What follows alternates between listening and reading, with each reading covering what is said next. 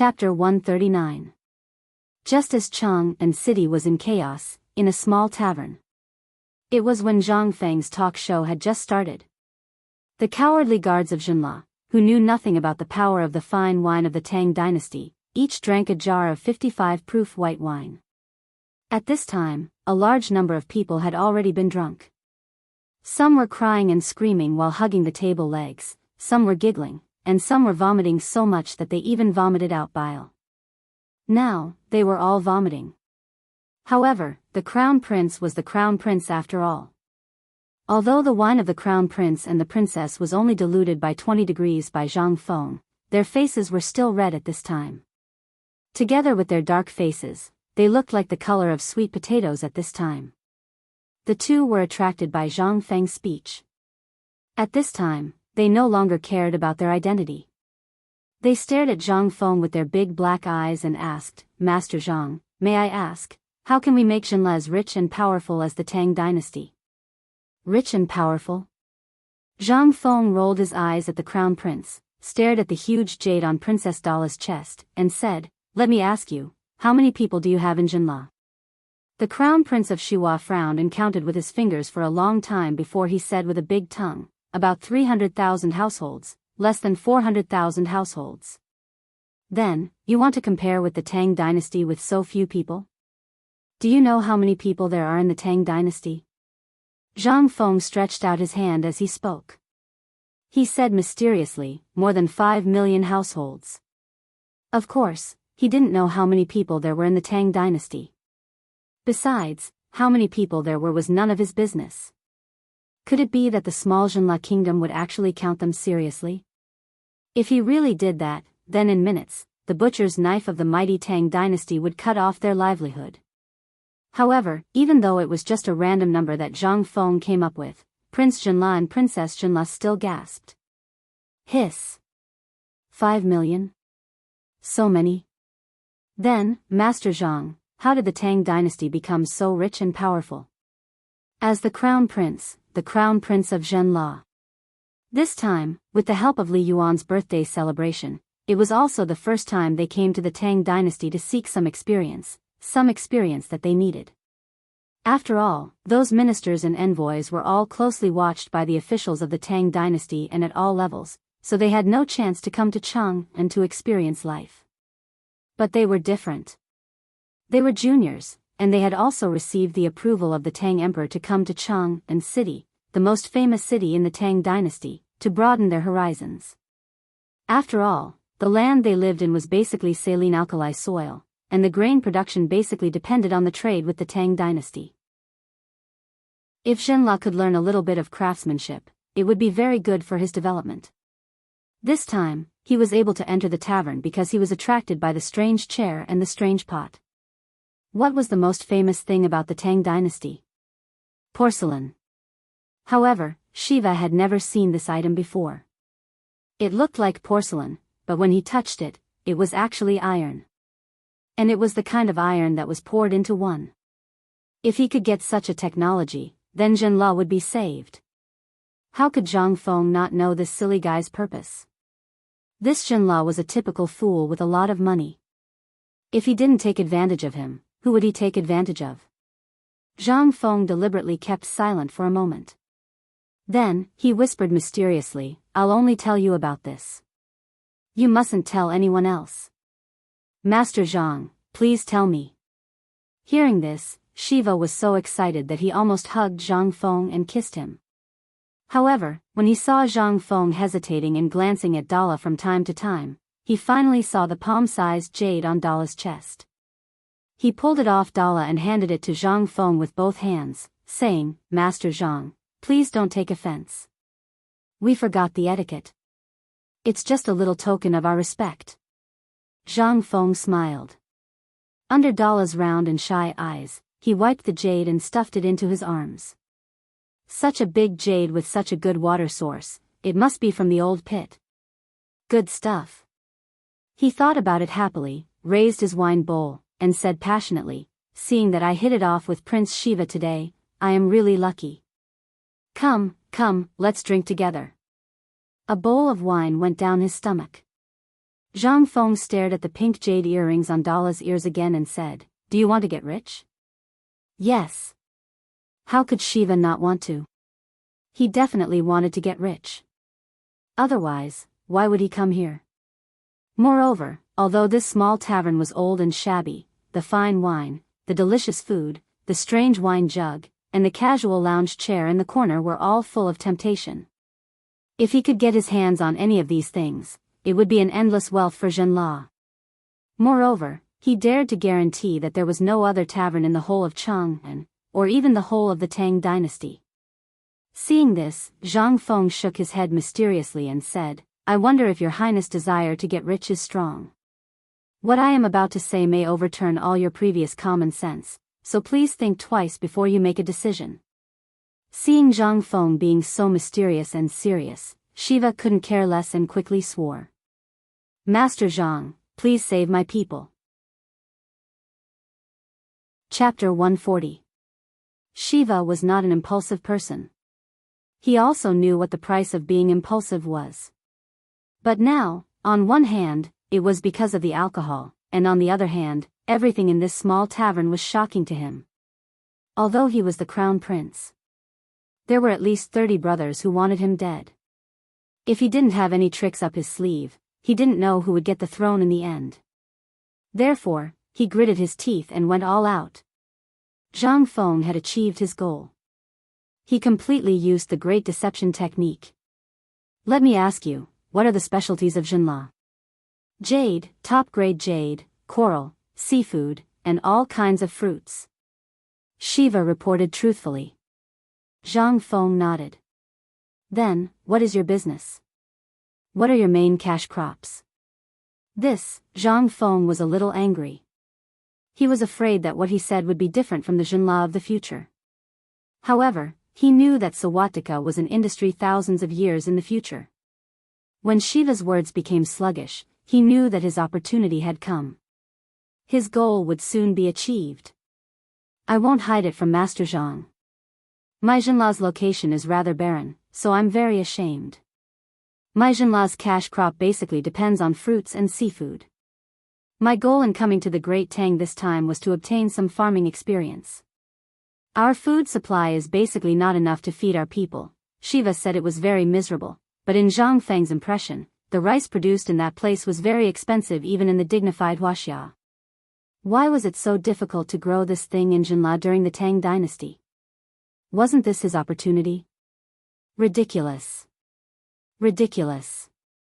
Zhang Feng scolded with resentment. Shiva and Dala's eyes widened in an instant. Dala asked naively, "Then may I ask Master Zhang, what's ridiculous about it?" She was a little angry. Looking at Zhang Feng's chest, she was so angry that she pouted her lips high. For a woman, that jade was something that she had to wear from birth. It had to be taken by her future husband when she got married and then passed on to the next generation. However, in this small tavern, Brother Wang treated it as a gift and gave it to this pervert. How could she be happy? However, this person was quite good-looking. Thinking of this, Dara's face turned even redder. Zhang Feng couldn't see this scene, but Shiva saw it clearly, but he didn't say anything. He was just waiting for Zhang Feng to speak. Zhang Feng didn't say anything and remained silent. Shiva instinctively glanced at the pair of earrings on Dala's ears. He gritted his teeth and gestured for her to step down. Then, he respectfully placed the earrings in front of Zhang Feng. Seeing this, Zhang Feng was furious.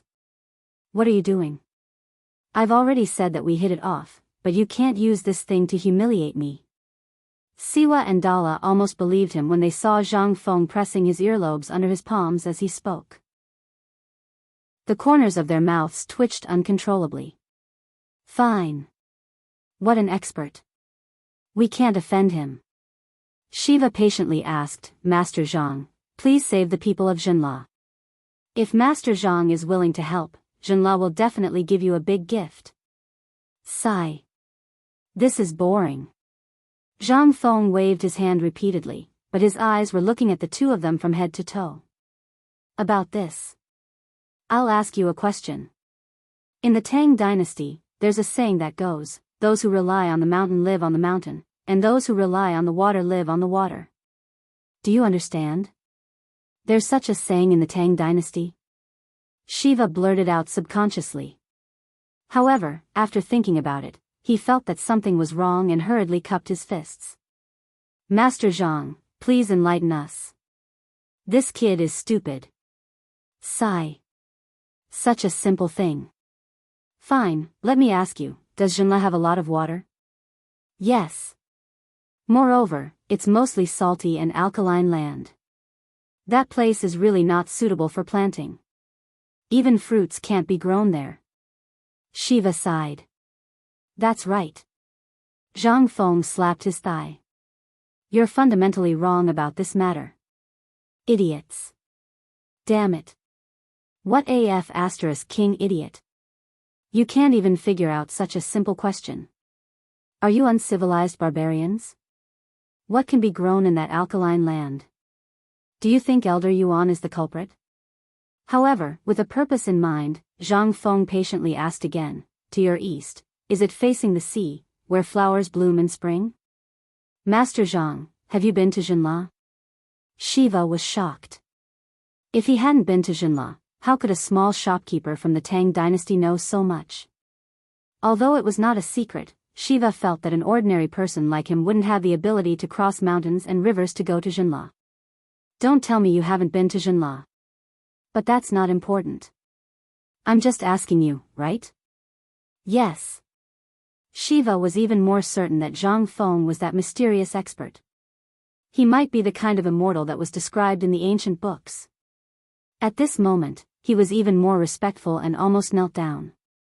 After getting the answer, Zhang Feng confirmed the direction and said regretfully, don't any of you know the principle of relying on water to make a living? Chapter 141. Zhang Feng really wanted to pry open this guy's head to see what was inside. How could they not know such a simple question? Although Jinla had only been established for a short period of time, Zhang Feng understood the history of Jinla and other places after thinking about it carefully. Now, it seemed that other than Jinla, there were only some tribes living in groups. After thinking about this, Zhang Feng sighed. This time, he had given Lao Li and the others free labor. The seafood in the sea had long made him hungry. Let me tell you this. The sea is a treasure given to you by God. Don't you cherish it? Yes.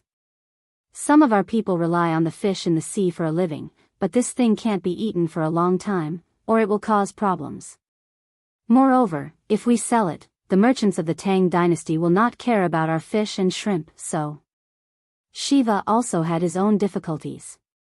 Of course, they knew that there were treasures in the sea. However, the merchants of the Tang dynasty were extremely crafty people, and the Tang dynasty also had a sea, so it was impossible to export this thing to the Tang dynasty. What do you usually catch? Tell me about it. Zhang Feng was interested. Shiva said in detail, just some fish, and nothing else. Oh right, there are corals, but that place is too dangerous. We don't have a powerful ship like the Tang dynasty, so. Zhang Feng slapped his forehead in distress. Fine. He finally knew why there was no seafood in the Tang dynasty. They only knew how to fish. What else was there in the sea except for fish? Damn, where were those shrimp? Australian lobsters? Tuna? F***CK. What about the nutritious sea cucumbers, sea urchins, starfish, and seahorses? You guys are treating these things like trash. Trash. Uncivilized. Zhang Feng felt sorry for those good things. Sigh. I was born in a treasure mountain, but I came back empty-handed. Zhang Feng looked up at the sky and sighed. This shocked Shiva greatly. However, no matter how he asked, he was unable to wake Zhang Feng from his thoughts. However, he gritted his teeth, took off a string of top-grade pearls from his neck, and presented it to Zhang Feng. This made Zhang Feng blind. He put away the pearl with a smile.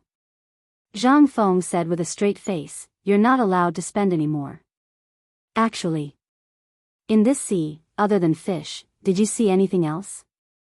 For example, something that has long antennae, swims in the water, and jumps. Something like that? As he spoke, Zhang Feng turned around and took out a brush, ink, paper, and inkstone from the counter. He drew the general shape of a shrimp and other marine products. Both of them grew up by the sea. Although Zhang Feng could not tell them their names, the two of them exclaimed as soon as he drew. "Oh my! I know this. This is a sea bug. We can't even kill them all. They've almost eaten all the fish eggs. This is a sea crab. It's green and as big as a bowl. There are too many of them. This one is soft. What's this? This one looks like a worm. This one is soft. I know this tentacle monster. Father and the others call it an 8-legged monster. I heard that fishermen often fall victim to them." Zhang Feng drew one for every one of them. Shiva and Dara could name them.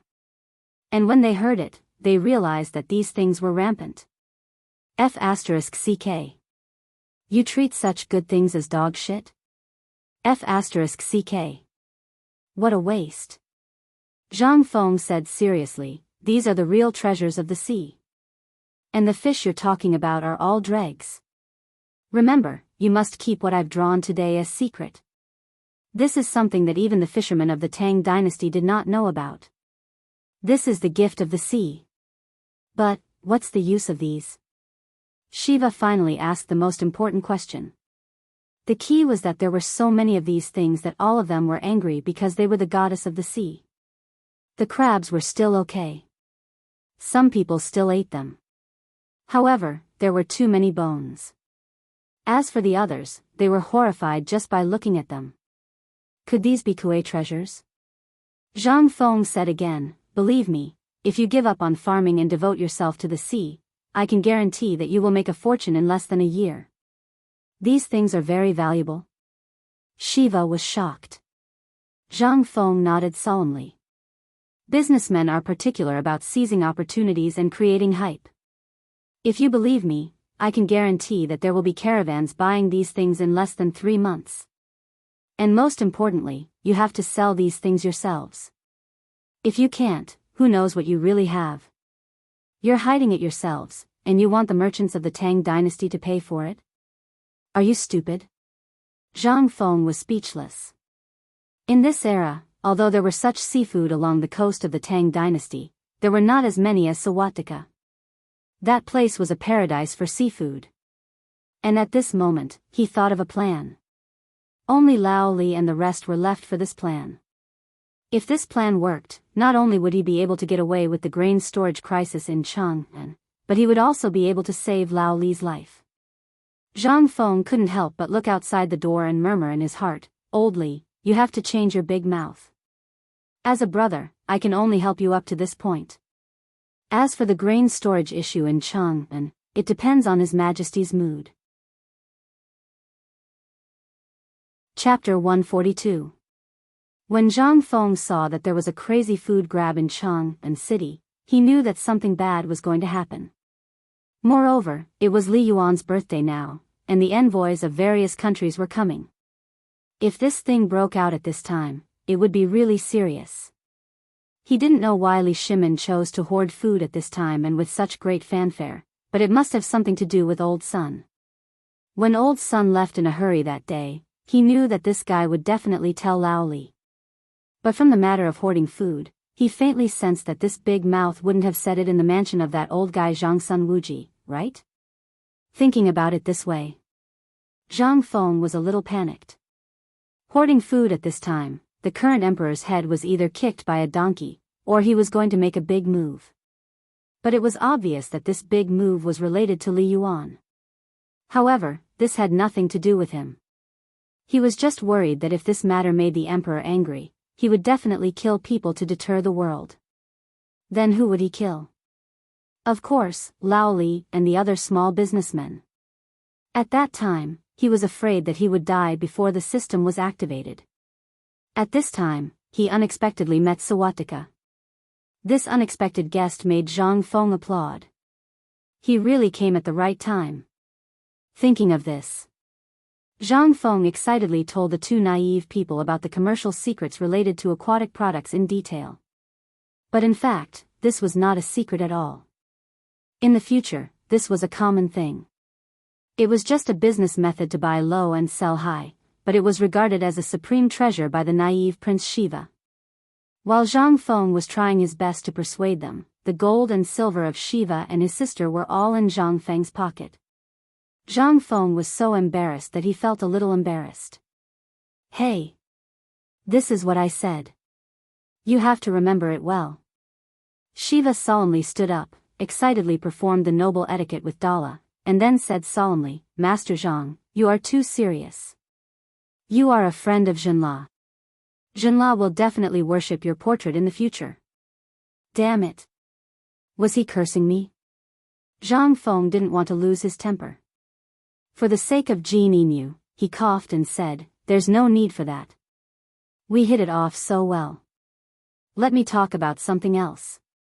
Zhenla was not suitable for growing food. It's better not to waste food and labor. If you bring real preserved seafood and precious fruits to Chang'an city and offer them to King Tang, you can just sit back and enjoy the rest of your life. Zhang Feng's words were all over the place. Shiva and the other two were so excited that they screamed. Then may I ask, sir, how can our fruits be transported here after such a long journey? Moreover, we have tried before. It is very difficult to transport aquatic products and fruits here. Along the way, we have to go through layers of screening. We can't be careless. Basically, we can't pass Chang'an. Everything stinks. This was a difficult problem. But, how could this stump Master Zhang? He waved his hand and said, I was wondering what kind of problem it was. So it's just this trivial matter? I'll tell you. Have you heard about the water wheel that the Tang dynasty used to support Tubo? As long as you can please His Majesty, he will reward you with 100 water wheels. Then, you can transport fruits and aquatic products to Chang'an as I said. And those aquatic products are still alive and kicking. Really? Zhenla is at least tens of thousands of miles away from Chang'an. What kind of thing can transport those things here? Everyone in the world knew about the water wheel. How could they not know? But that thing was a drought-resistant thing.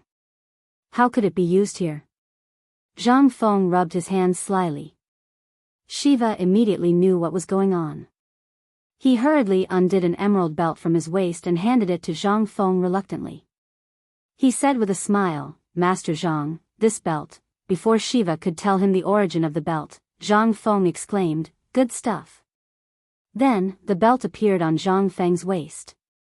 Where did this thing come from? Zhang Feng was too lazy to ask, and he was too lazy to listen. Wasn't this a whole piece of emerald that was hollowed out and carved out? Although it looked good, it was a waste of God's gift if it was on you.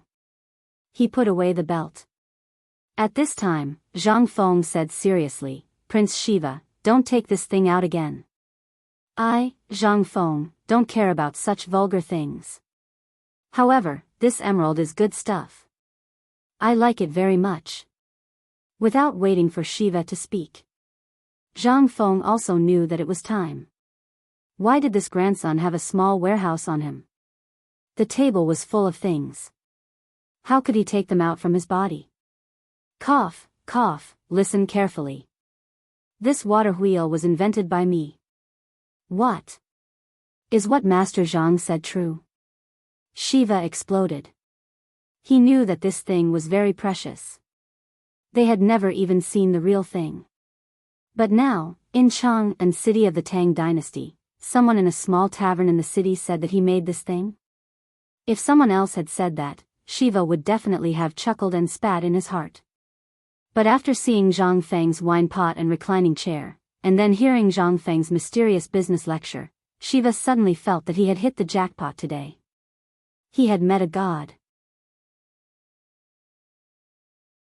Chapter 143. Zhang Feng was so embarrassed that he was about to get cancer. Being stared at by two dark monkeys with shining eyes, no matter how thick-skinned he was, he could not help but feel flustered. He hastily coughed and said, "You should think about this matter carefully. As for the water wheel, if you understand, I will tell you how to transport seafood and fruits, as well as the method of preserving freshness. Now, I will tell you another way to make the country prosper. Are you interested?" "Yes." Shiva wished he could strangle Zhang Feng's neck and shake out the things in his head. Seeing that Zhang Feng was finally not long-winded, he was so excited that his muscles were cheering. What a good man. If he could solve the problem of hunger and make Jinla prosper, then everything else was nonsense. Seeing Shiva like this, Zhang Feng smacked his lips and said with waning interest, "Actually, you really deserve to die. I remember there is a small island south of where you live, about 10 days by boat. That island is rich in spices. That thing is everywhere. You only need a piece of broken knife to exchange for a big bag. Do you know how much that thing can be sold for in Chang'an?" "How much?" Shiva and Dara's eyes were wide open. 100 coins. A whole 100 coins. Hiss. Shiva could not help but gasp. He knew that place, but he only knew that those things could only be used to smoke rooms and mosquitoes in summer in his palace. Most of the time, the people cut them for firewood. But now, when he heard Zhang Feng's words, Shiva's face turned red. Damn it. He had wasted so many things for nothing. Not to mention selling a bag for 100 coins, even if he could sell a big cart for 100 coins, or exchange it for a cart of food, he was already so excited that he was about to cry. After all, up until now, most people in Jinla were basically hungry and full. Thinking of this, he could not help but want to beat himself to death. Hurriedly grabbing Zhang Feng's hand, Shiva asked excitedly, "Master Zhang, may I ask if those things you mentioned are sold in Chang'an? I don't want to wait a moment longer. You should also know the difficulties my people are facing now." In the depths of his emotions, this guy actually acted out a sad scene, wiping his snot and tears on Zhang Feng's sleeve. Zhang Feng hurriedly pushed him away in disgust. He seriously doubted whether this guy had some kind of genes. No. Didn't Sawadi Ka have such fetishes? At the thought of this, Zhang Feng's entire body was covered in goosebumps. Okay. Stop crying, you're a man. Come. Since this old man has said it, the spit of a man of the great Tang is a nail in his mouth. As long as you shut your mouth, this old man will tell you right now. Zhang Feng was so embarrassed that he had cancer of embarrassment. It was fine if he didn't think about his past life, but when he thought about it, Zhang Feng instantly exploded. He hurriedly shook off Shiva and hid on Dala's bench, seeking comfort. Dala was so embarrassed that his face was as red as a ripe peach. "I'll write it down for you. Otherwise, with your IQ, I think you'll forget it all before you go out." Zhang Feng flung Shiva's hand away in disgust. He glared at Shiva, who was sitting far away from him. Then, he wrote and drew on the paper as he spoke. Spices are more popular in the aristocratic circle of the Tang dynasty. Now, the main source of spices in the Tang dynasty is Persia, Shuiyantua, and Dashi, which is thousands of miles away. However, these spices are not as pure as Yuzhanla's. But remember, there are a group of Russians and native monkeys living there. As for whether you can get them, it depends on you. Also, look at this hell flower I drew. You have to stay away from this thing. If you have any evil intentions and bring it to the Tang dynasty, I can guarantee that not only will you not be able to earn money, but that will also be the day of your Jinla's destruction. Hellflower? Prince Jinla nodded his head like a chicken pecking rice. He had seen that stuff before. Eating it would make people go crazy, and it would also make people lose their minds. That stuff had basically been burned to death. However, seeing Zhang Feng mention it so seriously, Shiva was so shocked that he broke out in cold sweat. Zhang Feng's calligraphy was very good. Although it could not be compared to a calligraphy master, it had its own unique flavor. As for whether Jinla could understand it or not, he didn't care. He wrote the words Zhang Feng at the end in big letters. Then he looked at Shiva as if he was looking at a monster. I'm giving this to you because we're fated to be together. Do as you see fit. Also, remember one thing. I remember that you have this thing on the Jinla beach, right? As Zhang Feng spoke, he took out a fist-sized piece of black and slightly yellowish salt ore from the counter and asked. Prince Jinla looked at the salt ore and said doubtfully, "Isn't this thing poisonous salt? I have a lot of it. Is Master Zhang interested?" Interested? Zhang Feng's teeth were hurting. He bared his white teeth and asked, "I can eat as much as you have." Chapter 144. Siwa and Dala looked at each other. They looked at Zhang Feng as if they were looking at a monster. This thing had troubled them for generations. Because of this thing, they could not grow food. Many things could not be grown. Moreover, there were so many of these things that it made one's hair stand on end. They could not eat it. Not to mention that not a single blade of grass grew nearby, even animals did not dare to come close. But now, this mysterious Master Zhang actually wanted it? That's really too good. Deal. It was rare for Siwa to not be shy. He grabbed Zhang Feng's hand, scaring Zhang Feng so much that he bounced up reflexively and almost jumped into Dala's arms. Don't. It's improper for men to touch each other. Please respect yourself. I'm a very self-disciplined person. Zhang Feng waved his hand repeatedly. Then, he glanced at Dala, coughed, and sat still. He regained the demeanor of an expert and said, "I want to ask, do you have a lot of these things there?" Sigh. Siwa sighed. Master Zhang, are you testing my sincerity? I know that Master Zhang must have been to Jinla. Otherwise, it would be impossible for you to know so much about Jinla. Don't you know that there is at least an area of a city in the south of Jinla with this thing? Every year, we spend a lot of manpower and financial resources to manage this thing, but this thing is like the stones in the ground. There are so many of them that it makes one's hair stand on end. This is the main reason why our people can't fill their stomachs. I didn't expect Master Zhang to like this thing too. If that's the case, I'll make the decision and give it to Master Zhang. But my country's strength is limited, and this thing is rich in poison. So, if you want it, you can dig it up yourself. No matter how much you want, Jinla will open the door and give it to you. He was not stupid. As the prince of a country, he had seen Zhang Feng's magical ability. If he still did not know that Zhang Feng was after their thing, then he would really be a pig. Zhang Feng's head was a little twisted. He thought that this guy was easy to fool, but he did not expect that he would be led into a ditch. Could he go to Jinla? Could he go? He couldn't go. If he did, it would no longer be a treasure. It was quite simple to refine this thing. As long as his people dared to go, the art of making salt would definitely be leaked in less than half a year. Zhang Feng's mouth twitched. His expression didn't change as he glanced at Shiva and said, "I have some use for this thing, but it's not that useful.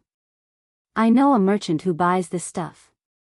If you want to sell it, I estimate that a cart of this stuff can be exchanged for 10 caddies of grain. Do you want to trade?" Zhang Feng spoke without blushing or panting. After saying that, he couldn't stand Shiva anymore and took a sip of wine from his bowl. Then, he put away the paper on the table and prepared to leave. However, at this moment, Shiva seemed to have realized that if he didn't agree to this matter, then everything they had discussed before would be for nothing. Because until now, Master Zhang only told him that those things could make him rich, but he didn't tell him the ultimate goal. He also knew that this poisonous salt seemed to be an additional condition. Although he didn't know what Zhang Feng wanted this thing for, he didn't ask. A cart of trash could be exchanged for 10 caddies of grain. That was just a saying, 100 carts could be exchanged, heavens. Thinking of the countless poisonous salts, his eyes burned with passion. He gritted his teeth and pressed down on the corner of the letter, saying, "Master Zhang, let's talk things over. If you want me to give you a few carts of this thing, it's not a problem. It's not about the grain or not. If you really want to do business with this thing, Then I'll be serious. A cart of 10 caddies of grain, I'll take it seriously.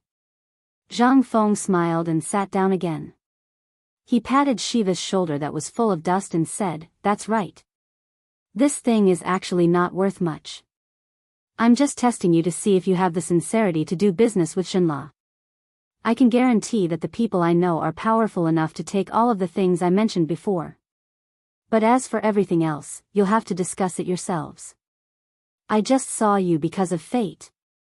As he spoke, he removed Shiva's hand and crumpled the paper into a ball under Shiva's and Dala's fierce gazes. Dala didn't care about anything else. Although he was blushing, the beauty hidden under his dark skin made him look a little more pleasing to the eye. Otherwise, Zhang Feng wouldn't have been so unscrupulous. "Master Zhang, my brother and I came to Chang'an to solve the grain problem of Jinla. Today, we saw so much grain in Chang'an city and heard that His Majesty the Tang Emperors is stockpiling grain. Therefore, we have to discuss this matter seriously. We will tell my father everything that happened today. This matter must be approved by him personally. You should discuss this matter as soon as possible. After all, I've only met that businessman twice. Maybe he will go to Dashi on that day." He had finally taken the bait. Lao Tzu was going to become the savior of Sawatika. Lao Li. "Lao Tzu, I've added another bargaining chip for your life. I hope your bad temper doesn't kill you now. Otherwise, Lao Tzu would really be alone in the Tang dynasty."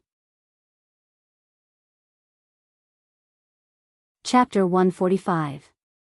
Achu. In Taiji Palace. At the same time, Li Shimin sneezed loudly. He was originally copying Zhang Feng's handwriting, but now, the brush drew a long horizontal line on the paper.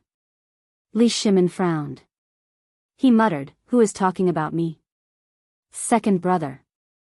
You are being paranoid." Zhang Sun Wugo glared at Li Shimin and helped him put on a cloak. "You have been standing for 6 hours, don't tire yourself out." Li Shimin put down the brush and patted the back of Zhang Sun Wugo's hand.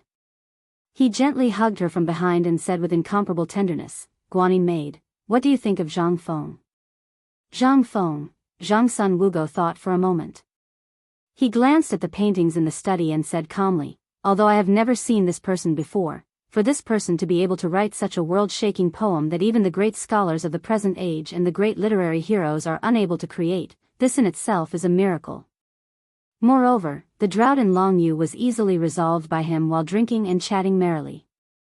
He also used a small price to make Tubo and Tuyuhun fall into his endless schemes. Even if Zhuge Liang was alive, he could not compare to this. However, his status is low after all. If second brother insists on recruiting him now, I feel that it is still somewhat lacking in consideration." "No." Guanyin maid. Li Shimin turned Zhang Sun Wugo's graceful body around and said, "I know that the time is not right." He himself said that the time is not right. "Therefore, I want to send Qingqian, Qingke, and Ku to the tavern to learn his unique way of governing and the way of business. What do you think?" "No." Zhang Sun Wugo's face was filled with shock as she hurriedly interrupted Li Shimin. "Although this child's abilities are exceptional, he is still a commoner. If the emperor wants to send the crown prince and the other princes to the tavern, what will happen to the court? This will shake the entire country." But Li Shimin's face was full of bitterness. He was anxious to say something. However, before he could say anything, Empress Jiangxuan's little hand pressed against his lips. "Second brother. I know that you want Qingqian and the others to learn a few more things as soon as possible, but have you thought about Hongwenguan and Imperial College? Do you want to be condemned by all the civil officials in the court?" Seeing Li Shimin's gloomy expression, Zhang Sun Wugo gently said, "This concubine knows that in the imperial court, you are a lonely warrior. You long for someone to stand in your shoes and help you without a shred of selfishness. This concubine also knows that Zhang Feng's position in your heart has already surpassed everyone else. But this matter needs to be taken slowly. At the very least, Zhang Feng still needs a noble title." Li Shimin had a flash of inspiration. "Yes. We will immediately issue an edict to bestow him a noble title. This way, all the civil and military officials in the court will not have a single word of complaint. Your Majesty. Zhang Sun Wugo hurriedly blocked the agitated Li Shimin. What name are you using? Right now, the matter of Tubo cannot be exposed. Moreover, the true effects of the water will have not been revealed. Even if the contribution of the salt-making technique is meritorious, this is not the time. Li Shimin vexed and viciously broke the red sandalwood jade brush. He sighed, it is rare for us to have a close friend. However, we can't do anything right now. Only something as insignificant as money can express one's sincerity. However, Guanin's servant, you should know that Zhang Feng's goal is not money.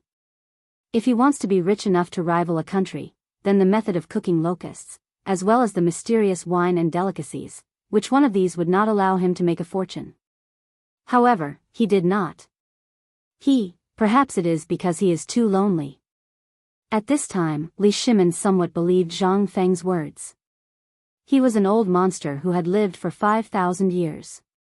However, when he thought of his exaggerated and indifferent way of speaking, it was completely to talk about loneliness. It was because he was lonely, endlessly lonely, that he told me everything. But how could Li Shimin not know the importance of each and every one of these things? If he really wanted to make money, he could completely know the value of the water wheel, and it was not only so much. However, the money given to him, he did not even count it and took it into his arms? It seemed that he was greedy for money, but in fact, he was hiding his loneliness. Was this the attitude of looking at the overall situation? When can we have such charm? Originally, he was prepared to find Zhang Feng earlier today. However, the trivial matters of Chang'an city, as well as the matter of the foreign envoys, made him extremely busy. Only now did he have some free time. However, when he was free, his mind was full of Zhang Feng. At this time, Li Shimin had an urgent hope. He urgently hoped that Zhang Feng could be by his side and let him stand in the main hall of the political announcement palace. He wanted to let those decadent and useless civil officials see that the Tang dynasty was not only decadent people like them who only cared about their own interests and did not have the slightest intention to improve and innovate for the Tang dynasty. Thinking of this, he looked at the fiery sunset outside the window. Li Shimin put his hands behind his back, like a lonely wolf, looked up at the sky and said, Guanin's servant, follow me out of the palace to see that bastard. Chapter 146. In the end, Empress Zhangsun still didn't follow Li Shimin. This time, Li Shimin didn't bring anyone with him. He brought Xiao Gizi and Wei Shuyu's team of Jinwu guards, changed into the gorgeous clothes of merchants, and turned into the East Market through the Yanxi Gate. At this moment, Zhang Feng, who was thirsty, paid the price of a poem by Li Bai and completely exploited Shiva and Dala. Then, he waved his sleeve and said, I'm tired. Please go back. The two trembled with fear as they held Zhang Feng's calligraphy. They kicked the servants who were pretending to be asleep awake and then bowed and left Zhang Feng's store. Shiva even tactfully closed the door for him. When he hid behind the door and heard the sound of footsteps gradually fading away, Zhang Feng's mouth was about to reach his ears. I'm rich. I'm really rich. Jade. They're all top-grade jade. Damn, these idiots. Although they're stupid, they're really rich. Looking at the table full of jadeite and other valuable items, Zhang Feng concluded that if he sold these things, he would definitely be able to amass an unimaginable amount of wealth in a short period of time. But, was he greedy? Greedy my ass. He was a collector. He liked this name. He couldn't bear to see good things being covered in dust. Anything in the hands of others was equivalent to asking for his old life. Any one of these things, if passed down to the future, would be a priceless treasure. He was thinking, if he could return to the modern world after the system was activated, should he bring Lao Li and the others to see the modern Chang'an city? Presumably, Lao Li and the others would be so excited that they would suddenly have a heart attack, right? While looking at the table full of treasures and laughing foolishly, Zhang Feng didn't notice that the door of the tavern was opened again. A voice that was cloaked in the setting sun appeared in his ears. Shopkeeper. Who are you trying to rob? Why are there suddenly so many treasures? The person who came was Li Shimin. After seeing the treasures on the table, he was envious. He couldn't help it. He was poor. In the Tang dynasty, he needed money.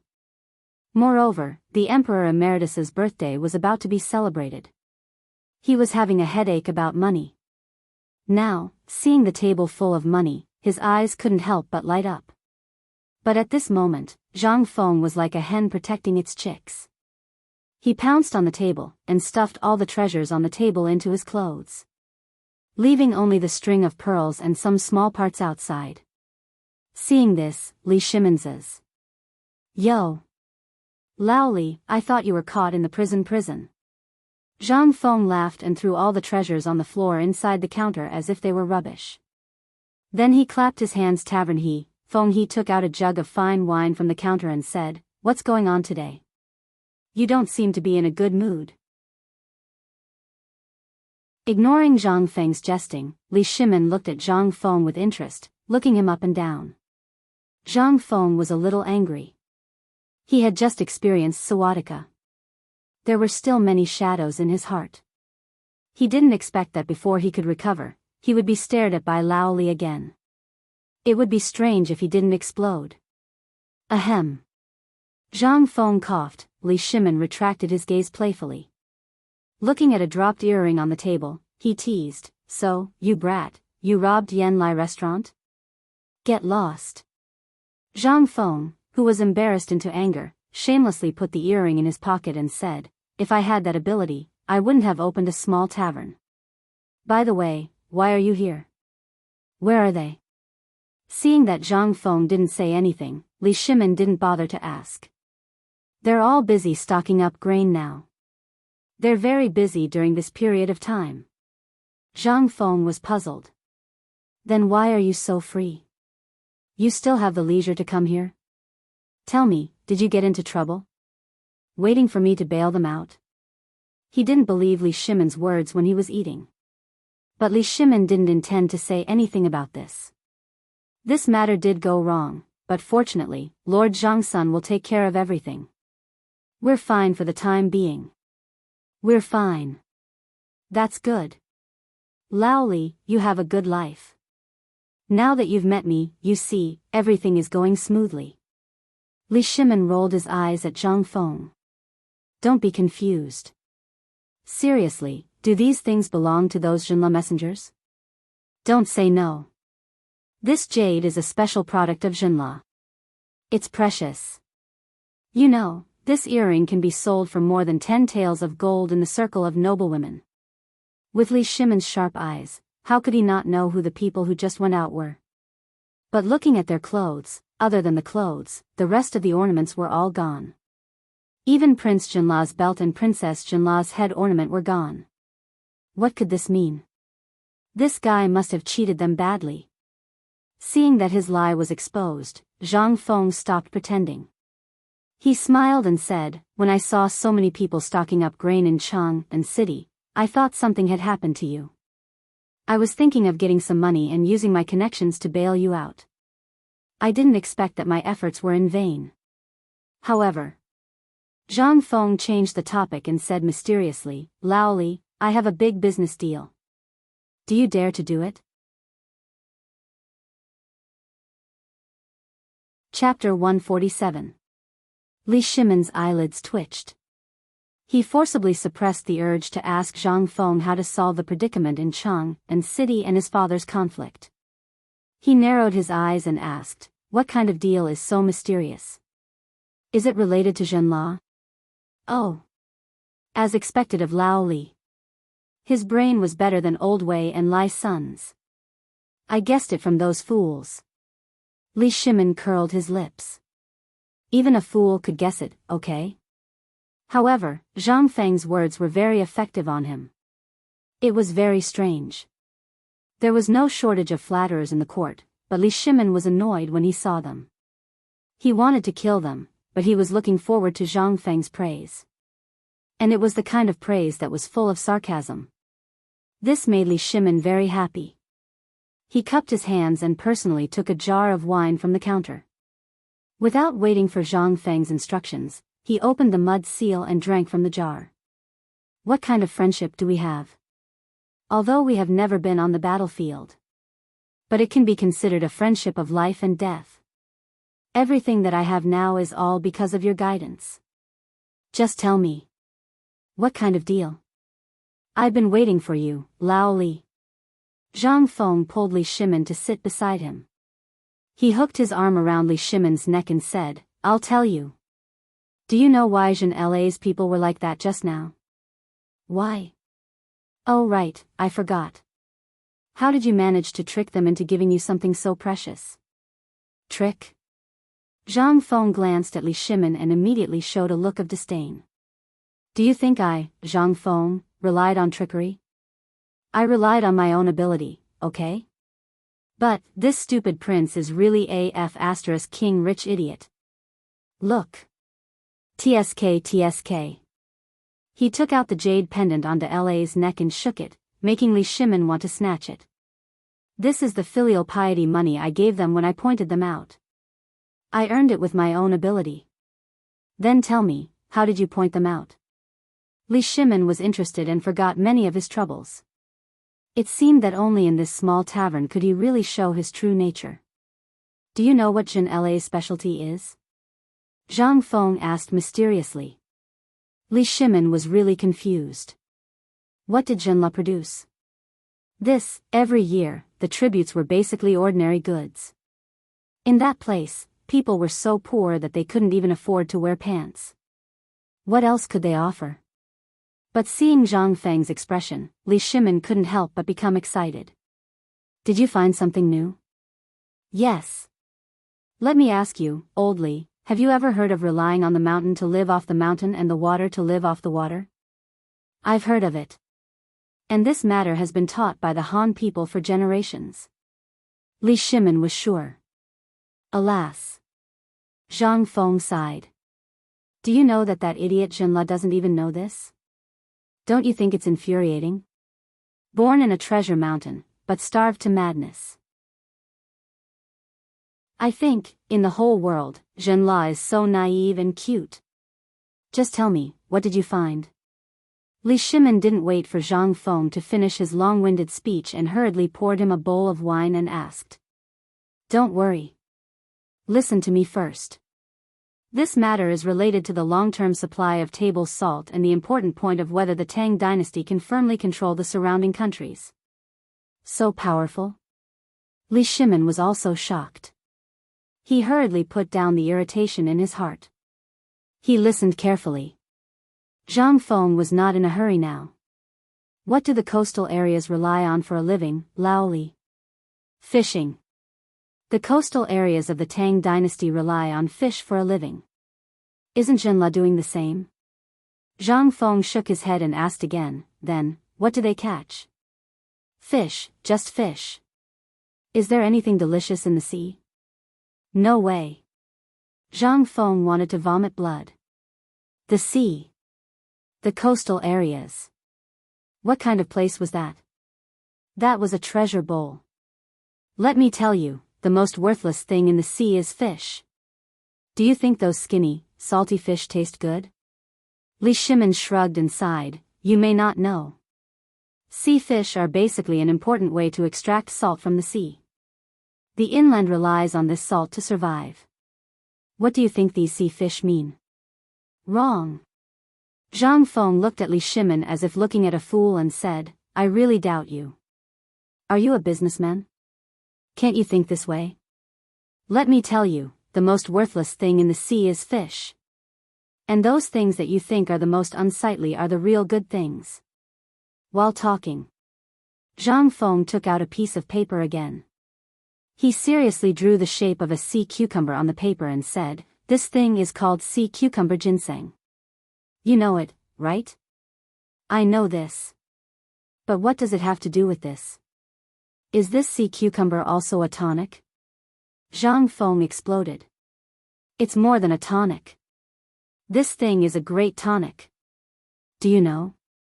If you eat too much of this thing, it can replenish qi and blood, and also nourish the kidney.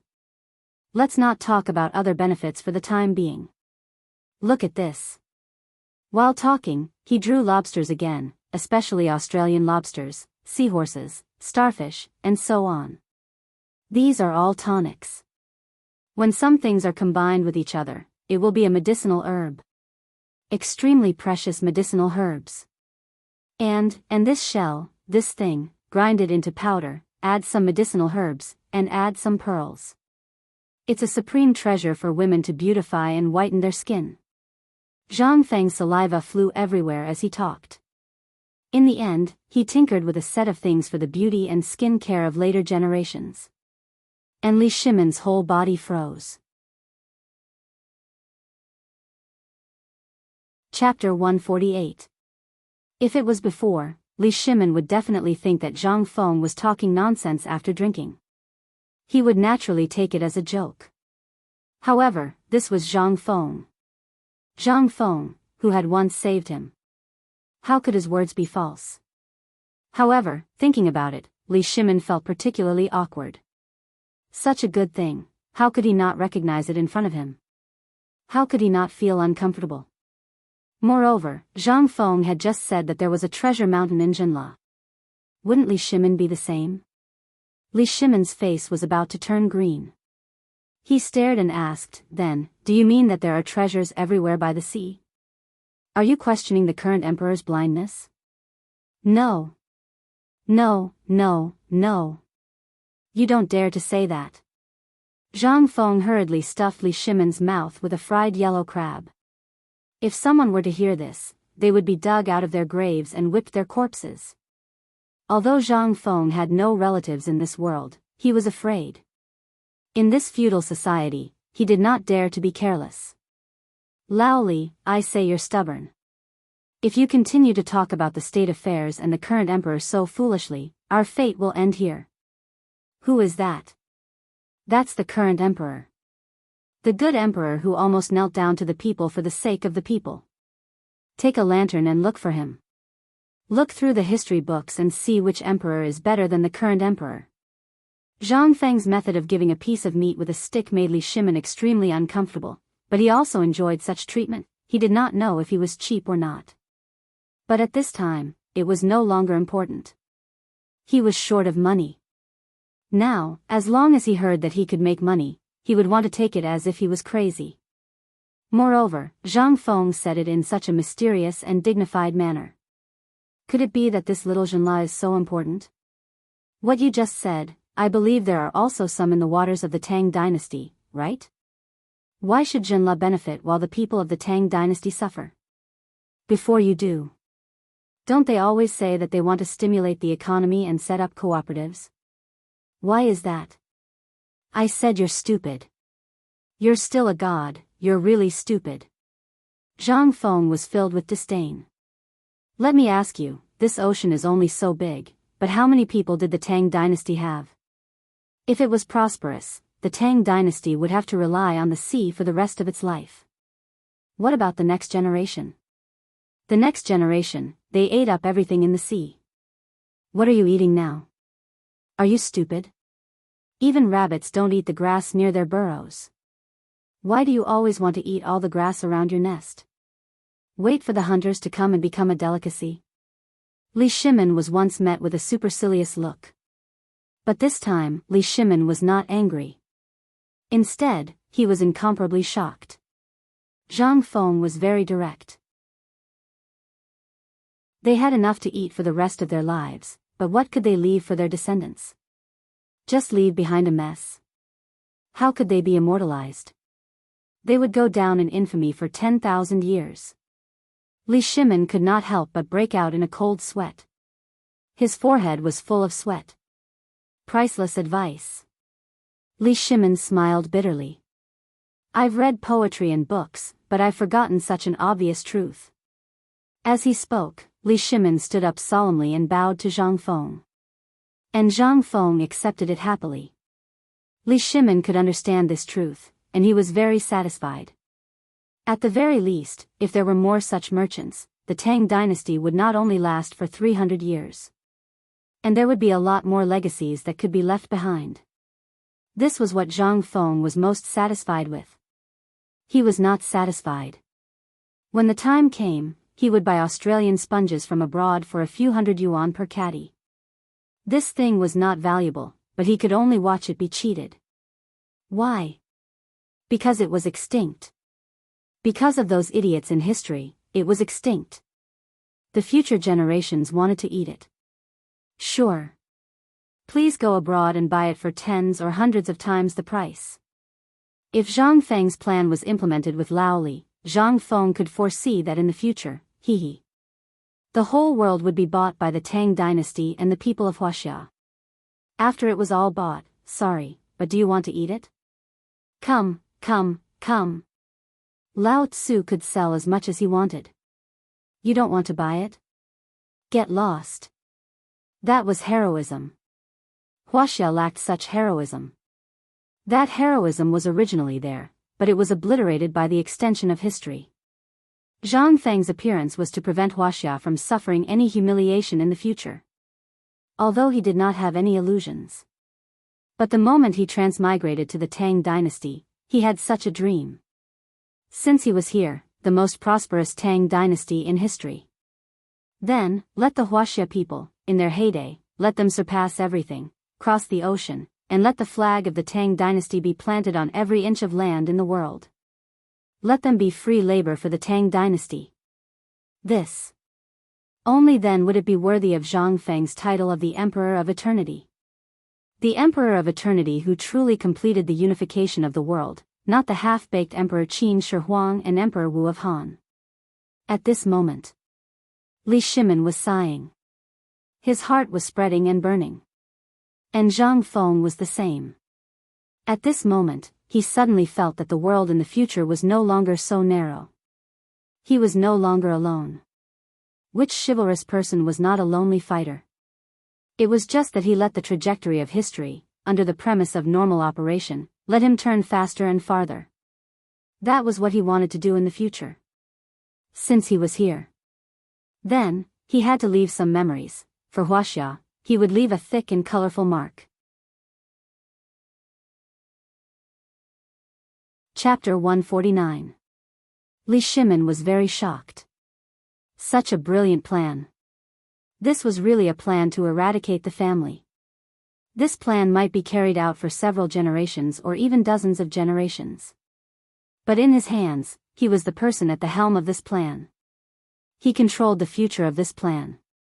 This was even more exciting for his dream of a golden age where all countries would pay homage to him. Although he knew that he would not live until then. But at this time, he could imagine the expressions of those foreigners who would kneel in front of his tomb and tell him about his deeds thousands of years later when all countries came to pay homage to him. Li Shimin could not help but laugh at his fantasy of a golden age. And Zhang Feng did not disturb him. He knew that Lao Li was enlightened. This was a kind of sublimation. It was also a part of his plan. The great Tang needed merchants like this. These honest merchants lacked the scheming and deceit of the later generations, only a patriotism. This was rare and commendable. He had simply helped the lost find the lighthouse in their hearts at the right time. Hey! Lao Li, are you thinking about the future?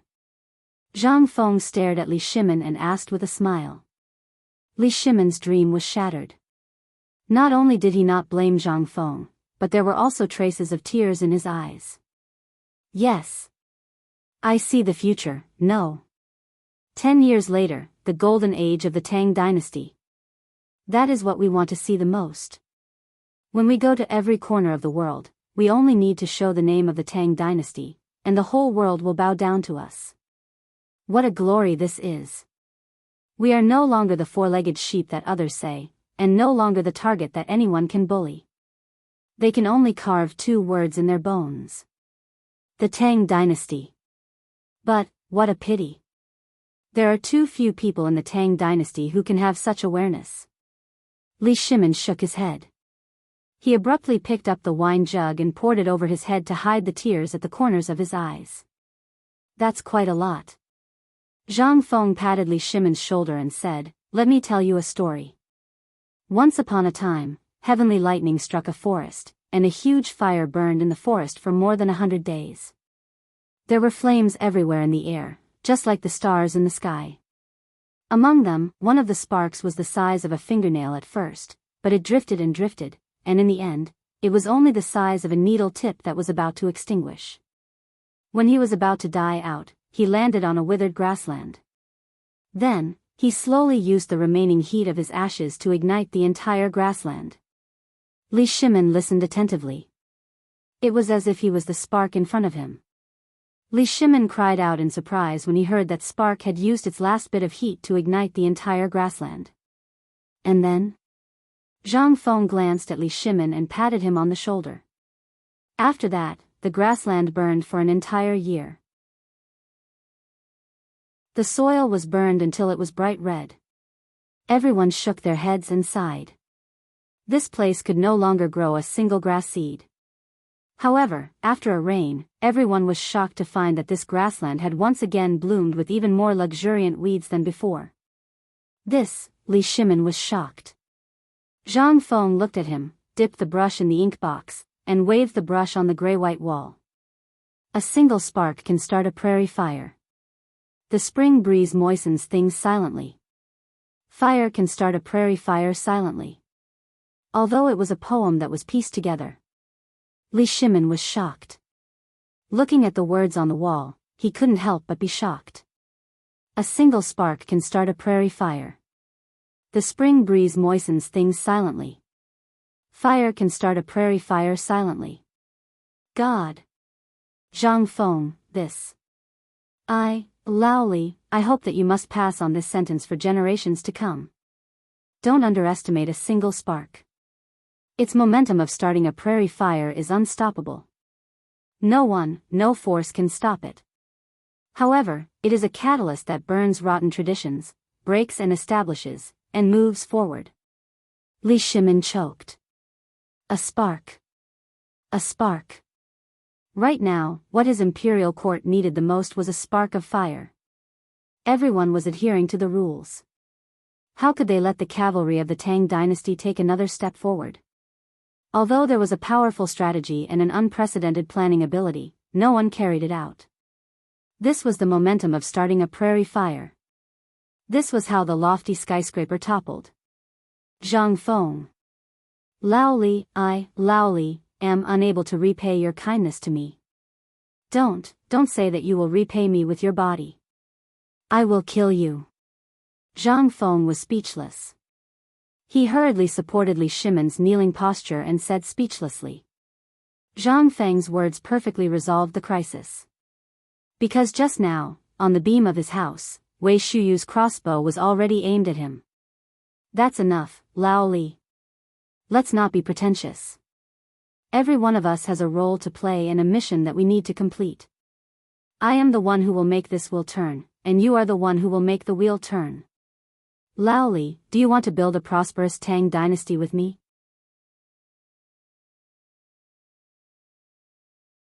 Chapter 150. Yes. Why wouldn't I? Li Shimin didn't even think about it. Until now, he no longer had any doubts about the mystery of Zhang Feng's origin. Damn it. Zhang Feng is from the Tang dynasty. Does he still want to harm the Tang dynasty? Let all the doubts go to hell. Seeing Li Shimin so determined, Zhang Feng nodded. Then he said, this is why I strongly recommended Dahai to Zhenla. When they throw themselves into the sea and happily transport goods to the Tang dynasty, Zhenla is really a Zhenla. In fact, he is a member of the Tang dynasty. I am a dog of the Tang dynasty. Hiss. What a vicious plan. However, Li Shimin's fists were clenched tightly. He was extremely excited. Wei Shuyu, who was on the beam, was also shocked by Zhang Feng's plan. It could even be said that Zhang Feng's words just now opened the door to another world for him. He had heard the name Zhang Feng from his father for a long time, but even if he asked anything about Zhang Feng, his father didn't say a word. Today, he was lucky enough to accompany the emperor out of the palace. He didn't expect to see the mysterious person who was highly praised by his father and all his uncles, and who hid very well.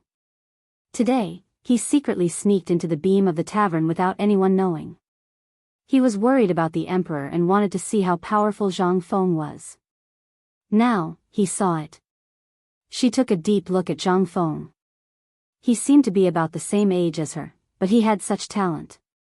He was able to make her father shocked, praise him all day long, and admire his calligraphy all day long. This was something that Wei Shuyu would never forget for the rest of her life. He glanced at the words on the wall again and silently remembered them in his heart. Then he quietly sneaked out. Zhang Feng, I'm looking forward to the golden age of the Tang dynasty that you mentioned. Regarding this, Li Shimin and Zhang Feng did not notice at all. However, this did not affect their conversation. From the price of the aquatic products to how to sell them, and so on, Li Shimin smacked his lips and said, this Zhenla is really sitting on a treasure mountain. Tell me, what else does he have? What else? Zhang Feng smiled. They have a lot of things. While talking, Zhang Feng showed off a handful of jade and said, look at this thing, this is a good treasure. In the future, everything will be yours and mine. Are you satisfied? Also, do you know how profitable the best spices on the market are? Li Shimin was shocked. Touching the sachet on his belt, he asked, could it be that Zhenla also has this thing? This thing costs 100 strings of coins per caddy. Haha. Zhang Feng smiled faintly. Lao Li. What if I tell you that that place not only has another kind of spice in the world, but its price is so low that you'll go crazy? What will you do? How low? Li Shimin went crazy. About 1,000 strings of coins per cart. F***CK. Li Shimin exploded. A whole cart. How many stones would that be? Only 1,000 strings of coins? Li Shimin could not help but have the urge to drool. Looking at Li Shimin's exaggerated appearance, Zhang Feng patted him on the shoulder in annoyance. This is nothing. If you sign a long-term supply contract, the price of that thing will be even lower. And you know that in Zhenla, that thing is only used as firewood. Do you believe it? Li Shimin had the urge to order the troops to send out now. Such a good thing, and Zhenla wasted it like this? What a waste. What a reckless waste of resources. How good would it be if it was given to me? How good would it be if I had this thing in the Tang dynasty? Li Shimin went crazy. Zhang Feng looked at Li Shimin's crazy eyes and laughed a few times. He seemed to be a little drunk. He had been drinking since noon. Even the god of wine would be F***king drunk. Let alone him. He got up dizzily, sat on the ground against the wall, patted the floor beside him, and waved his hand. Li Shimin simply sat cross-legged on the floor. Zhang Feng said mysteriously, this thing is just one of them. There is another thing that you should have heard of, that is lychee and bananas. You are used to calling them ganjiao. There are also many strange fruits. Because of poor preservation, they have only been sold in the places closest to the Tang dynasty. I gave them an idea. Let these fruits and seafood be transported to Chang'an fresh. What idea? Li Shimin asked. Among the tributes of Zhenla, there were indeed fruits, but they were basically dried fruits. He craved those things. Not only him, but the Empress and the others also liked those things. Moreover, every time Zhenla came to offer tributes, the noblewomen of Chang'an would pester the ministers and often come to him. What idea could he have? Everyone was wringing their hands. If only there were fresh ones. But now, Zhang Feng actually came up with an idea? This aroused Li Shimin's great interest. What else is there? It's just a water wheel. Zhang Feng rolled his eyes. Are you stupid? That thing could be used to fight the drought, and it could even be sold. Otherwise, are you going to use the useless water wheel to chop firewood?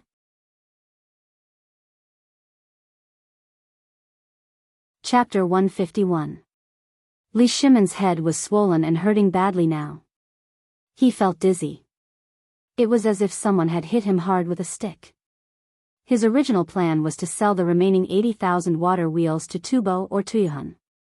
But now, it seemed that this plan had to be changed. There was a way out for what was originally a headache. Do you want it or not? If you don't, I'll turn around and use it for business. This was far more cost-effective than buying a water wheel.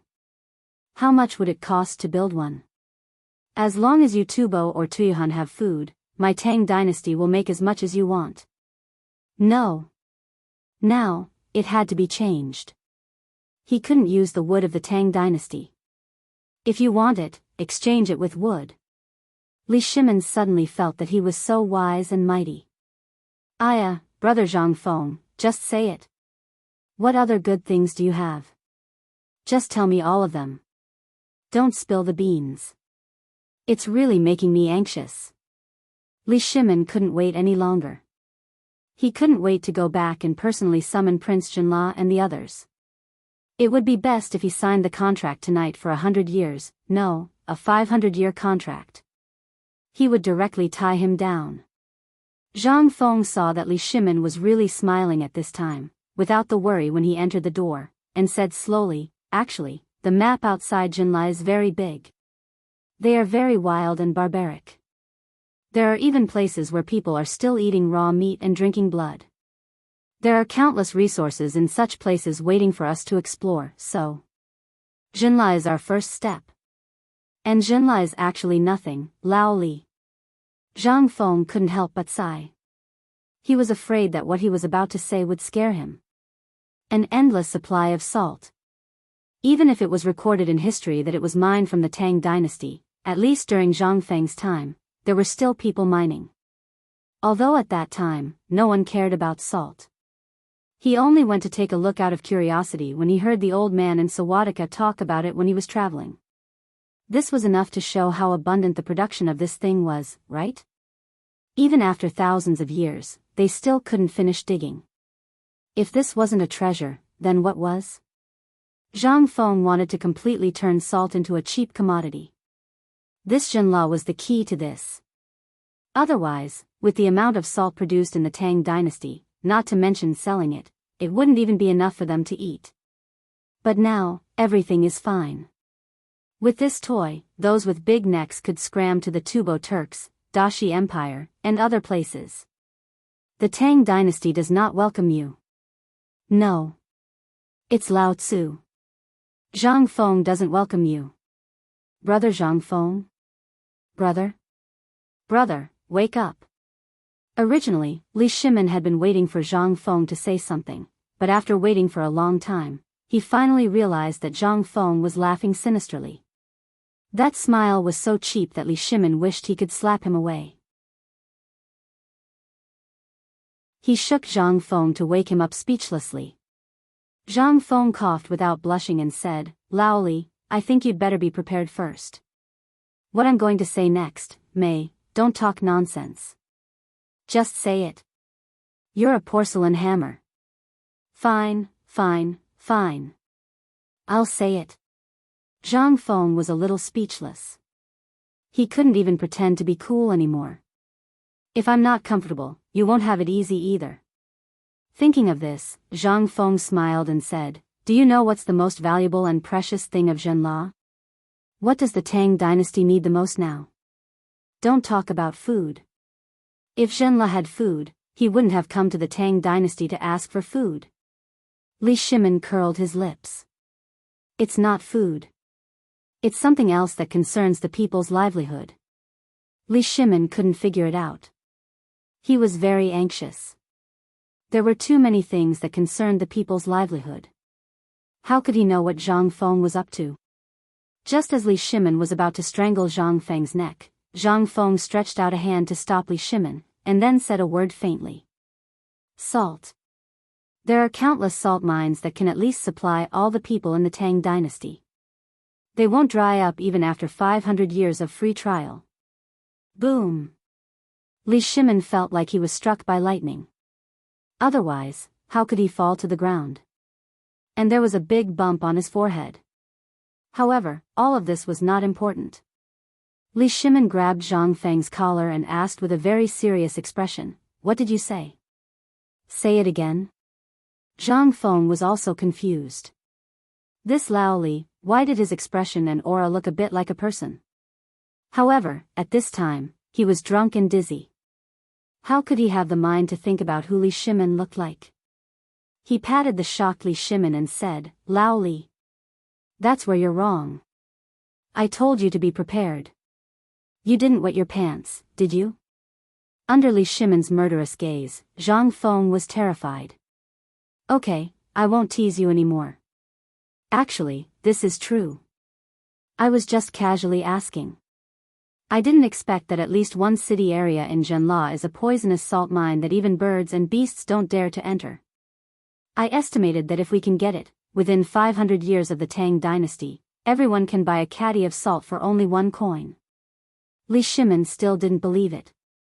However, he also knew that his attitude was a bit too excited. Fortunately, Zhang Feng was drunk at this time. Otherwise, he would definitely give himself away.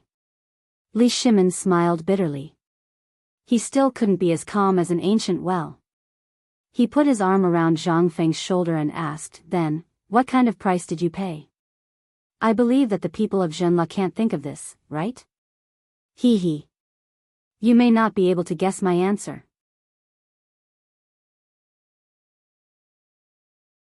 Chapter 152. Li Shimin was speechless. He wished he could strangle Zhang Feng to death. This bastard always pretended to be mysterious to keep him in suspense. Couldn't he just say everything he knew in one breath? Would he die? However, salt. Salt that could last the Tang dynasty for 500 years. This was something Li Shimin dreamed of doing. He just didn't expect that there would be such a treasure in the barren land of Zhenla. Ridiculous, ridiculous. Li Shimin sighed. He smiled bitterly and said, Zhenla used to be a barren land because of that, but after what you said, didn't it become a land of treasures? Treasures? Zhang Feng smiled. If I told you that in the south of that place rice can be grown 3 times a year, would you believe me? If you control the port of Ma-yi, you can make all kinds of seasonings and aromatherapy for food. At that time, if the wheat and sorghum of the north could be successfully cultivated as well as the rice of the south, and they could be obtained from that small tribe, how could there be a famine in the Great Tang by then? By then, even if you don't control Tubo, Tuyuhun, and other countries, the food of the Tang dynasty will be enough to fill people to death. Other countries will beg you to give them some food. Zhang Feng didn't plan to say this. He was going to keep it as a trump card. When he entered the imperial court, this thing would be the capital for his rise. Although he knew that the imperial court had always been a battlefield, who would dare to oppose him when he controlled the food lifeline of the Tang dynasty? Lao Tzu wouldn't give you any food even if he had it. You'll starve to death, you bastard. This was Zhang Feng's life-saving trump card. He didn't dare to use it easily. This encounter with the people of Zhenla reminded him of the richness of that place. That was why he kept scolding those people who were sitting on a mountain of treasures and starving to death. They deserved to starve to death. They deserved it. Zhang Feng spat again in his heart before he patted Li Shimin's neck in satisfaction. Brother, just you wait and see. In their eyes, it was indeed poisonous salt. But as long as it's in our hands, it's a treasure trove. Not only will the people of the Tang dynasty have salt to eat, but we can also guarantee the consumption of salt in the surrounding countries. The 500 years I said is a conservative estimate. It's an estimate based on the predictions of all the people in the surrounding countries. Gulp. Li Shimin swallowed hard. His voice was a little hoarse. Brother Zhang, brother, you are my true brother. Let me ask you, what price did you pay? Could it be that you want to marry that dark-skinned princess? You are really a good person. Marry that Darla? No, no, no. Lao Li. Lao Tzu was not blind. How could he be interested in such an idiotic woman? He's just sitting there all day, not even letting out a fart. What do I need him for? Li Shimin sighed again, revealing a, you know what I mean, look. The look in his eyes was complicated. Although he was trying his best to quibble, Li Shimin understood from the first time he saw Zhang Feng send the two of them off. The princess and Zhang Feng were reluctant to part with each other. Men. Who was not lustful? Men who were not lustful. One was a gentleman who loved openly, and the other was a man who sacrificed his life for the sake of righteousness. Li Shimin suddenly felt that he and Zhang Feng were the same kind of people. They were doing this for the sake of righteousness. Gentlemen. Nothing could be better than this. When we enter the palace, if I let you suffer even a little bit, Li Shimin will pronounce my name backwards. Li Shimin secretly swore. Zhang Feng, on the other hand, was furious. The more furious he was, the more Li Shimin felt that this was likely to be true. In the end, Zhang Feng did not explain. Who cares? Son of a bitch. Was it easy for Lao Tzu? Come on, don't be so upset. Men. Although the Zhenla girl is a little tanned, I've been there before. It's the same even if I blow out the lamp. But to be honest, I saw that girl. Other than being a little tanned, her figure is really good. In Chang'an city, you can't find someone like her. Enough. If you continue, Lao Tzu will get angry with you. Zhang Feng was furious. If he had known, he would not have brought this up. Zhang Feng hurriedly changed the topic. The price I paid this time is actually not much of a price. A cart of poisonous salt ore and 10 caddies of food. Do as you see fit. Get lost, get lost. Lao Tzu wants to sleep. Zhang Feng was speechless. He did not want to talk to Li Shimin anymore. This old pervert was always staring at women. Lao Tzu was a good youth of the 21st century. If he did not even have this bit of aesthetic sense, then what was the point of living? I'd rather die. Li Shimin was also furious. He stood up with a bang. He did not even care that his robe was torn. He asked in a trembling voice, you said, a cart of poisonous salt, 10 caddies of food? Zhang Feng said in a low, muffled voice, just 10 caddies. As for what kind of food you give him, it's up to you. I don't care. But you must keep the price as low as possible. Give him a blow and give him a sweet date. Otherwise, if others take advantage of the loophole, or if those people from the Ministry of Revenue and the Ministry of Agriculture find out, you will lose your life. Are my Ministry of Agriculture and Ministry of Revenue so unreliable and greedy?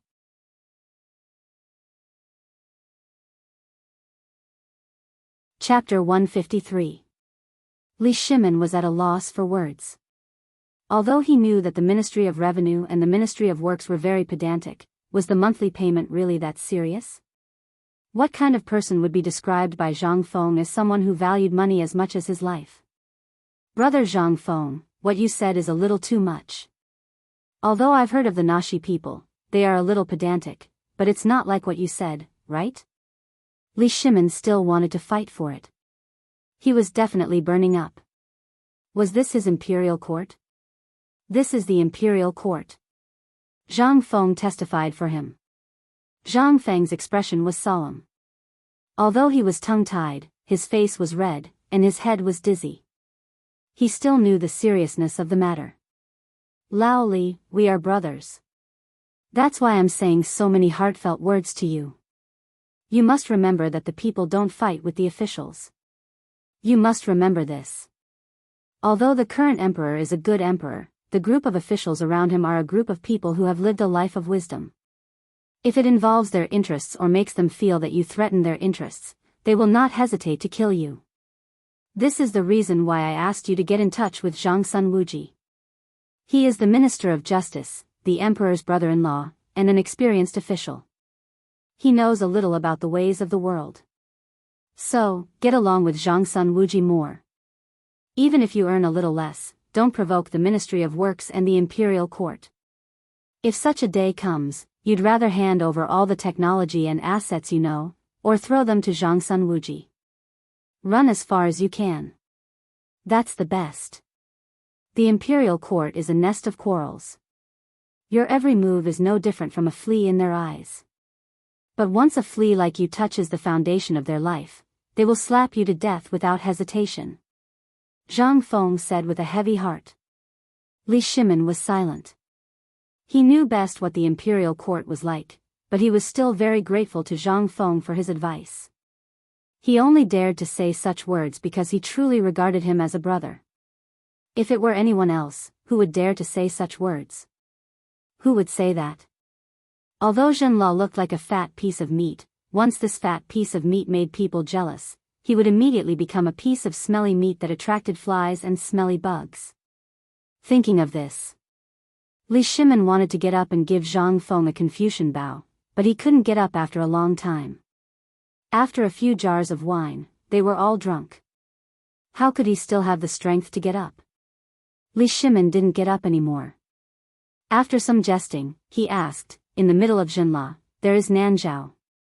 It won't be easy to get there. Bye. Not a fart. Zhang Feng couldn't take it anymore. He roared with bloodshot eyes. Do you have a pig's brain? I just told you to get closer to Lord Zhangsun. It would be best if you could pull in that fearless Qing Yao Jin. At that time, when you go to Zhenla, you only need one token from the two of them, and it will be enough for you to go unimpeded. And, you can get the goods just by sitting in Chang'an City. Why do you have to go to Zhenla? Do you think it's too easy? Li Shimin was despised again. But Li Shimin didn't care. He asked about the specific industry plan again. That was the extinction plan. The more he talked about this plan, the more excited Li Shimin became. At the lowest price, they would exchange food for poisonous salt mines, and then process it a little. The first salt, which was the poisonous salt, would be sold to the Turks, Tubo, and Tuyuhun. Then they would exchange the salt for food without silver. 1 caddy of salt would be 1 caddy of fine grain. In just a few decades, the entire grassland would be full of big-necked people. At that time, they would have no combat power. If they wanted food, they would have to use resources to exchange with the Tang dynasty. Then, they would distribute all the cattle, sheep, and horses on the grassland to the people of the Tang dynasty. No one would want them. Nonsense. They were all farmers. Who didn't want to have a mule to farm?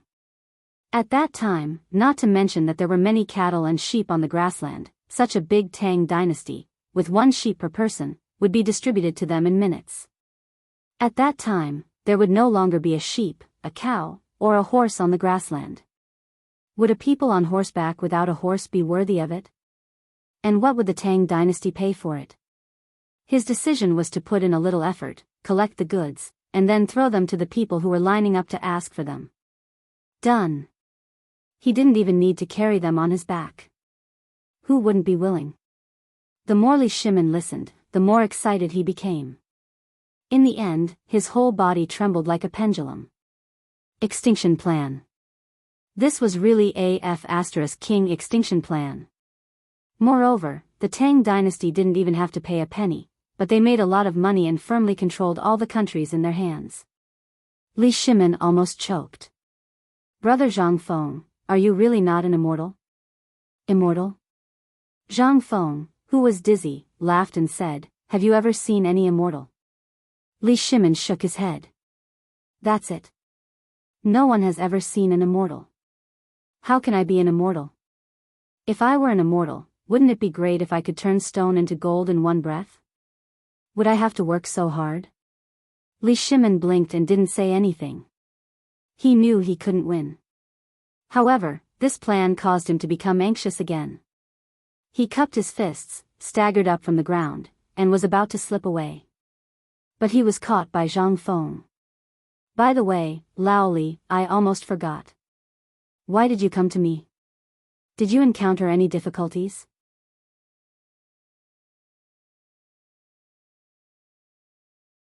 Chapter 154. Li Shimin was also stunned when he heard that.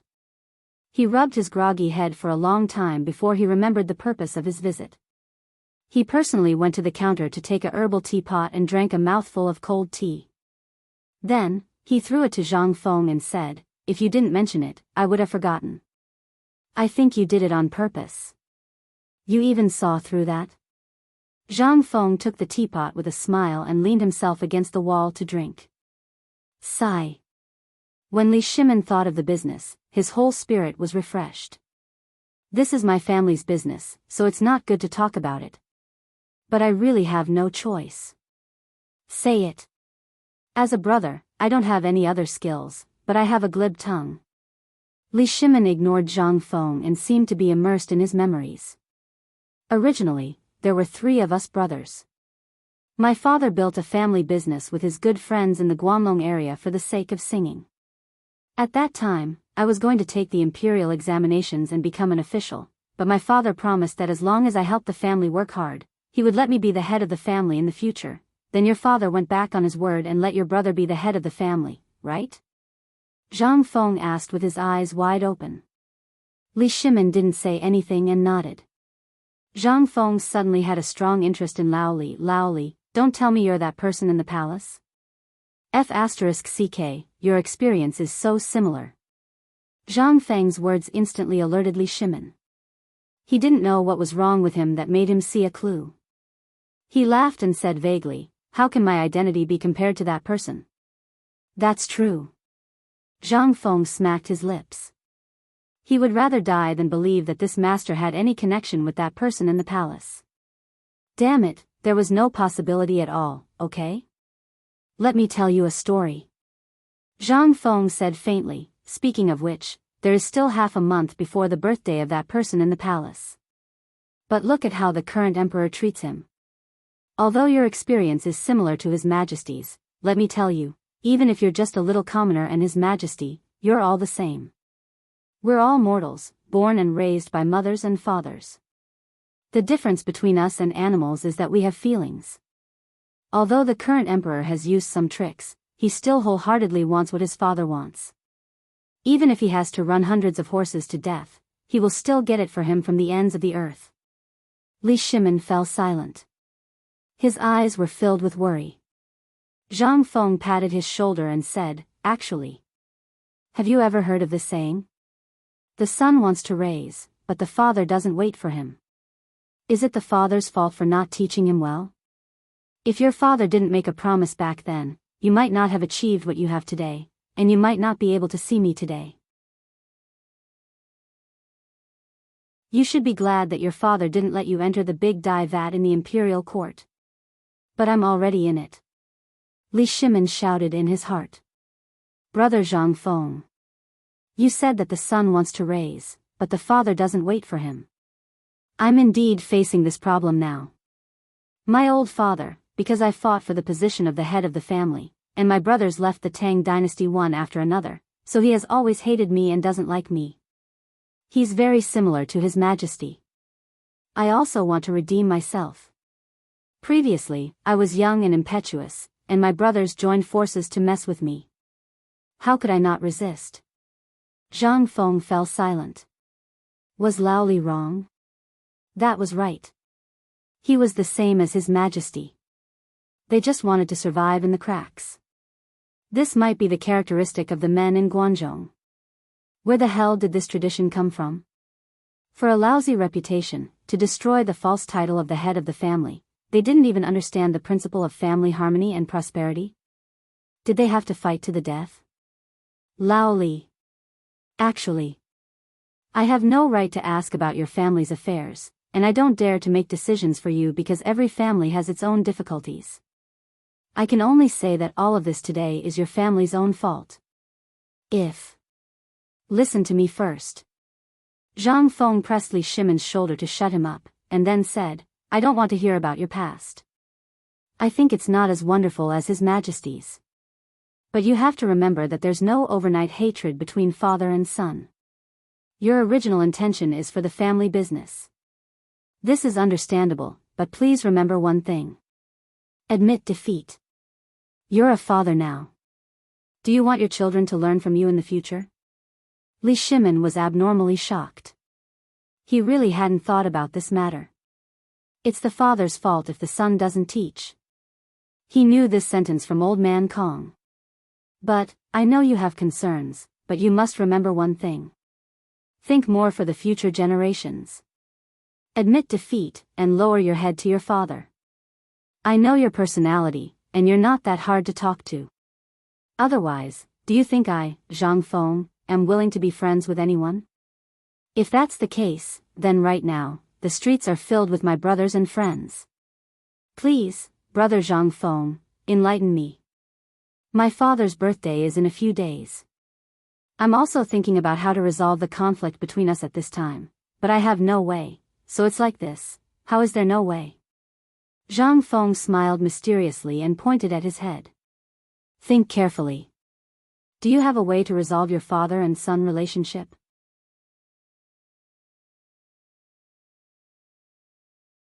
Chapter 155. Want? If I want, will I expose all my dirty linen to you? Li Shimin shook his head speechlessly. Zhang Feng wanted to slap Li Shimin's head hard to see if he was a blockhead.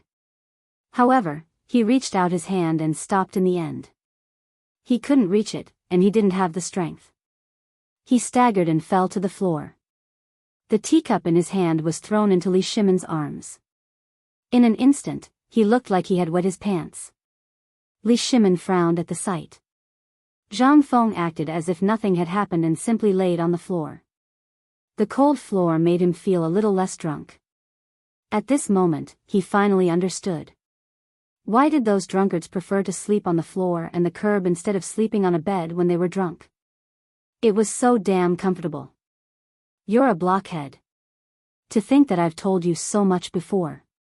You didn't listen to me at all. Let me ask you. Why is your father unhappy with you? Are you the one who snatched the position of the head of the family? Wrong. He promised to give it to you, but you snatched it from him. This is his fault.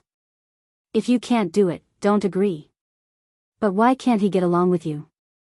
Is it because I drove my brothers away? Li Shimin asked hurriedly. No, no. Zhang Feng stamped on the floor randomly. This is all because of one original intention, which is to revitalize the family business. No matter how you become the head of the family, your father hopes that you can lead the family to glory and glory. Let me ask you. Are you bringing glory to your ancestors now? Li Shimin was silent. He was deep in thought. Although your family business is nothing in my opinion, if you want to resolve the conflict between you and your father, let me ask you something. Before you came here, were you angry with your father? Yes. Because of the grain storage. That's it. Since he's willing to talk to you about business matters, it means that the conflict between you two can be resolved. As long as he doesn't care what I do, I'll just give him a cold shoulder. Zhang Feng was extremely thirsty. He pointed at his mouth. Li Shimin simply stuffed the spout into Zhang Feng's mouth. Li Shimin was shocked. Imperial father didn't ignore me. Although he was in the depths of the harem, he still cared about the people's livelihood. Then, if I were to make all my plans. I got it. Brother, do you mean that if we tell him all our plans and prove that we are working hard for the sake of the family, our conflict will be resolved? If you don't want your father to be angered to death by you at his birthday, then go ahead and say it. Zhang Feng was speechless. I said you have a pig's brain, and you really do have a pig's brain. Where is your business sense? It's really hard for me to imagine how big your business is. How can you ask such a stupid question? Li Shimin was instantly ignited. Alas. Damn you, is this how you talk to your old brother? Do you look down on your old brother so much? I'm already having a headache, so why don't you come up with an idea? Are you insulting me? Hey. It seems that it's a good thing that you can lose your temper. Zhang Feng smiled embarrassedly. Before this matter is confirmed and the contract is signed with Xinla, as well as the matter regarding Tufan, we have to wait until the contract is signed. Until the deed is done, don't tell anyone. Otherwise, you can go find a crooked tree. What for? Li Shimin was confused. This crooked tree, however, Li Shimin instantly understood. He was so angry that he blew his beard and glared. However, Zhang Feng didn't wait for him to lose his temper and said, "From the way Jinla's people came today, I can see that this is a good day. For the birthday of the person in the palace, you have to seize the time and try to drag the emperor or Zhang Sun Wuji down in these 2 days, no matter the cost. In this way, you can sign the contract. It's best if the contract is signed by Tubo, Tuyuhan, and Jinla. I'm sure that the main reason why Tubo and Tuyuhan are here is because of this." "Are you so sure?" "I'm so sure." Zhang Feng was certain. This matter has been left unchecked for a long time. I think it's already June. Logically speaking, they should be freaking anxious, but they haven't done anything. That means they're waiting for the drought in Longyu Dao. Li Shimin was also shocked. He thought carefully for a while.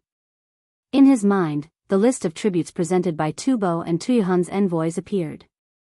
He didn't notice it before, but now that he thought about it carefully, it was really more sumptuous than before. Could it be that what Zhang Feng said was true? This time, they wanted to use the birthday of the retired emperor to confirm this matter?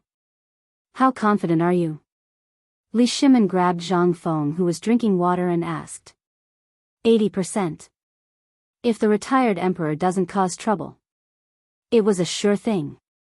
Although Zhang Feng said it was 80%, it was definitely 100%. Because, with Zhang Feng's temper, he would never smooth things over. He would always leave a safe place for himself. Li Shimin's eyes flashed a trace of ruthlessness. It seems that Chang'an is going to have a big change in this birthday.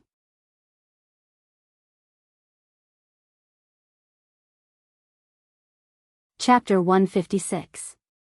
Li Shimin was a little scared. But he was also looking forward to it. He was afraid that if something went wrong during the birthday celebration, he would have to bear the infamy. The infamy of being a murderer and usurping the throne really made him feel uncomfortable. If he could solve it during the birthday celebration, that would be great. But could this matter be as good as he thought? No. There were always some people who liked to see him fall, and even hoped that he would fall. Li Shimin was very clear about this. Thinking of this, Li Shimin could not help but clench his fists. This incident, everything was gathered at the birthday celebration, which also made Li Shimin feel deeply pressured this time. If he could overcome it, then the overall luck of the Tang dynasty would skyrocket. However, if something were to go wrong, he would be plunged into an irrecoverable trouble. The most important thing was that these plans could not be known to anyone. At this time, a trace of murderous intent flickered in Li Shimin's eyes. "Brother Zhang Feng, tell me, I, Lao Li, also know about this matter. Everything seems to be very colorful, but it is also very dangerous. If something goes wrong, then the birthday celebration of that person in the palace will be the day that I, Lao Li, will be exterminated. Just tell me how I should deal with this matter, and also solve the conflict between my father and me." Zhang Feng sobered up a little. "Actually, this matter still depends on one person." "Who?" "Zhang Sun Wuji." "Lao Li, don't you know that this matter has actually been in our plan from the beginning?" "Plan? There was a plan from the beginning?" Li Shimin immediately became spirited and quickly asked, "I'd like to hear the details. Regarding this matter, you've always stood on your own side, but you've forgotten to look at the overall situation. Even until my death, I've been mentioning Zhang Sun Wuji. Could it be that you don't understand why I must have you go find Zhang Sun Wuji?" A buzzing sound was heard. Li Shimin had thought through all his problems. Why did Zhang Feng keep saying that the people should not fight with the officials? Why did he keep stressing that they had to take a small share and let Zhang Sun Wuji and the royal family take the majority? Why did he keep emphasizing it? Now, he finally understood. Zhang Feng had been plotting all along. It was a path where he could advance and sweep everything before him, and if he retreated, he could retreat safely. Although he was drunk now. However, his words still shocked Li Shimin. He had thought of all the possibilities. What was Zhang Feng thinking? How did he manage to strategize? Could it be that he had been plotting and weaving a net ever since the first time he fell in love with Longyu Dao? He was aghast. He also wanted such an ability. Although he and Zhang Feng were now brothers, he also knew that Zhang Feng was teaching him. He was teaching him everything. During this period of time, Zhang Feng was like a mentor, opening many windows for Li Shimin. However, he was a little hesitant. He fell into Zhang Feng's flowery words and lost his ability to strategize. He also ignored Zhang Feng's words. Zhang Feng was teaching him how to rule a country. Li Shimin looked at Zhang Feng, who was leaning against the wall in a daze. He wanted to ask, but in the end, he could not say anything. He struggled to help Zhang Feng up, put together 2 or 3 long stools, and laid him flat on it. At this moment, Zhang Feng woke up. Instead of saying that he was awake, he had not slept all this time. Lao Li, we are brothers, aren't we? Your business is our business. Actually, from the moment I saw your face when you came in, I knew that you were lost. Remember this, the way of business is the way of the wolf. I believe you know about the animal called the wolf, right? Think of yourself as a wolf. Although you are in the middle of a storm, you still have to control the overall situation. This is very important. This is very important for the continuation of the whole tribe. You have forgotten what it looks like. I know. Li Shimin now felt like he had returned to the time when he was a teenager studying. He humbly remembered these 2 words. The way of the wolf. Come on. I'm very sleepy, so you should go back quickly. Don't let your wife wait too long. On the day of your father's birthday, remember to send a waiter to my shop. I'll personally prepare a table of delicacies that you've never tasted before. Hee, let me tell you another thing. There is no problem that cannot be solved with a meal. If it can't be solved, then 2 meals. The old man is now enjoying his life in peace. This meal is very important. No matter how big the conflict is, I guarantee that your father will call you brother after drinking 3 jars of good wine. Before he finished speaking, Zhang Feng fell into a deep sleep. Li Shimin looked at the sleeping Zhang Feng and then looked outside. Unknowingly, the outside was already brightly lit, and an oil lamp was lit in the corner of the restaurant. It must be Wei Shuyu's doing, right? He looked at Zhang Feng again, took off his coat and put it on him. Then he said thank you and quietly closed the door and left. As soon as he left the restaurant, he saw Wei Shuyu's face as if he had seen an immortal. Li Shimin glanced at him, his voice extremely cold. You saw it all? I saw it. Forget it.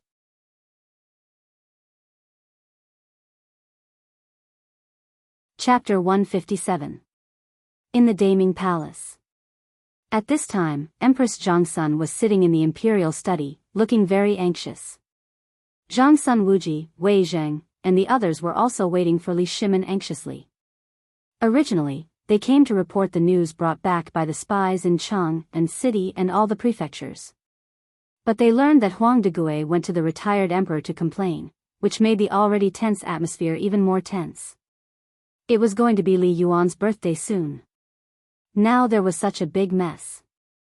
What should they do? The temperature in the evening was obviously lower, but everyone's faces were still full of sweat, and they didn't dare to wipe it off. Although Empress Zhangsun was sitting there with a calm face and reading the emperor's poetry collection, everyone knew that the empress was the most terrible at this time. What time is it? Xiaowan? After a long time, Empress Zhangsun asked lightly. Her personal maid hurried to the door and looked for a while, and then reported with trepidation, Your Highness, it's the evening now. Still no news of His Majesty? Your Highness, my son Shuyu sent a letter. His Majesty is drunk. Maybe he's on his way back. Wei Zheng was a little guilty, but he still spoke frankly. A person who can control the whole situation and make it so watertight, who also has such a novel salt-making skill, and who can make such good wine and food. Your Excellency Wei, tell me, what do you think of Zhang Feng? Wei Zheng was a little confused about the Empress's intention. He exchanged glances with the others, and then said truthfully. Your Highness, we can't catch up with Zhang Feng's knowledge. Moreover, Minister Du, Fang Shangshu, and Shang Shangshu have all talked about his knowledge. This person's knowledge is basically the best of 100 schools of thought. This old subject was fortunate enough to witness his talent. Although he kept talking about business matters, it seems that this lad has a bright future in the business world. But I heard that this person doesn't like money or these things. Why are there so many people like him? Is he really willing to stay in a rundown tavern? Seeing that everyone was nervous, Empress Zhongsun smiled faintly. This is not the imperial court. This concubine is also a little curious about this child, that's all. Everyone, there is no need to be reserved. After all, His Majesty wants the crown prince to learn the way of ruling the country from him. This concubine is his mother, so I have to know about the crown prince's teacher. Hearing this, everyone could not help but heave a deep sigh of relief. In an instant, everyone started talking. Nyang Nyang, I, Old Sheng, know a little. Brother Zhang Feng. Although he's just a small tavern's shopkeeper, his ability to command is something that I can't catch up to. He is a piece of military material. Yes, an unpolished jade. Old Black. When did you reserve him? This old man thinks that his talent and knowledge, as well as his analysis of the current situation, are enough to look down on the world. Our Tang dynasty's imperial court urgently needs the injection of such fresh blood. Only in this way can the imperial court, which is like a pool of stagnant water, have a trace of vitality. If I may be so bold as to ask, what? I haven't made a decision yet. Are you all in a hurry to rope him in?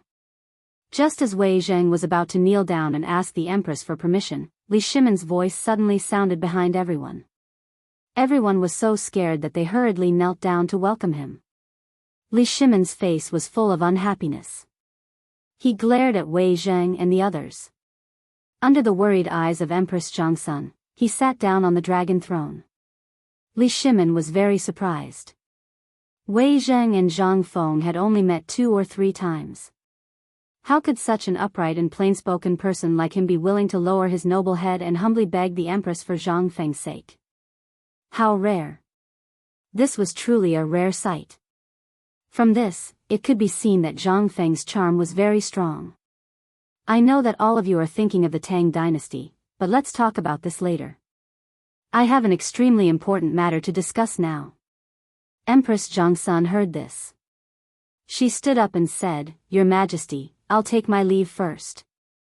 As the Empress left, everyone's eyes were burning. Everyone knew why the Emperor left the palace this time.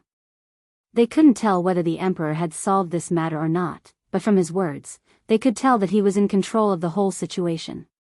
Everyone couldn't help but breathe a sigh of relief. Your Majesty, have you found a way to solve the problem with the retired Emperor? Let's not talk about this first. There's another matter, which is more important than this. If it goes well, the Tang dynasty will immediately enter a prosperous era. If it fails, the Tang dynasty will face a disaster. What? A disaster? Everyone was shocked. Was it really so serious? What was it? Did the Turks march southward? No. I just received the news that Longyu Road didn't receive any sign of the Turks' army. There was no one else except for the group of envoys who came to the capital. Everyone was anxious. But they couldn't figure out what was going on. However, Li Shimon heaved a long sigh. I saw the Crown Prince and Princess of Jinla entering a tavern today.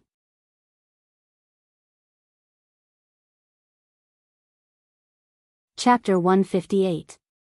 Jinla? Isn't that the small country on the border in the south? Your Majesty, the Jinla diplomatic group is in Honglu Temple today. The envoys from other countries are basically in Honglu Temple, accompanied by Minister Yan Jin of Honglu Temple. We didn't find the Jinla diplomatic group going out. No. As Fang Xuanling's voice fell, Du Ruhui's eyes darkened. Today, when this old subject received the imperial order to receive the foreign envoys, I found that they brought many people of the same generation. I heard that they wanted to experience the glory of the Tang dynasty, so this old subject let them out of the palace as usual. The more Du Ruhui spoke, the paler his face became. The tavern was a secret in everyone's heart. It was actually discovered by the Zhenla people, and it was even seen by the emperor. This was serious. Du Ruhui was ready to punish, but Li Shimin waved his hand indifferently. This matter is not your responsibility. I was careless. I also didn't expect them to sneak into the tavern, but I found something interesting. Speaking of this, Li Shimin actually smiled slightly. Can you guess how miserable the crown prince and princess of Zhenla were when they came out? Zhang Feng actually robbed them clean. What? Wei Zheng was shocked. If this matter alarmed the Zhenla diplomatic group, the tavern was bound to be exposed. But Li Shimin was still very indifferent. He waved his hand and said, I was also worried before, but when I finally entered the tavern, I found that this kid actually liked that Princess Zhenla. Everyone was stunned when they heard this. Zhang Feng liked that kind of person? Oh my god. This taste? Qing Yaojin smacked his lips. Brother Zhang Feng, you should have said so earlier. If he likes this kind of person, wouldn't it be better if I bought hundreds of huji and sent them to him? Li Shimin glared at him. I was also wrong about this matter. Maybe I was thinking too much. Zhang Feng actually blushed for the first time, ha ha ha ha. Li Shimin wanted to laugh when he thought of Zhang Feng's embarrassed look. Everyone was even more confused, but they felt that it was awesome. She wondered if she should send some women to Zhang Feng to satisfy his cravings. Li Shimin shook his head. Let's not talk about this for now. Actually, these are all my guesses. Don't try to use them to make up stories about him. However, I learned of two important things today. If he hadn't gotten drunk with Prince Zhenla, and if I hadn't poured him a jar of wine and made him drunk, I wouldn't have known that he knew so much. At that time, when I heard about this, I was so shocked that I broke out in cold sweat. Everyone was even more confused. What kind of major event was this? It actually made the emperor, who was always calm and collected, break out in a cold sweat. Your Majesty, are you saying that this matter is related to Zhenla? Zhang Sun Wuji asked softly. Yes.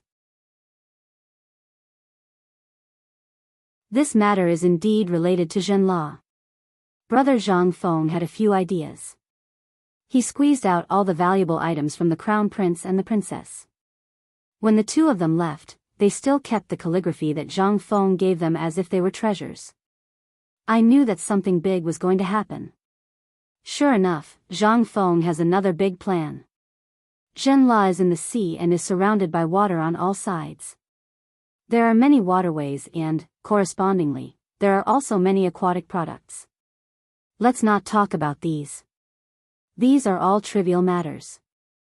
Also, he said that the spices in that place were used by the Aboriginals as firewood after some minor adjustments. These are all important points. The important point is, he found a salt mine in Zhenla. Li Shimin briefly said what he knew in one breath. Although everyone was dumbfounded, they were still waiting for the emperor to speak. Although they wanted to ask, they didn't dare to interrupt the emperor's mood. They had seen the emperor's gloomy face earlier today. Now that he was in a good mood, no one dared to ruin it. Seeing that no one asked, Li Shimin felt a little bored. He picked up Empress Jiangxuan's teacup and drank a mouthful. Do you know how big the salt mine is? We are stupid and don't know. Everyone said in unison. Li Shimin shook his head and didn't blame them. One must know that when he heard about it, he almost fainted from shock. Thinking of this, Li Shimin imitated Zhang Feng.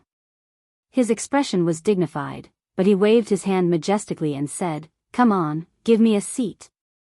I'm afraid that you will faint when you hear about this, so be prepared." Everyone was dumbfounded. Wasn't it just a salt mine? Was there a need for this? Although everyone cursed in their hearts, they still thanked him and sat down. At this time, Li Shimin said mysteriously, "Fang Xianling, tell me about the landscape of Zhenla." Your Majesty, according to the information we got, Zhenla is surrounded by water on 3 sides. There are a total of 21 cities with a total population of about 300,000 people. They are basically distributed in the north, east, and west of Zhenla. As for the south, I heard that it's a barren land where birds and beasts are extinct. Yes. That's the place where birds and beasts are extinct. Minister Fong, how big is that place? Fong Xianling seemed to have thought of something and hurriedly said, it's almost twice the size of Chang'an. Twice the size. Li Shimin was secretly surprised. However, he was more convinced of Zhang Feng's words. That place is where the salt mine is located. Zhang Feng said that the salt there is enough for the 5 million families of the Tang dynasty to use for 500 years. Can you guess what price Zhang Feng paid to get it? A cart of salt and 10 caddies of grain. Dong.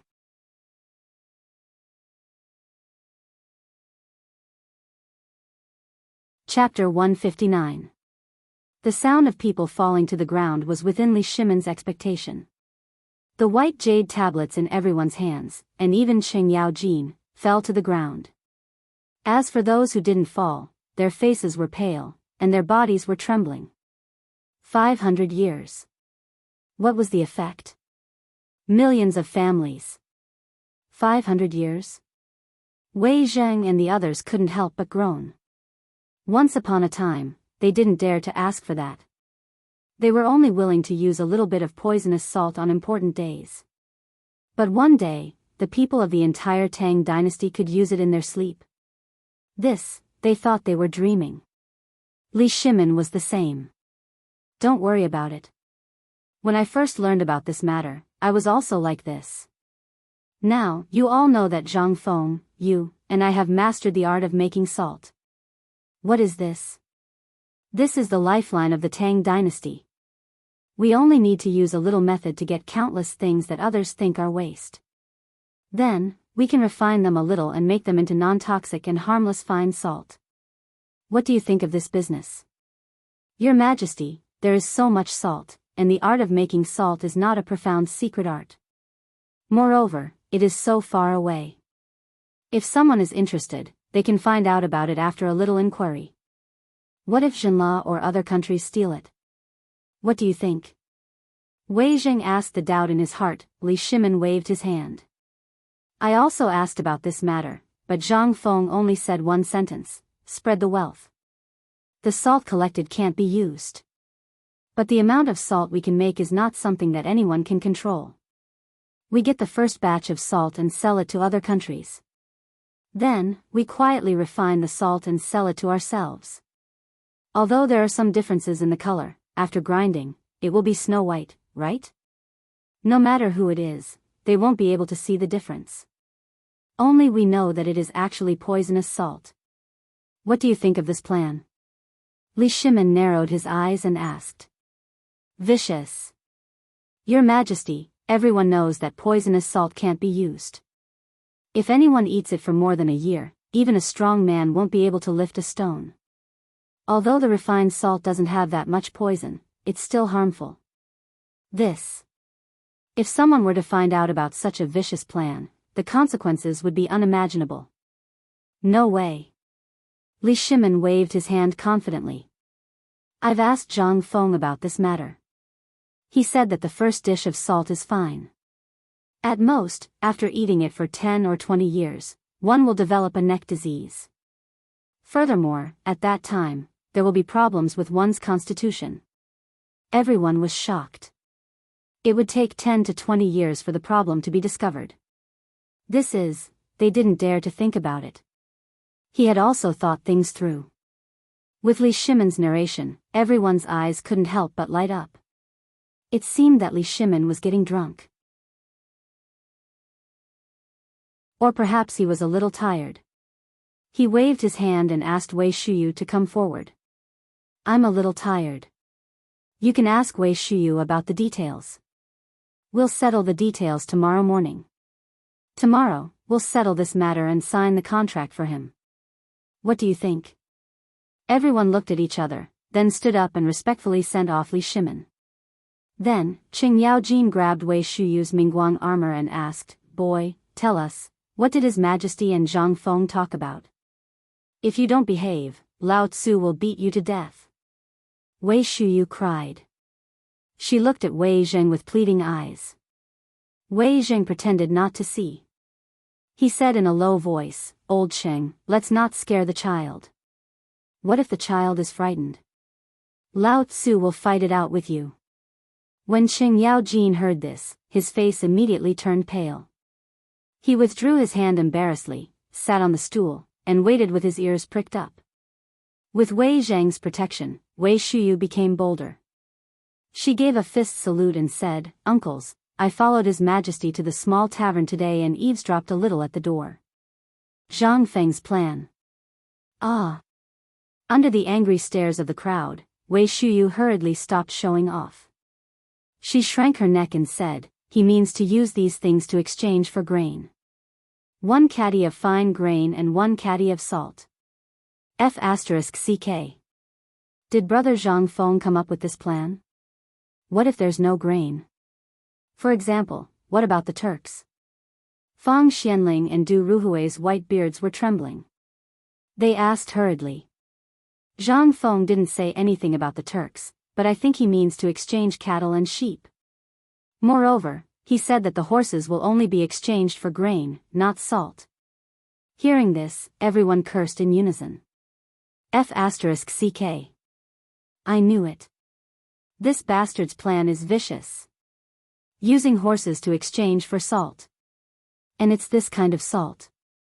Ha ha ha, if Xieli and Tuli know about this, I really want to see their expressions. They're a race on horseback. Without horses, what can they use to fight the Tang dynasty? This is a good plan. But in the end, everyone understood. Because this plan was mentioned by Zhang Feng from the beginning. But they didn't expect that Zhang Feng wouldn't stop until the Turks were dead. They wanted to know how the Turks offended Zhang Feng to make him hate them so much. But let's not talk about Zhang Feng. Which one of them didn't hate the Turks? Under Wei Shuyu's baffled gaze, everyone burst into laughter for a while. Then, everyone fell silent. Wei Zheng sent Wei Shuyu away with a solemn expression and said, "Everyone, this matter is settled." It's settled. Let's do it. The bold ones are stuffed to death, and the timid ones are starved to death. This contract is signed.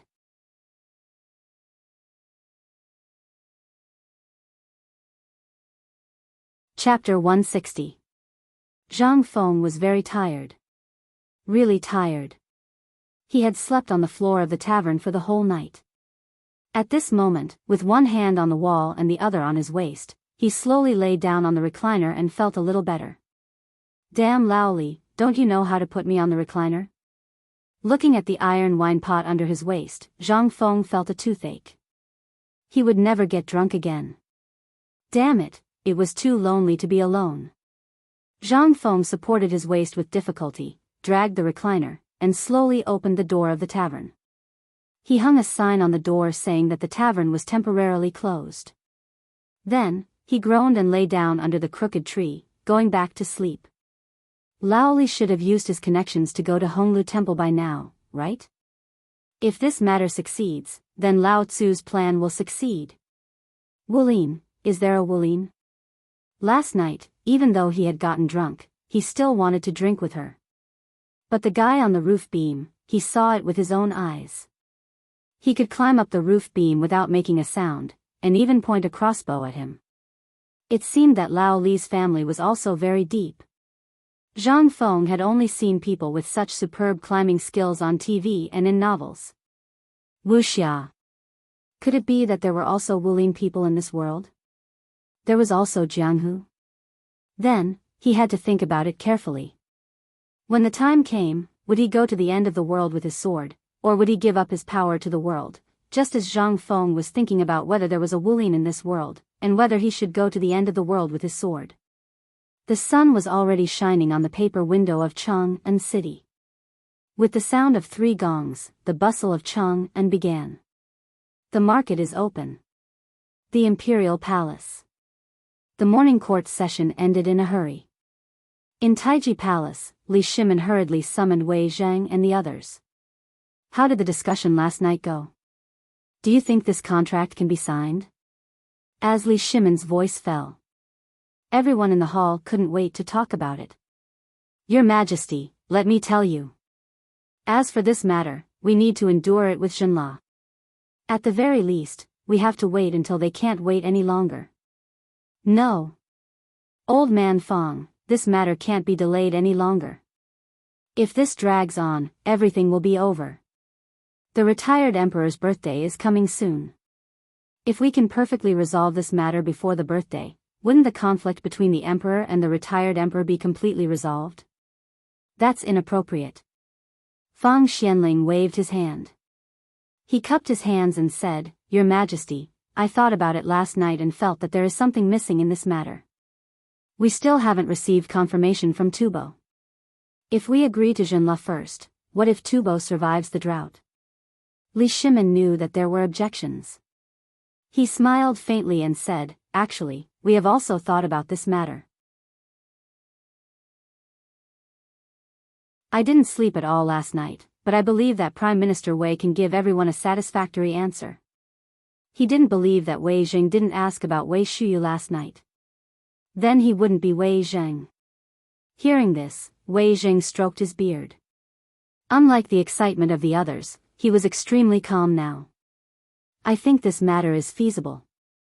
Last night, my son also told me in detail about the conversation between Your Majesty and Brother Zhang Feng. To be honest, I also felt that there was something missing in the middle. As Duke Xing said, there was an important link missing. However, after thinking about it last night, I went to the secretarial office to check the list of tributes from Tubo and other countries this morning. Then, I understood. This time, Tubo's tributes are dozens of times more abundant than before. I think they want to reduce the cost of this matter to the lowest during this birthday, and then get the manufacturing method of the water wheel at the lowest price. Oh. Hearing this, everyone was shocked. Li Shimin already knew about this. He waved his hand indifferently. Prime Minister Wei is right about this matter. Therefore, I have decided to summon Prince Jinla to Taiji Palace later. What do you all think? Everyone's doubts were cleared. Now, who dared to object? All of them bowed. Your Majesty, congratulations. Ha ha ha.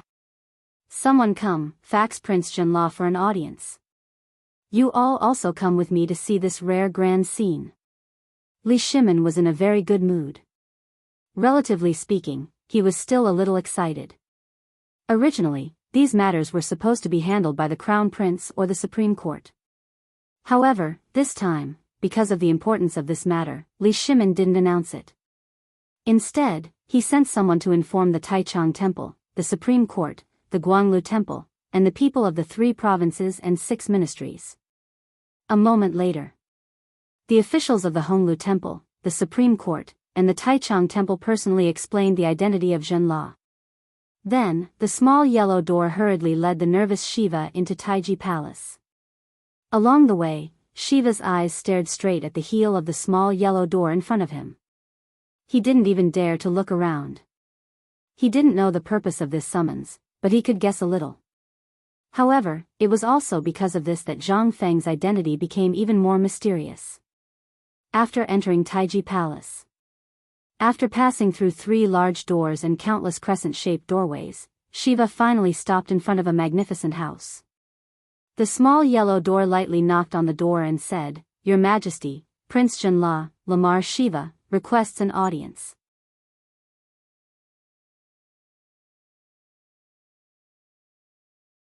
Chapter 161. In the imperial study of Taiji Palace.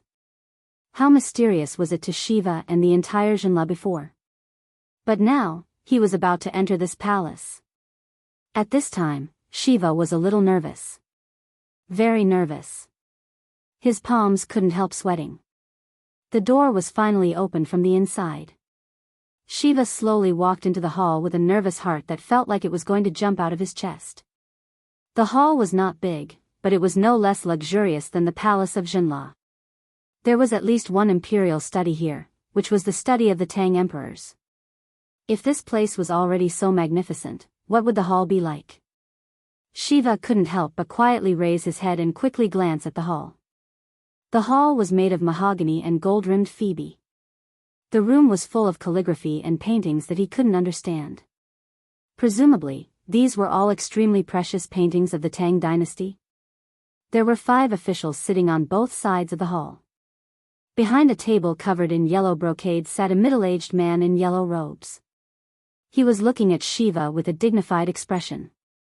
The moment Shiva glanced at him, he felt as if he had been seen through by that person. Was this the emperor of the Tang dynasty? This momentum, there was no time to think. Shiva entered the door and hurriedly kowtowed. Lama Shiva, the son of Lama Zoya, the king of Zhenla, pays his respects to His Majesty the Tang emperors. Rise and take a seat. Li Shimon's voice was very faint. Shiva couldn't hear any other meaning from it. But he had a feeling. This summons seemed to have something to do with the tavern. Could it be that the conversation between him and Master Zhang was overheard by the Tang emperor? Or, the person Master Zhang was talking about was His Majesty the Tang emperors? Then, who was Master Zhang? What kind of ability did he have? A little eunuch brought in a chair and placed it next to Qing Yaojin. Shiva didn't dare to disobey. He could only sit beside the bearded Qing Yaojin and wait quietly.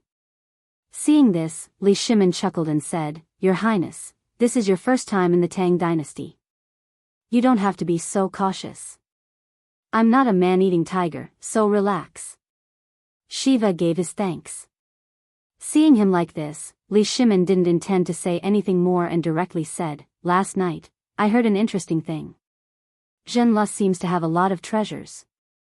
But why is it that in the letter I received from your father, he said that you, Zhenla, need the assistance of my Tang dynasty? What does that mean?" It was really Master Zhang. What kind of charm did Master Zhang have? Even the emperor knows so much about it. Could it be, was it the legendary chamberlain of imperial insignia of Great Tang? Shiva was aghast. He hurriedly said, "Your Majesty, the Tang emperors. Please listen to the details of this matter." He didn't intend to hide it anymore. Since the emperor knew, he was hiding it. If he angered the emperor, Zhenla wouldn't be able to survive this winter. Now, because of the drought in Tubo, Zhenla had been seriously affected. At this time, most of the people could only rely on fish in the sea and wild vegetables in the mountains to fill their stomachs. If they delayed any longer, winter would come, and Zhenla would be exterminated. "Your Majesty, please understand. Because of the drought in Tubo, Zhenla often looted the rich land of our country. Now, most of our people can only rely on wild vegetables and fish to fill their stomachs. Your Majesty, the Tang emperors, please have mercy on us." Li Shimon smiled. If he hadn't gone to Zhang Feng yesterday and learned so much, he would have waved his hand and given a lot of money and food. "I know about this matter. Do you have anything to say about what happened yesterday?" "Your Majesty, please understand. Yesterday, Sister Wang and I went to Chang'an City to take a look at the magnificent scenery of Chang'an City. However, we inadvertently saw the front door of a small tavern. A handsome man was sitting in a strange chair and swaying. In front of him was a flagon that seemed to be made of iron. Wasn't it comfortable? Therefore, Sister Wang and I wanted to find out more about it. Then, we saw Master Zhang." Hearing this, Wei Zheng and the others had a strange look on their faces. Seemed to be made of iron? What was that? Why didn't Brother Zhang Feng take it out? But among these people, only Zhang Sun Wuji touched his nose and was calm. Li Shimon glanced at him and understood. He asked, "I've heard about the place you mentioned, but don't you want to talk about the treasure mountain?" Shiva was sweating profusely.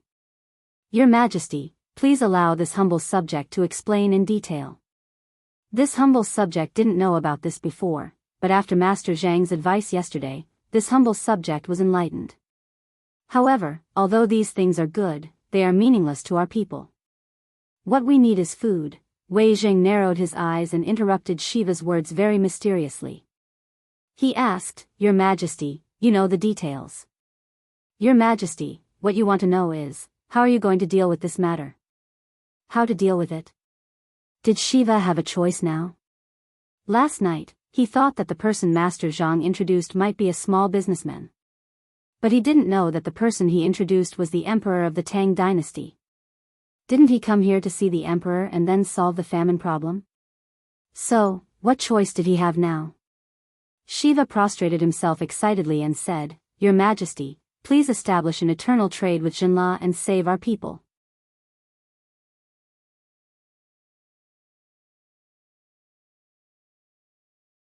Chapter 162. What else could Shiva ask for? Last night, because of this matter, he didn't sleep at all. He discussed with Jinla's delegation for the whole night, but in the end, they all hesitated. Because if it was an ordinary businessman, how could he have such a great method to solve the crisis in such a short time? And to ensure Jinla's safety? But now, he only wanted to give everything that Master Zhang said yesterday to the Tang dynasty. He only wanted to let the people live a good life and be free from Tubo's bullying.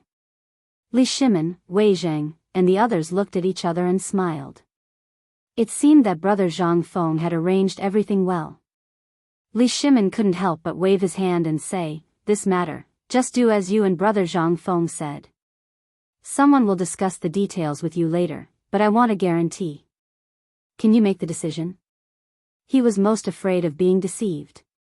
He wasn't afraid of Zhang Feng, but he was afraid that a little crown prince would make a decision on his own. If King Jinla didn't recognize the document of the Tang dynasty when he returned, it would be a little troublesome. Although it was easy to send troops to attack, it would lose Li Shimin's dignity as an emperor. That was why Li Shimin asked. Shiva hurriedly swore, "Your Majesty, please rest assured. The goods you mentioned are useless if they can't be sold. Since His Majesty likes them, I believe that my father will definitely agree to this. Furthermore, before I came here, Father warned me that I must meet His Majesty and save Jinla. However, those stubborn rocks are everywhere in Jinla, especially the poisonous salt. That is something that has caused my Jinla a headache for a long time. Now that the Tang dynasty needs it, how can I refuse? In that case, when the retired emperor's birthday is over, you can go back and bring back King Jinla's handwritten document. Then, I'll agree to this matter." Li Shimin waved his hand. This matter was finally settled. Although it was a bit of bullying, it could make money. What he lacked most now was money. Although it was a little vulgar. However, money was needed everywhere in the Tang dynasty, and he was already struggling to make ends meet. If it weren't for the fact that he sold the water wheel blueprint for a little bit of money, it would still be a huge expense. Just as Li Shimin was about to leave, Shiwa hurriedly said, "Your Majesty, I believe that there is no need to wait until the end of the birthday celebration. Last night, I have already ordered someone to send a message back to Jinla. I believe that before the birthday celebration, Father's handwritten letter will definitely arrive in Chang'an." "All right. That's great. Since that's the case, to express our sincerity, my Tang dynasty will immediately send a caravan to Jinla. If this goes smoothly, I will sign a 100-year trade agreement with Jinla. How about it?" "Thank you, Your Majesty." Shiva hurriedly bowed. Li Shimin waved his hand, and Shiva left in a hurry. A moment later, Li Shimin asked with a serious voice, "My dear ministers, what do you think of our business relationship with Jinla? I think it's feasible. If the problem of salt is solved, it will be an unprecedented feat for our Tang dynasty. Congratulations to Your Majesty. Congratulations to the Tang dynasty." Everyone cheered in unison. But then, Du Ruhui and Zhang Sun Wuji looked at each other and said, "Your Majesty, although the matter with Jinla has basically been settled, once the trade agreement starts, the matter of money.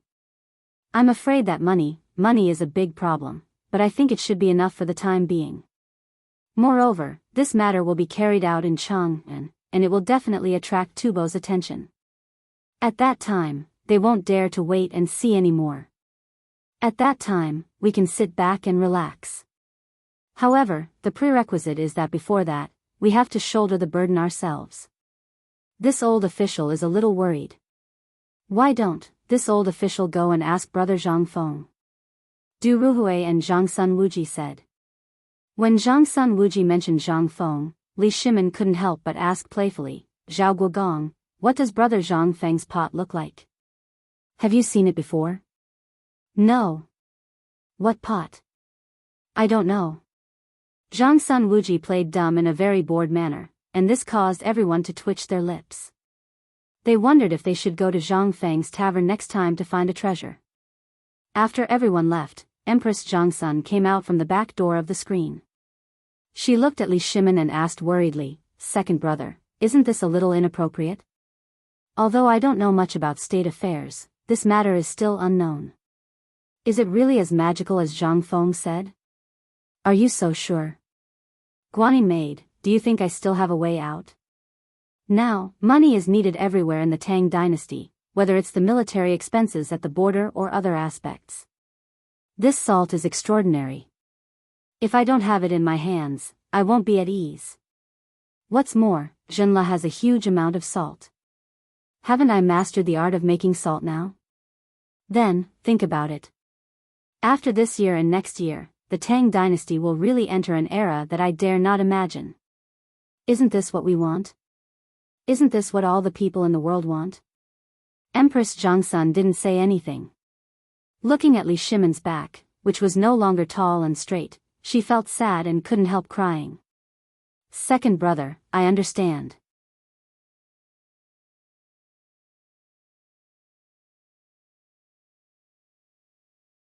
Chapter 163. Zhang Feng was very relaxed. During this period of time, Lao Li seemed to be very busy with Shen La's matter. He was so busy that he didn't even pass on the news. But where was Chang'an city? It was right under the emperor's feet. Even the slightest movement of the grass in the wind would be closely watched. These simple people from Guangzhou were scared. They had enough of the precarious life and were tired of war. Therefore, the news that the imperial court had signed a trade agreement with Zhenla spread throughout Chang'an city as if it had grown wings. Zhang Feng, even if he didn't leave the tavern, he could still hear all the so-called gossip from the mouths of the children squatting at the entrance of the tavern. Looks like old Li's ability to get things done is not bad. He really knows how to get the Shangguan family involved. Not bad, he has a bright future. Zhang Feng sipped a mouthful of wine happily and fanned himself. Beside him, there were 3 dirty half-grown children who were rubbing his shoulders or rocking the recliner. That was a very comfortable life. As long as he was willing, he only needed to pay a copper coin for these children to massage his shoulders for a day until they dislocated his shoulders. Brother Zhang Feng. Brother Zhang Feng. I have the latest news. The latest news from the Imperial Palace. At this moment, a topless child with snot bubbles on his nose ran over excitedly. A pair of straw sandals that couldn't be any worse had already been flung off to God knows where while running, and the straw rope of the other straw sandal had been dragged out for half a meter. Zhang Feng was interested. He squinted and asked, Dog, what did you ask? If you really get the answer, I will not only give you 10 copper coins, but also give you an old piece of clothing. Hearing this, the dog was so excited that he was about to kneel down and kowtow. Zhang Feng kicked him and scolded jokingly, Come on, don't do this. A man must remember that you can kneel to heaven and earth and your parents, but you must never bend your knees easily. This is the dignity of a man. Zhang Feng knew that this set of advanced words would not be understood by the children in this feudal era who could not even fill their stomachs. However, it did not matter. Hee. Although he had been kicked, Go Zi was still laughing excitedly. His black teeth made Zhang Feng unable to look straight at him. When the 3 little fellows behind him heard that it was 10 copper coins, their eyes widened like copper coins. Seeing this, Go Zi bared his teeth and waved his fist. Brother Zhang Feng, I just heard from the eunuch who was washing the toilet in the pure fragrance workshop that someone from Zhenla's side came here yesterday. I heard that it was King Zhenla who personally came to the Tang dynasty to sign a contract. I heard from His Majesty that our good days are coming. Go Zi said excitedly. It was as if they were looking at the beautiful scenery of a golden age. Hearing this, Zhang Feng nodded. He took out half a string of money and threw it to the dog. Scram, scram, scram. Go and take a bath for me. It stinks. There were at least 50 coins and half a string of money. In an instant, the 4 children smiled brightly like flowers. They thanked Zhang Feng gratefully and squatted on the ground to divide the coins one by one. After that, Go Zi sucked his snot bubbles and stared at Zhang Feng with a silly smile. Zhang Feng pointed at the tavern with his palm leaf fan speechlessly. Go, it's on the counter of the tavern. Go and get it yourself. Those were Lao Li's clothes. Zhang Feng did not mind giving them away. These were simple and poor children who were still slaves. Basically, Zhang Feng's source of information depended on them. As for these little fellows, they basically relied on Zhang Feng's leftovers and the money he gave them to feed their entire family. Regarding this, Zhang Feng did not have the slightest bit of psychological burden. He was a modern man. He could not bear to see people like this. Especially these children. Basically, they were the same age as his younger brother in his previous life. Looking at them holding the money and running back happily, Zhang Feng smiled knowingly. Brother, are you okay over there? Remember to take good care of Lao Tzu's parents. Brother. The sudden call of a brother made Zhang Feng tremble. He rubbed his eyes and looked over. Only then did he see Go Zi holding the clothes in his hands and looking at him in shock. Zhang Feng's eyes moistened. Then, he shouted impatiently, "What's wrong? Why aren't you leaving? Are you waiting for Lao Tzu to cook for you?" "No, brother, this clothes. If you take it to the pawn shop, it can be sold for at least 30 coins, scram, scram, scram. That was thrown away by someone else. I said I'll give it to you, so I'll give it to you. Lao Tzu, I don't lack that money." Go Zi left. However, he no longer had his usual cheeky smile. Instead, he shrugged his shoulders. When he turned the corner, he even knelt on the ground and kowtowed 3 times to Zhang Feng. "Brother, son Go Zi, will repay your life-saving grace with my sister's life in the future." Although the money and the shabby clothes were really nothing to him, he still had a lot of money. But what he didn't know was that these youths that he had inadvertently saved out of boredom today, when he set foot on that land 10 years later, these youths had really risked their lives to save him from a pile of corpses. Among them, even though Go Zi's lower body was chopped off, he still used his mouth and hands to save the unconscious Zhang Feng.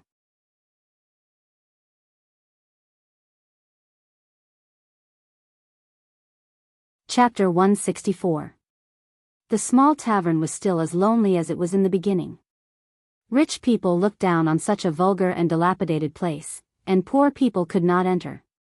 On the contrary, the entrance of Zhang Feng's shop became a paradise for wild children. When they had nothing to do, these children would gather beside Zhang Feng and listen to his stories. They knew that Zhang Feng loved cleanliness, and it was summer now. Before these children came, they would go to the river outside the city to wash themselves clean before coming. They even wanted to peel off the layer of skin on their bodies. Sometimes, when they caught some snakes in the wild, some wild game, or even a big turtle by the river, Zhang Feng would make a pot of tempting delicacies as if he was performing magic. And they would be able to get a delicious meal and a few copper coins. Sometimes, when Zhang Feng was happy, he would even reward them with an ingot of silver. Everyone did not fight for it and just sat on the ground to share the spoils. The people of the Tang dynasty were also strange. Zhang Feng felt that it was very strange. Even if one of them caught a long worm, snake, in a large group of people, if you gave him money, he would share it equally with his friends. This kind of spirit made Zhang Feng very touched. Sometimes, when there was no information that Zhang Feng needed for a day, they would climb up the treetops or squat at the city gate. They would stare at the city gate with their eyes wide open to see if there were any high-ranking officials, nobles, or prostitutes. The bearded man came. Sometimes, when there was no information at all, these children would even squat in the corner and cry. Perhaps this was a kind of spirit. It was a spirit that modern society had forgotten. However, Zhang Feng did not care. No amount of gold could buy his happiness. Anyway, he was not worried about making money. With the money that Lao Li and the others gave him, plus the money that he robbed Prince Xinla last time, even if he spent it in 8 lifetimes, he would not be able to spend it all. Therefore, he was also very generous. Business? Business? My ass. If it were not for Lao Li and the others, Lao Tzu would have closed the door and slept. Even if someone came because of his reputation, there was only one word. Get lost. Lao Tzu did not serve him. However, for this group of children, now, Zhang Feng was more like the king of children. These children surrounded Zhang Feng and relied on him for food. Zhang Feng knew this, but he didn't care. If he could help one person, he would help one person. It was too boring. Most importantly, it was too boring. Brother. Big brother Zhang Feng. I have good news. Just as Zhang Feng was half awake from his daydream, a sturdy young man hurriedly ran up to him. Seeing that Zhang Feng had woken up with a start, Go Zi was furious. He threw the cattail leaf fan in his hand to a skinny monkey next to him, then went up and hammered him. Damn it. Can't you see that brother Zhang Feng is sleeping? Were you chased away by a ghost? F***ck your mother. I'll kill you. Doggy. Zhang Feng rubbed his sleepy eyes and ordered Go Zi to leave. That young man seemed to know that he had been too rash. Although his clothes were already tattered from the beating and were now in tatters, he still licked his lips and apologized. Zhang Feng was speechless. Was he such a lowly person? All right, tell me. What did you find out? Brother, I heard the night watchman say that the Emperor Emeritus's birthday is on the day of the Dragon Boat Festival. Tubo's people seem to want to ask the Emperor for help today. Oh. Tubo finally couldn't take it anymore? Zhang Feng curled the corner of his mouth slightly. This group of monkeys was very smart. They must have seen that the Tang dynasty had signed a trade contract with Xinla, so they couldn't take it anymore. But, they couldn't take it anymore? If the Emperor wasn't an idiot, Tubo would definitely be cheated to death this time. Anything else? Zhang Feng asked with interest. No. By the way, I heard that Tuihan's people are also following behind. I don't know what they want to do. Zhang Feng nodded.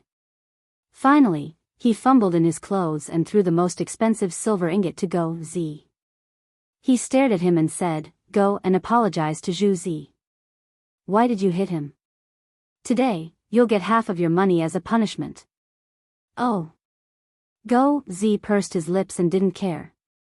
He waved his hand. In an instant, 8 half-grown children squatted on the ground and used the spindle on the ground to throw the silver ingot. Then, they divided the silver ingot bit by bit. In the end, they couldn't divide the silver ingot and ran away with Go Zi. They seemed to be going to the bank to exchange for copper coins. Looking at Go Zi's new straw sandals and new linen clothes, Zhang Feng yawned and turned over to continue watching. But a moment later, he was so hot that he rolled over and cursed. He went into the tavern while cursing. Damn kid, he's so greedy for money. Now that he has money, he doesn't care about Lao Tzu anymore. Although he was cursing, Zhang Feng didn't care at all. It was just 10 taels of silver. But, even if he didn't care, someone else did. Just as Zhang Feng was about to close the door of the tavern, a smelly man like a black tower blocked the door with a plop. He asked in shock, Shopkeeper, did you lose this silver ingot? As he spoke, the iron-towering man's hands trembled as he lifted a piece of flattened silver ingot and some scattered pieces of silver high up in front of Zhang Feng. Zhang Feng scratched his head. Who are you? Why do you have the silver ingot that I gave to Go Zi? If you dare to take it, believe it or not. Without waiting for him to finish, the man like an iron tower knelt on the ground and asked in a choked voice, Shopkeeper, did you really give this money to Zhu Zi? This was a simple Tang person. Zhang Feng hurriedly tried to help the man up, but no matter how hard he tried, he couldn't help the man up. Zhang Feng was so angry that he pointed at the man and shouted, "I gave it to him." "What's wrong? Are you trying to extort money?" "No, benefactor. I am Zhu Zi's father." Previously, Zhu Zi brought back money from time to time. I didn't know where he got it from. Today, I finally know. But the money today is too much. I don't deserve it. Get lost. I gave this money to Zhu Zi and the others, not to you. If you don't want it, Lao Tzu won't give it to you. Give it back to Zhu Zi. Otherwise, Lao Tzu will report you to the authorities and put you in jail. After saying that, Zhang Feng didn't even bother to close the door. He dragged the recliner and walked into the kitchen, ignoring the man. The man choked with sobs. His whole body trembled as he kowtowed a few times. Then, he gently wiped the place where he just knelt, closed the door and left. "Benefactor, thank you."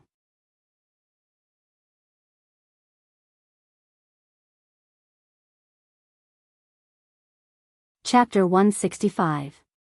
The man left. Zhang Feng didn't have much psychological burden. It was still the same sentence. This was a deal, a business deal. He thought it was worth it, and he would give as much money as he wanted. He never cared about money.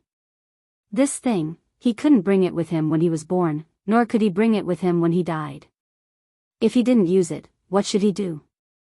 Throw it away? He wasn't stupid. Moreover, he knew that Zhu Zi's father was a man with a hard life. Although the news this time was useless, it was enough to hear about it. Moreover, he really couldn't bear to see this. He did all this for no other reason than to help as much as he could within his power. This was enough. As for what others said, he couldn't care less. Coming out of the kitchen, he prepared a big bowl of noodles, opened the door, squatted at the door of the small tavern, and ate it noisily. However, at this moment, a pair of dark little hands held an egg and held it in front of Zhang Feng. Accompanied by the sound of swallowing saliva, she said charmingly, "Brother, mother said that this egg is for you." Zhang Feng was dumbfounded. He raised his head, sucked the noodles into his mouth, and looked carefully. An 8-year-old little girl wearing tattered clothes, and even some clothes that didn't cover her body, was looking at him timidly. Zhang Feng's nose twitched. How could he still eat? Looking at the egg, which was still warm, Zhang Zian smiled. Looking at the little girl, he asked, "What's your name?" "I don't have a name. My mother called me Steamed Bun. She said that it's easy to raise." The woman's timid words made Zhang Fengji deeply shocked. Looking at a woman hiding in the dark not far away, Zhang Feng touched Steamed Bun's head. Seeing that she was still staring at his bowl and swallowing saliva, Zhang Feng asked, "Steamed Bun, are you hungry?" "I'm not hungry. Steamed Bun only had a bowl of porridge yesterday." "Let's go. Brother will treat you to a big meal." Zhang Feng was speechless. What the hell was he talking about? He couldn't say anything. He threw the bowl away and carried the steamed bun into the tavern. Then, he put her on a stool and said, "Don't run around. No matter who comes, don't be afraid. Don't be afraid, or I will get angry." "Oh." Steamed Bun seemed to be very scared. He looked timidly at the woman at the corner of the street outside the door and the grimacing youth. He sat quietly at the table and swallowed his saliva as he smelled the fragrance in the air. After a while, Zhang Feng came in with a big bowl of rice, a big bowl of braised pork, and a lot of scattered braised meat and other messy things. He put them on the table and said, "Steamed Bun, Big Brother will treat you to a meal. Eat quickly. If you can't finish it, you have to bring it back." She would not be able to finish the steamed buns even if she was stuffed to death. However, he still took out everything that could be taken out of the store. Not for anything else, but to be happy. An egg. After the emperor listed chickens and ducks as important objects of protection, these things were very precious. How could ordinary people be willing to eat them? However, she still brought it over. In fact, he saw Zhu Zi, his father, and his mother.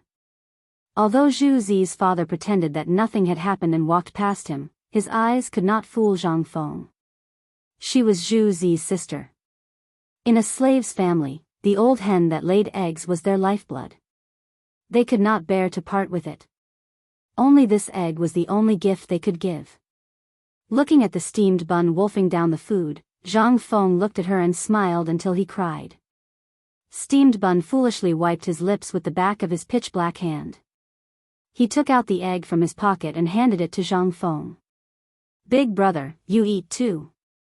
Big brother is not hungry. Didn't you see that big brother just ate a big bowl? His stomach is so full that it flipped over. As he spoke, steamed bun forced the egg into Zhang Feng's hand. Big brother, eat it tonight. Or eat it during the new year. Steamed bun has never eaten this before. I heard that this is very delicious. Okay. Big brother will keep it for the new year. Steamed bun ate very quickly. Zhang Feng looked at steamed bun carefully. The hand holding the egg was so hot that it was trembling. He had been at a loss before. But today, he knew what he had to do. He had to set up a cooperative.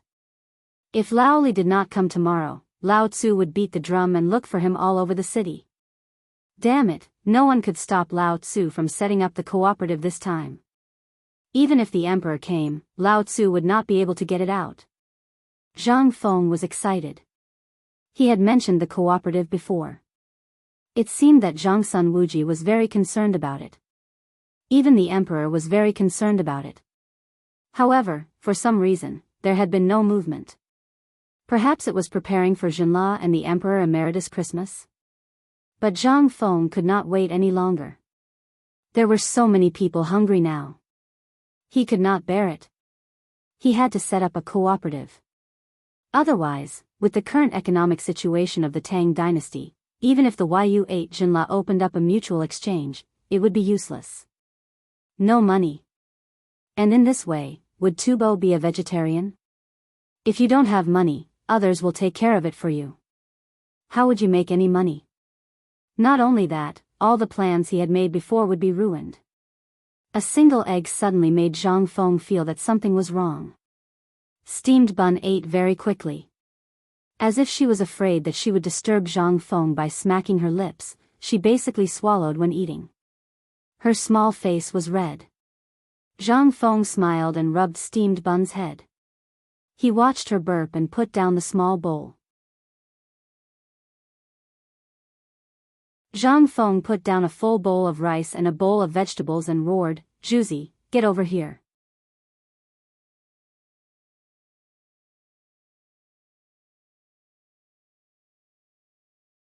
Chapter 166. Zhu Zi heard this. He couldn't stand it anymore. Looking at his sister eating the meat bite by bite, he was greedy. His saliva was like water in a smelly ditch, flowing all over the floor. Seeing Zhang Feng shouting, he hurriedly ran to the door of the restaurant, but he refused to enter. Brother Zhang Feng, hey your ass. Come, bring the food back for your sister. This food is rotten, it's useless. This, Zhu Zi was stunned. Looking at the table full of delicious food, he stopped drooling. He thought that Zhang Feng was angry. He was about to scold his sister. Steamed bun.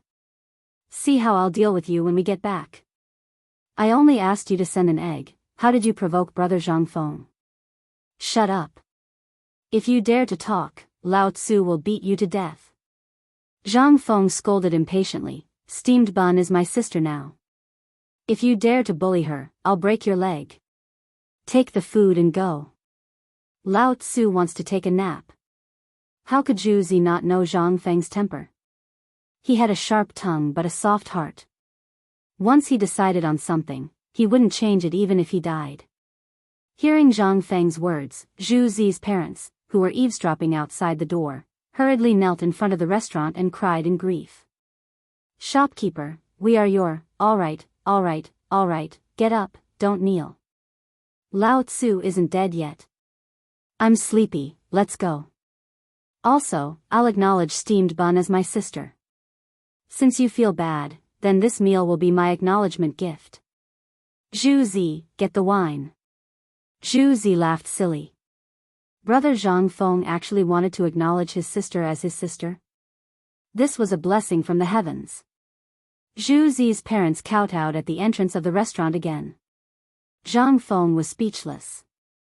The two of you, are you trying to send me away? If you continue to kneel, I'll change my mind.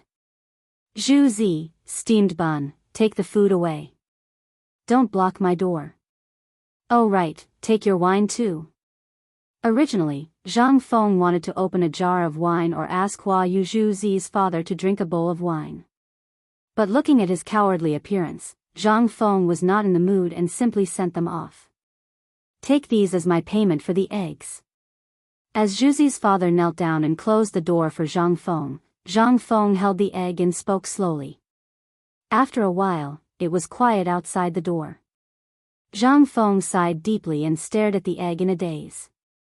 However, at this moment, creaking sounds could be heard. The door was pushed open. Zhang Feng habitually roared, Motherf ***, are you done yet? Lao Li. Why are you here? He was about to scold her. But when he turned around, it was actually Li Shimin, whom he had not seen for many days, who appeared at the door. Zhang Feng immediately shut his mouth. What's wrong with you? Li Shimin looked at Zhang Feng speechlessly. He was scolded before he even entered the door. Although he knew that he was not being scolded, he was still speechless. Moreover, he had already seen the scene from the outside. Actually, he did not want to come just now. His nose was sour and he wanted to turn around and leave. But when he thought of what happened over there, he had to bite the bullet and come in. He had to pretend that he did not see anything. Could he pretend that he did not see anything? No way. Those are his people. He also felt that it was very embarrassing to be an emperor in this position. But he felt that Zhang Feng's way of doing things was a little novel. He had asked these people before, and they were all slaves. In the eyes of ordinary people, these people were the lowest of the low. But Zhang Feng didn't have that many rules. Zhang Feng was too lazy to clean the table. He placed the egg on an exquisite wine jar and placed it high above the counter under the signboard. This scene could not help but make Li Shimin curious. Brother Zhang Feng, this is not an egg. It's a favor. Zhang Feng's voice was very calm. Lao Li, do you know? This egg, do you know what it means to a slave family who can't even fill their stomachs? This egg is probably the cost of a day's worth of food for their entire family. But because of a little favor, they resolutely took it out and gave it to me. It was just to thank me for giving them a little wage. Li Shimin was silent. What could he say? What could he say now? Everything was because they were too poor. He also wanted everyone to be rich and no longer have to go hungry. But, all of this was an extravagant hope. There was still a long way to go. Brother Zhang Feng, I know what you're thinking. I know what you've done during this period of time. But as a businessman, the only thing I can do is to make sure that the people around me don't go hungry as long as it's within my power. Then, I'll bring good fortune to them. I know you don't like money, but you value money as much as your life. I know you are doing your best to help them, but look at Chang'an city, then look at the Tang dynasty. Until recently, when I happened to see a few kids loitering in front of my shop, I realized that there are still people going hungry in this so-called prosperous era. So, I have decided. Zhang Feng's voice suddenly became louder. Lao Li, are we brothers? Yes. Then, from today onwards, immediately go to Zhangsun Wuji and restart the cooperative plan. Li Shimin was shocked and hurriedly asked, Master Zhang, you can't do this. Now that everything is not ready, you... No. Everything is ready. We only need one thing.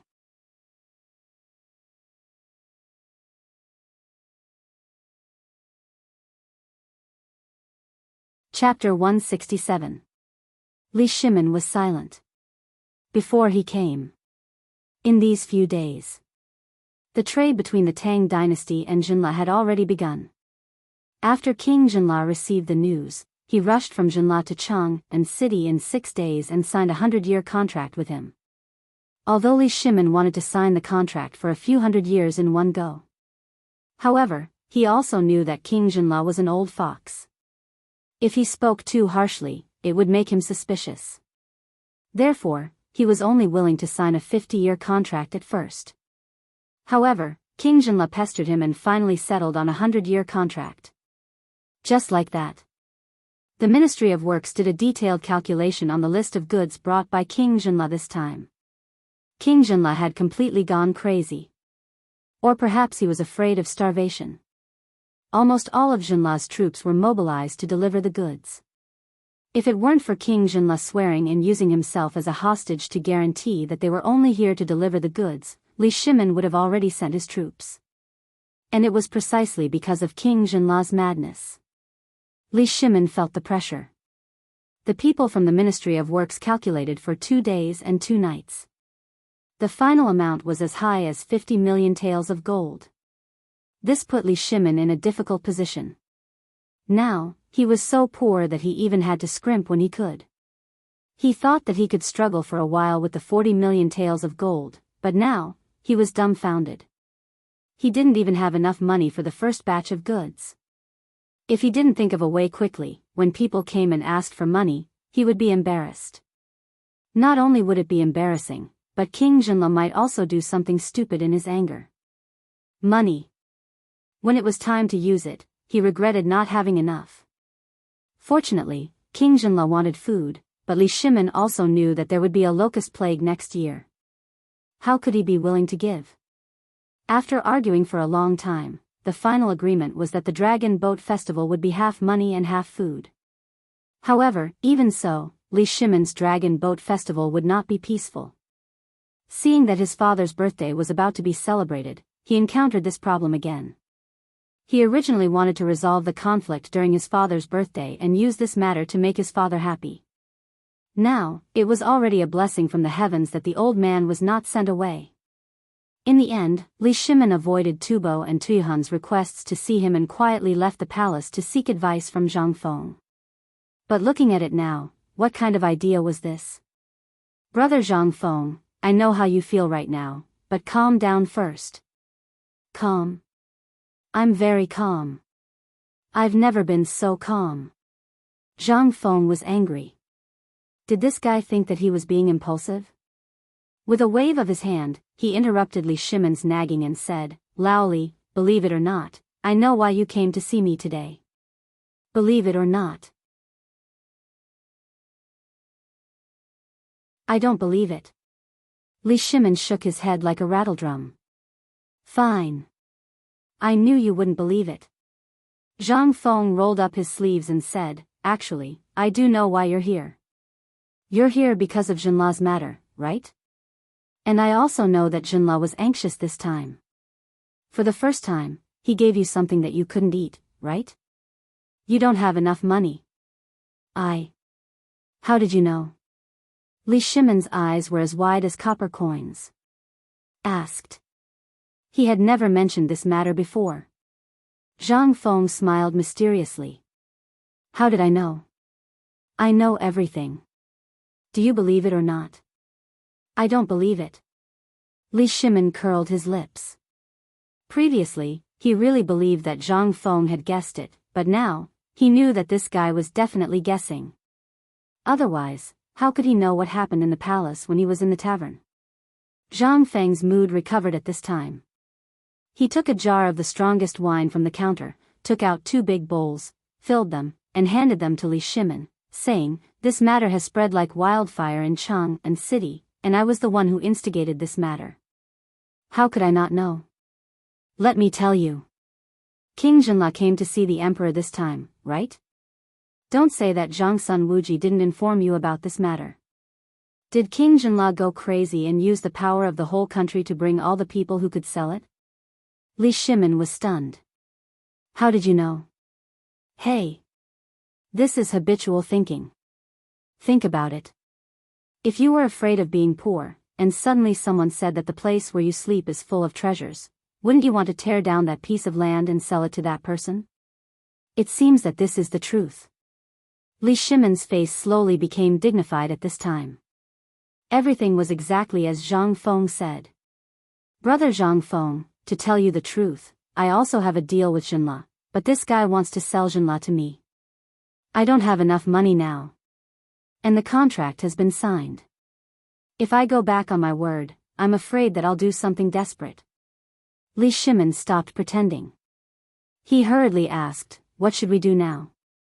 If this matter is messed up, King Jinla will say it to the emperor, and I will be completely finished. Zhang Feng looked at Li Shimon with some contempt. Now you know how to be anxious. What were you doing earlier? Don't you know that haste makes waste? It's not that I'm anxious. It's that bastard King Jinla who cheated. Otherwise, who would know that he brought all the things he could sell? This time I'm in big trouble. King Jinla wants to show off his power to the Tang dynasty. No. There's still hope. Zhang Feng smiled faintly. He pointed to the wine bowl. As long as you finish this bowl of wine, I'll tell you the way. Li Shimon glanced at the big bowl and smelled the pungent smell of wine. Before he drank it, his eyes were stung by the smell of wine. His eyelids couldn't help but twitch. This guy wanted to take revenge.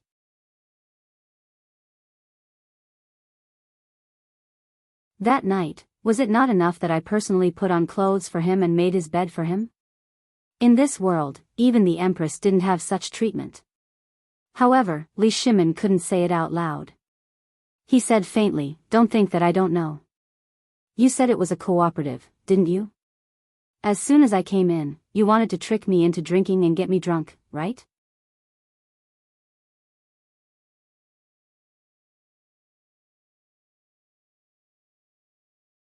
Chapter 168. Li Shimon looked at Zhang Feng with disdain. Zhang Feng could not help but go crazy. Why did he suddenly become enlightened? This was not right. Zhang Feng was a little frustrated. Hey. Who told you to drink? I see that you are addicted to alcohol every time you come, so I let you drink a little to relieve the heat. Why are you treating my good intentions as ill intent? How could Li Shimon believe him? He saw everything that Zhang Feng did just now. How could he not know what Zhang Feng was thinking? He was purely looking for someone to vent his anger on. As the ruler of a country, how could he not see through this? Forget it. I know you are upset, but don't be like this, okay? Come, I am also in a bad mood. Let's drink together. Alright, I will give you face and drink a bowl. Let's make it clear that this wine is on you. Lao Tzu has no money. Zhang Feng mumbled. He picked up the bowl of wine and took a big gulp. The spicy wine flowed down his throat like a knife, spreading from his mouth to his stomach. The burning sensation made Zhang Feng and Li Shimon's cheeks instantly red like blood. Good wine. Li Shimon patted the wine jar, his eyes flickering. This wine, when I drank it before, it was like water. Why is it so strong this time? Zhang Feng curled his lips. How could it not be strong? This was unblended raw wine. Drinking too much of it would kill him. He was also feeling depressed and wanted to find someone to vent his frustrations on. However, this time, Old Li was too cunning. This time, he failed miserably. Zhang Feng took the opportunity to push the wine jar. This jar of wine was originally prepared for your father. Didn't you want to show your filial piety to your father? Take out this jar of wine at the birthday celebration. I guarantee that you will be in the limelight. Li Shimon's eyes widened. This wine would be in the limelight? This was something that could kill someone, all right? The wine of the Tang dynasty was generally drunk like water. From fermented glutinous rice, to grape wine, to flour wine and fruit wine, which kind of wine was so strong? The army was all gulping down wine and eating meat. This was the first time they drank it. If they drank it the way they did before, then a bowl of wine would be enough to send more than half of those old fellows away. Li Shimin waved his hands. No, no, no. I appreciate your kind intentions, but I'll pass on the wine. Zhang Feng pursed his lips. Let me tell you something about this wine. The bowl of wine you drank just now is equivalent to a jar of the best wine in the Tang dynasty. How much have you drunk? This is raw pulp without blending. You still say you didn't scam me? You're giving this to me? Li Shimin's eyes were red. Zhang Feng pursed his lips and ignored him. Actually, this wine was meant for you to show off at your birthday. I didn't say that you were going to drink it. What is this wine? It's a commodity.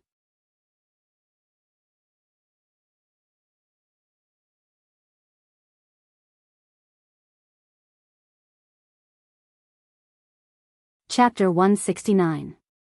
The economy of the Tang dynasty was basically in the hands of the government, which caused many people to have no land to farm, thus creating such a vicious cycle. Li Shimin also wanted to change, but such a reform was easier said than done. The Tang dynasty was poor. What reward could he give to the meritorious officials? Other than land, what else could he give? Nothing.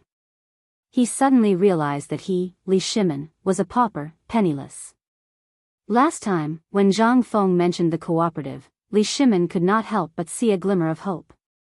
However, he considered many factors, including the Tubo Tuyuhan incident and the Jinla incident, so he had to suppress it. But now, it had reached the point where he had no choice but to reveal it. He had no money. Li Shimin was poor. Now, after paying the money to Jinla, he had no money at all. How terrible was this for an empire? Sigh. Laoli, don't be so pessimistic. I know what you're thinking, but if the emperor doesn't say anything, no matter how good you and I are, we can't shake this dragon. Cooperative? Now you know why I asked you to cooperate with Lord Zhangsun, right?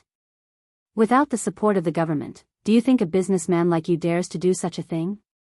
Your head will be chopped off in minutes. Li Shimin was silent. The status of a businessman was very low. When they met the government, they had to greet them, or they would be beaten. Not to mention, such a big move. If it were a normal businessman, who would dare to do such a thing? They would have been king in prison to enjoy their lives. This was the status of a businessman. At this time, he also understood why Zhang Feng kept urging him to cooperate with the government. He would rather ask for less money and profits. Even if he withdrew his investment at the right time, he would still contact the government. If you don't have any connections with the government, what do you want to do? You're just daydreaming. Thinking of this, Li Shimin asked, Brother Zhang Feng, what do you think the emperor will do? What will he do? Zhang Feng stroked his chin.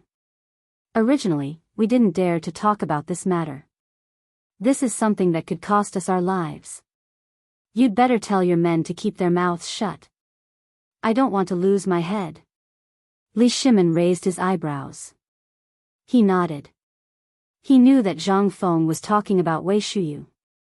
This brat, I'll transfer him away from my side some other day, this troublemaker. Don't worry. Those who can come out with me are all my children and nephews. You can rest assured. Hearing this, Zhang Feng lowered his voice and said to Li Shimin, actually, this is nothing. I believe that if King Jinla is not a fool, he will definitely make the Tang dynasty suffer this time. Why? I heard that the emperor has already resolved this matter. It doesn't seem to be as difficult as you said, right? Not that difficult. Zhang Feng smiled. Let me tell you.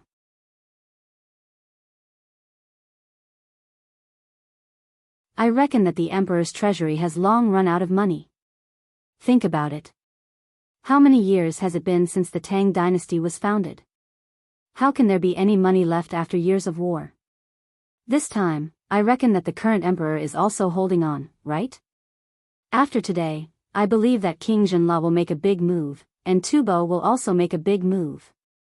Li Shimin was shocked. How can Tubo make trouble? Did you see something? Zhang Feng smiled and did not answer him. Instead, he continued.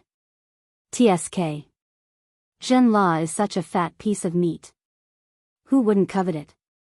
Besides, Zhenla and Tubo are only separated by a wall. How can he not know about Zhenla's big move? And Zhenla might also know, so this time, he directly emptied the Tang dynasty to raise some funds for Zhenla. Moreover, Zhenla has another plan. As Zhang Feng spoke, his eyes could not help but narrow. Li Shimin was really anxious. If he had known, he would have met Tubo's envoy early this morning. But it was too late now. Brother Zhang, you are Lao Li's brother. Just tell me, how should we deal with this matter? Why are you so anxious? Zhang Feng looked at Li Shimin doubtfully and said, the emperor is not in a hurry. You are just a commoner. Why are you in a hurry? How could he not be anxious? How could Li Shimin not be anxious? He was standing next to Zhang Feng. Now he wished he could pull this bastard's ear and tell him that he was Li Shimin. Just tell me. If something goes wrong, I'll use all my belongings on Zhenla. If something goes wrong, I'll die. Okay. Since you're in such a hurry, I'll tell you about it. But you have to promise me that you won't tell anyone about this. This is really a state secret. For this matter, we have to start from the drought in Tubo. The drought in Tubo is far more serious than you think. In addition to the incident with the water wheel, I believe that Tubo is in chaos now. The only reason it hasn't exploded yet is because he's deliberately suppressing it. Are you saying that Tubo and Tuyuhan are biding their time to see what the Tang dynasty will do next? Li Shimin narrowed his eyes slightly and suppressed the wisdom in his eyes. Yes. Tubo came to the Tang dynasty this time because he really wanted to ask for help from the Tang dynasty. Think about it, what do you think a hungry dog will do when it sees its owner throwing a fat piece of meat to another dog? He will rob Zhenla.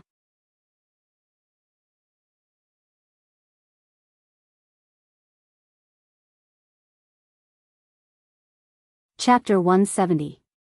At this moment, Li Shimin was a little scared.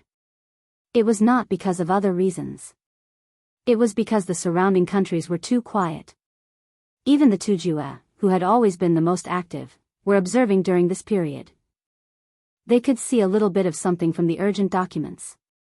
However, in this regard, the imperial court could only station at the border. There was no other way. This kind of strange atmosphere made Li Shimin feel a trace of uneasiness.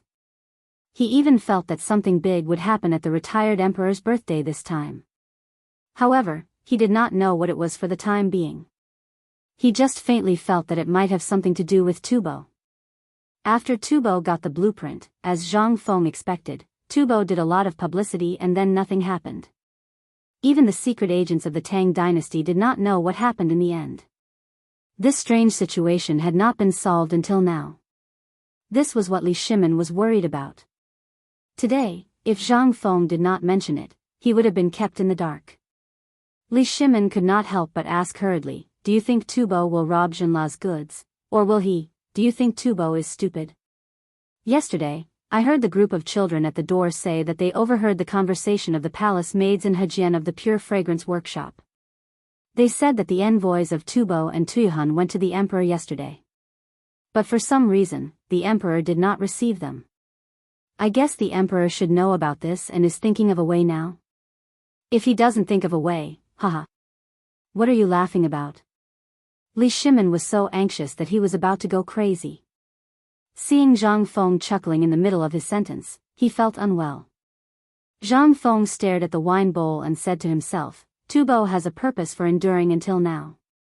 Even a fool can see it, let alone the emperor. I think the emperor should also be thinking of a way, right? Lao Li, I advise you to quickly think of a way to sell the things in your hands. If the emperor really did not think of this, then what will happen? Why don't you tell me everything in one breath? Li Shimin was so anxious that he wanted to climb the wall. Suddenly, Li Shimin's eyes flashed with surprise. Do you mean that Tubo will rob the Tang dynasty's goods after they leave Chang'an? Isn't it obvious? If His Majesty doesn't deal with this matter immediately, then this matter will definitely happen. Furthermore, I'm guessing that Tubo's appetite is definitely not that small. Think about it, if you wanted to snatch it, what would you do? Where are we going to strike? Li Shimin frowned as he paced back and forth in the tavern. Zhang Feng didn't rush him and instead drank his wine leisurely. He wanted to see if old Li's brain was really enlightened. It was such a simple question. As a businessman, if he couldn't think of it, then he really had a problem. Such a big business would be finished sooner or later. After an unknown amount of time, Li Shimin racked his brains for a long time. Suddenly, he thought of a place.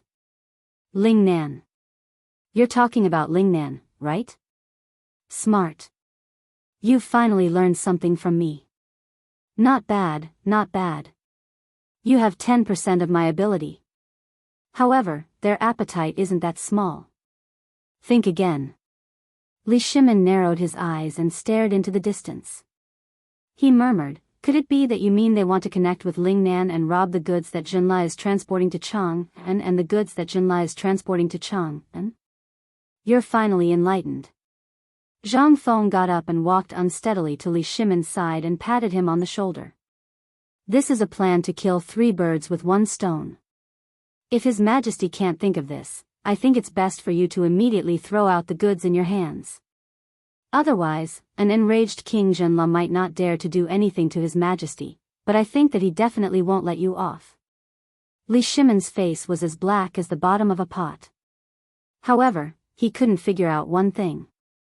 As far as I know, Lingnan has always been submissive to the Tang dynasty.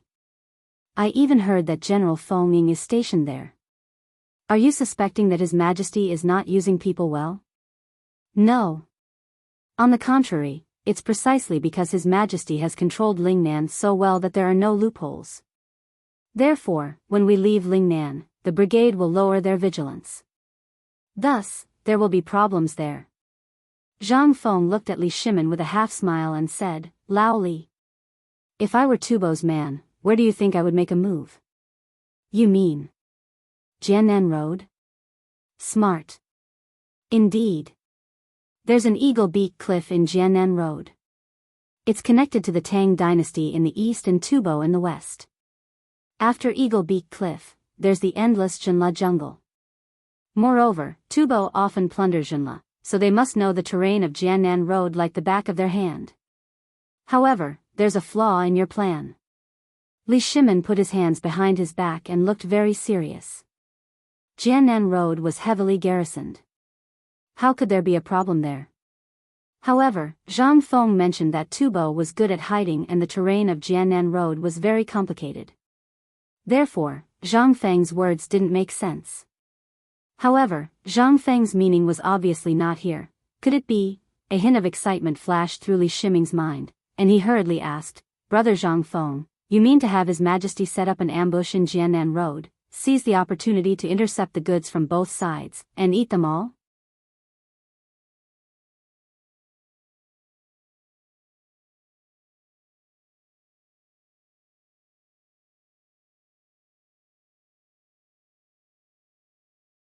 Wei Zheng, Fang Xianling, Du Ruhui, Zhang Sun Wuji, Qing Yao Jin, and Li Jing, as long as they are not dead, go to the imperial study immediately to wait for the order. Wei Shuyu was shocked. She hurriedly cupped her fists and said, Yes, Your Majesty. This matter was too big. Li Shimin had a faint feeling that something was wrong with the Turks before. But he couldn't tell what was wrong. On the other hand, the matter of Tubo this time made him neglect it. All his goals were on the Turks. But if it wasn't for Zhang Feng's reminder, he wouldn't have known until now. This matter seemed to be very good, but once there was a trace of negligence, it would be disastrous. Finally, he knew why Zhang Feng wanted him to set up the cooperative. Although it was a business matter, Li Shimin felt that this cooperative must be set up. On the one hand, the Tang dynasty was indeed out of money. If the Turks found out the truth, they would definitely invade at this time. This was what Li Shimin had been paying attention to all along. There was another aspect. It was to strictly prevent Tubo from robbing them halfway. Whether it was Zhenla, Tubo, or the Turks, these three forces seemed to have no connection at all. But with Zhang Feng's suggestion, were these three forces really not connected? No. In fact, Zhang Feng had seen through it and also mentioned it. But he was worried that there were spies around Li Shimin, or people who didn't keep their mouths shut. If this was leaked out, it would be a disaster that would destroy the entire clan. Behind all this, the Turks were behind it. But he didn't understand the real intention of the Tang dynasty, nor did he know the actual situation of the Tang dynasty. So, he joined forces with Tubo to pressure King Zhenla, forcing him to use the entire country's strength to exchange all the resources sent by Ningyun. This was a difficult problem to begin with. Not to mention that King Zhenla came so quickly. As for the Crown Prince of Zhenla, it was just a coincidence that he met Zhang Feng and triggered this matter. If it wasn't for Zhang Feng tricking the silly Prince Zhenla, then Li Shimin felt a chill down his spine when he thought about this matter. Zhenla. You're really tired of living. Do you really think that I, Li Shimin, am a fool? Li Shimin was furious. He felt that he had been fooled. He should have noticed the Turks long ago. When had the Turks ever been obedient? Never. If there was even the slightest problem with the Tang dynasty, they wouldn't let go of the chance to take advantage of it. Not to mention that the Turks were also in trouble now. Li Shimin looked at the swaying sedan chair and slammed his fist on the soft couch. He gritted his teeth and shouted, "Turks, it's time to settle our scores."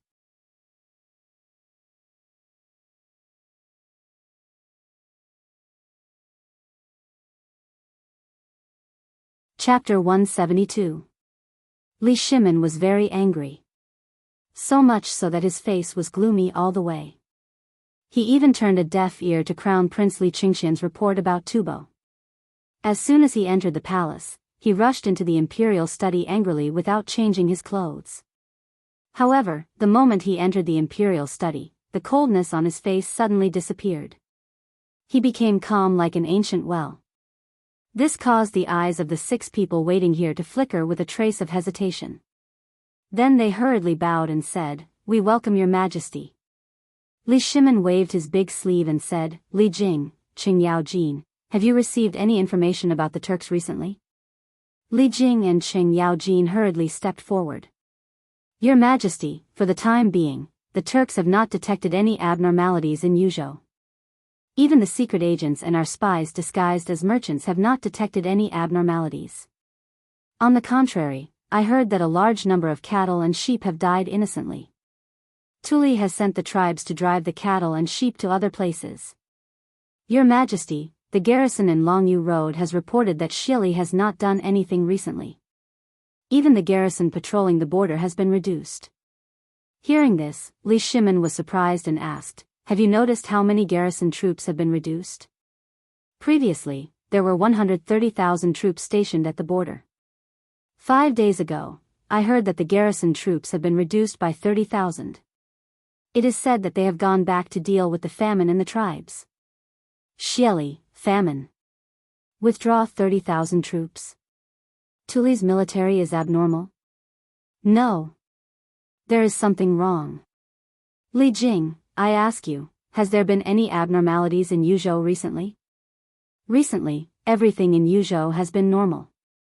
However, General Cheng just said that the garrison in Longyu Road has been reduced. I just noticed that there seems to be some Turk garrison troops in Yuzhou. Your Majesty, did something happen? Could it be that Tuli and Shili want to go south?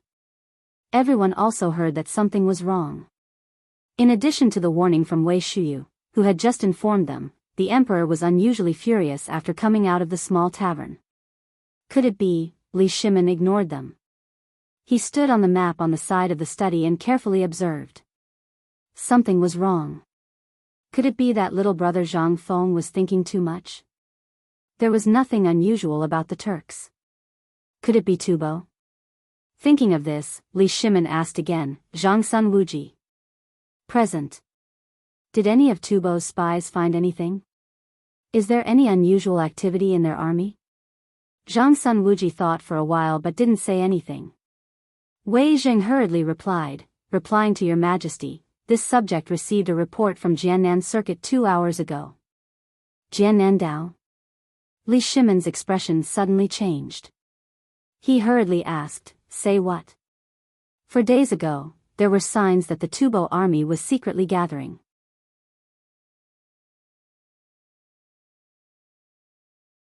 A farmer who was walking around said that a small group of Tubo people had entered Jinla and then disappeared. Tubo. What a Tubo. Li Shimon's fist slammed hard on the map. His fist even broke through the surface. Everyone hurriedly knelt down. Your Majesty, what happened? Li Shimon paused for half a day before he came back to his senses. He said, today, I went to the small tavern. Brother Zhang Feng, with just a few street children, in a few days' time, he was able to gather some gossip from the eunuchs and palace maids of the pure fragrance square and summarize a major event. I really don't know. Are my court raising pigs? Seeing that Li Shimon was angry, everyone hurriedly prostrated themselves on the ground. This subject is terrified. The temperature in the imperial study suddenly dropped. It was supposed to be summer, but everyone felt that it was as cold as winter. Li Shimon threw a tantrum and then said, the Turks have secretly joined forces with Tubo to launch an attack on the Tang dynasty. Coincidentally, the Prince of Jinla met little brother Zhang Feng. Little brother Zhang Feng took the opportunity of the meeting of the 100 tribes to dig up this matter. What? Everyone was shocked. Thus, everyone thought of what the emperor had just asked in the border issue. At this moment, everyone suddenly felt a chill all over their bodies. Your Majesty. I'm willing to lead 100,000 troops to destroy the bastards of Tubo. While we're at it, we'll make a trip to Old Man Xieli's territory and take his head. Qing Yaojin was furious. Li Jing was so angry that his whole body was trembling. He knelt down and asked for orders.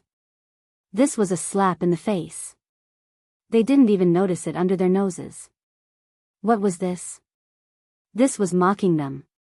However, Li Shimon waved his hand and said, this matter doesn't need to be so troublesome for the time being. There's still room for negotiation. Is your Majesty talking about King Jinla? Does little brother Zhang Feng have a backup plan? Fang Xianling asked in a trembling voice. But if we don't send troops to deter them, won't it help the Turks to become arrogant? If that's the case, won't my negotiations with Tubo be even more disadvantageous? Your Majesty, please understand. Your Majesty. Wei Zheng bowed and interrupted Du Ruhui. Your Majesty, could it be that King Jinla mobilized the entire country to send the first batch of goods of the Tang dynasty to test us? Doesn't that mean that this matter has been a trap from the beginning? I think that if that's the case, Your Majesty, please take back the order and cut off the trade with Jinla. Jinla's ambition is not to be pitted. Hearing this, everyone hurriedly asked for orders. Your Majesty, please take back the order and expel Jinla.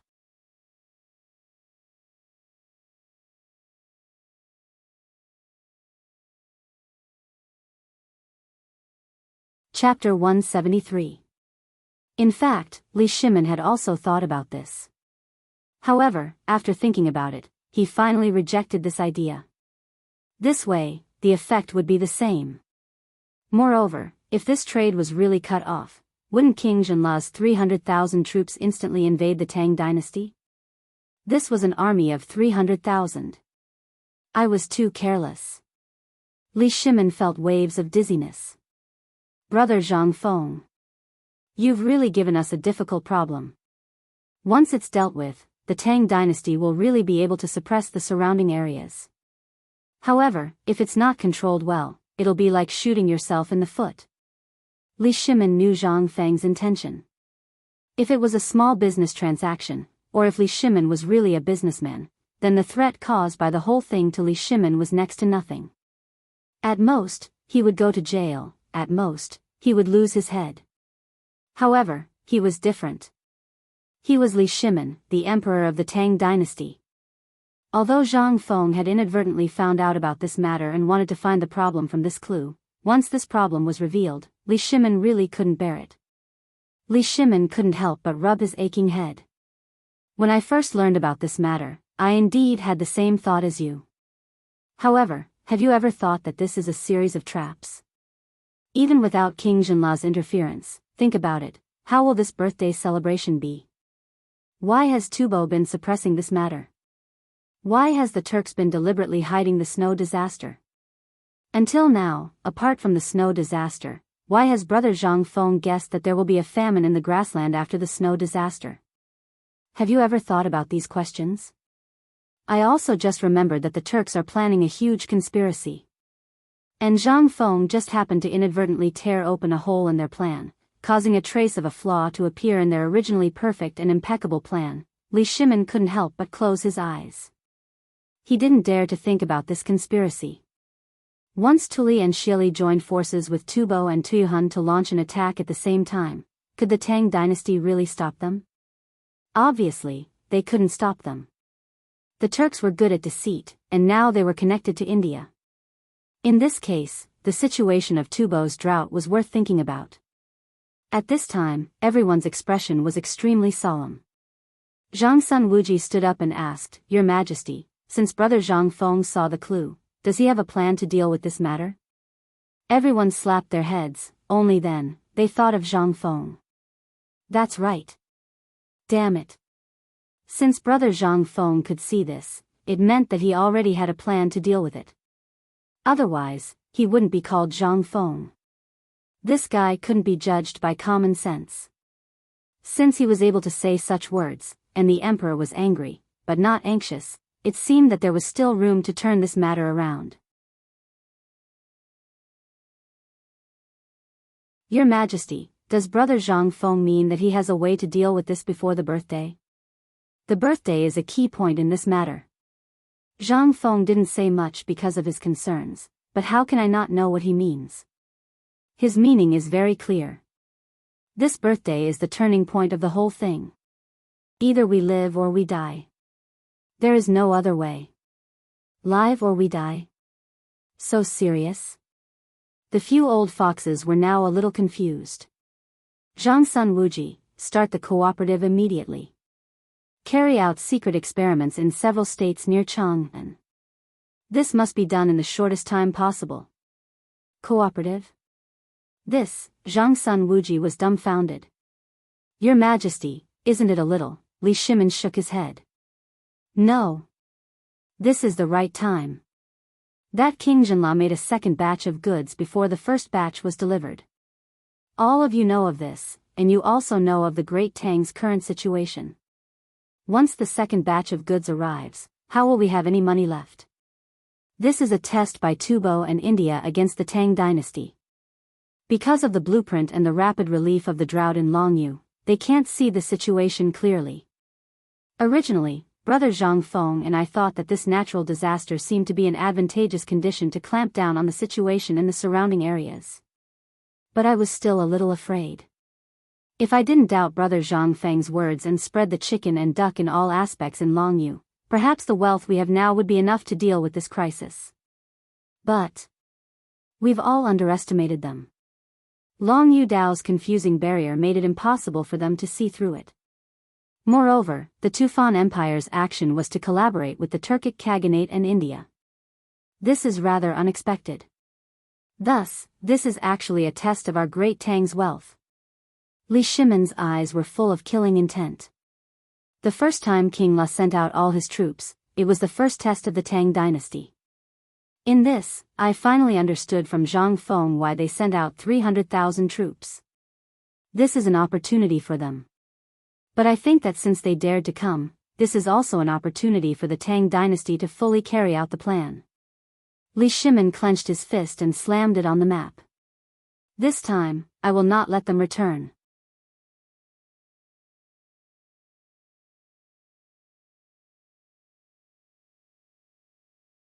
Chapter 174. Was the Emperor finally going to make his move? At this moment, no one was more excited than Qing Yaojin. The absence of war for the past 2 years had tortured his bones to the point of rusting. Your Majesty, this old general is willing to lead my men, forget it. Li Shimin waved his hand. This time, it's not about who has the bigger fist that will win this war.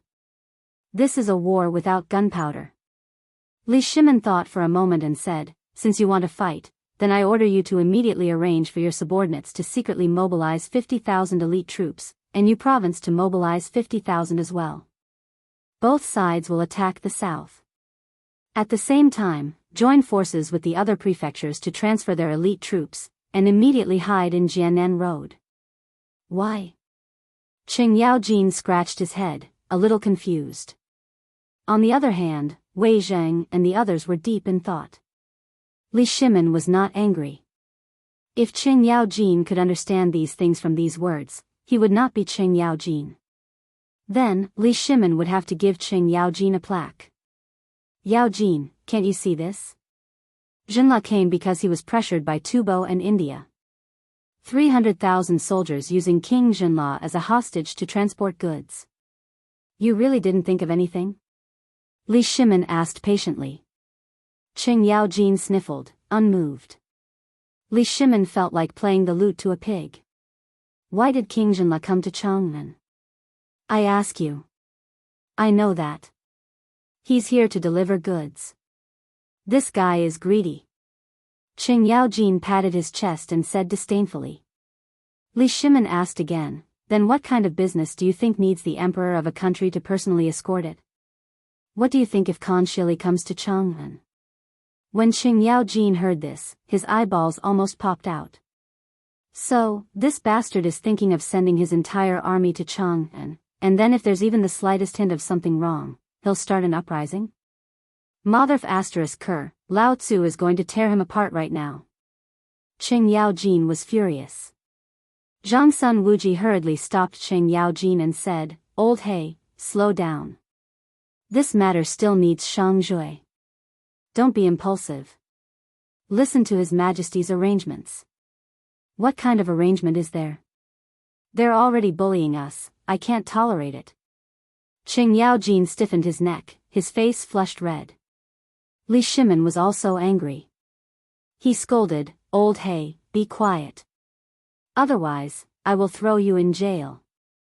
Hearing this, Qing Yaojin shrunk his neck, snorted a few times, and said no more.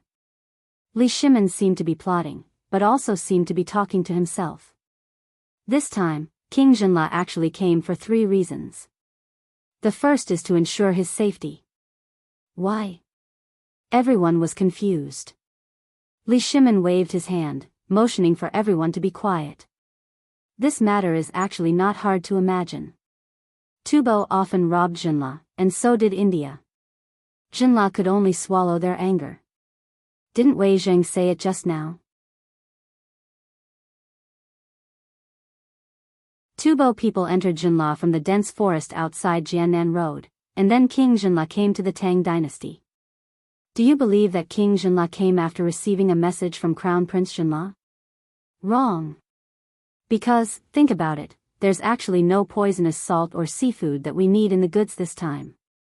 It's just their ordinary goods. Think about it carefully. What do these goods look like? Wei Zheng's eyes were filled with shock. Like fleeing? Li Shimin nodded. At this moment, everyone was finally overwhelmed with shock. Fleeing.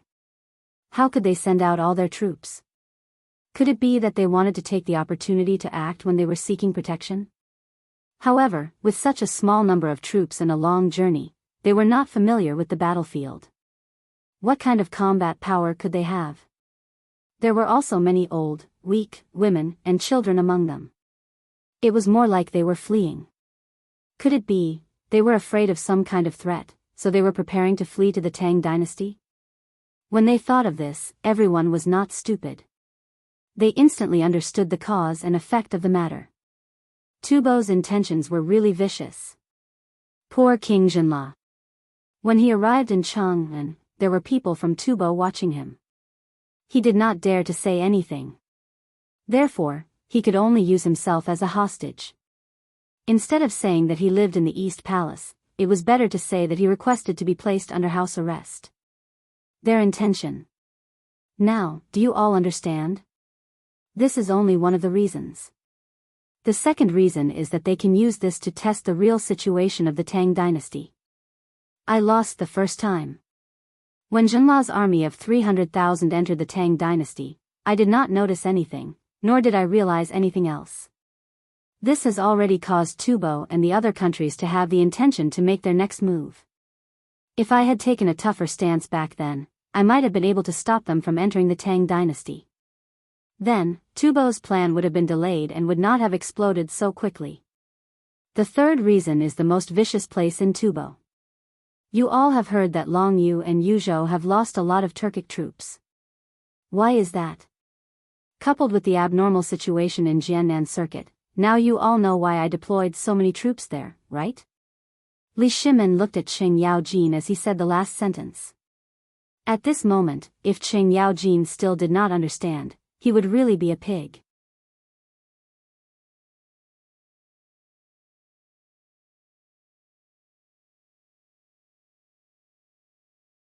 Chapter 175. The temperature in the Imperial study suddenly dropped a little. Cheng Yaojin was furious. Wei Zheng and the others also looked gloomy at this time. It was too vicious. The Turks really deserved to be punished. They didn't expect that the Turks had already carried out a series of operations against the Tang dynasty when they were preparing to set a trap for them. What was this? This was a slap in the face. Most importantly, even if they knew now, they couldn't fight with the Turks with real swords and spears. The Turks now had the initiative. This was the most important thing. If not for Zhang Feng's suggestion of this cooperative model, the Turks would have already noticed the flaws in Jin La's first trade. Time passed little by little. Li Shimin made some more arrangements. However, just as everyone was about to leave the Imperial study, little Gizi gently knocked on the door of the Imperial study. Your Majesty, King Zhenla requests an audience. Now? Li Shimin looked at the pitch-black night sky, his eyes could not help but flicker. In the end, he waved his hand and said, "Let him in." Imperial Garden, Qiangla Pavilion. These two things must be carried out at the same time tonight. The cooperative must be carried out as soon as possible, and it must not cause panic like stockpiling grain. Otherwise, I'll punish you for both crimes. Also, Old Hay, you should keep the matter of Jiannan Circuit a secret. Tell others that it's a routine patrol. I'll give you a secret order to cover it up. Your Majesty. Old General. Yes, Your Majesty. At this time, Li Jing and Cheng Yaojin no longer called themselves his officials. This was because, although this was a secret mission, it was also a military operation. Military operations should be carried out according to etiquette. Being an official in the court and a general outside the court was the Tang dynasty. This was Li Shimin's command of his generals. He dismissed everyone. A palace maid quickly changed Li Shimin's bright yellow casual clothes. At this time, the seriousness on his face was gone. Instead, he looked a little excited. The Imperial Garden was not far away. After exiting the back door of the Imperial study and walking along a winding corridor for about 300 feet, they arrived. At this moment, there were already songsters dancing in the air. On the second floor of the Cheong Pavilion, they were like butterflies fluttering in the light. Below the attic, rows of golden guards looked solemnly at a short and fat man with a dark complexion who was waiting at the foot of the Jade Tower. The man wasn't fat. Instead, he looked rather sturdy. However, she was not as tall as the palace maids, not to mention the Jinwu guards. She was only as tall as Wei Shuyu's chest. This person's expression was calm, and he didn't show any dissatisfaction because of his height. Just like that, he quietly stood below the Jade Tower with a guard, looking straight ahead.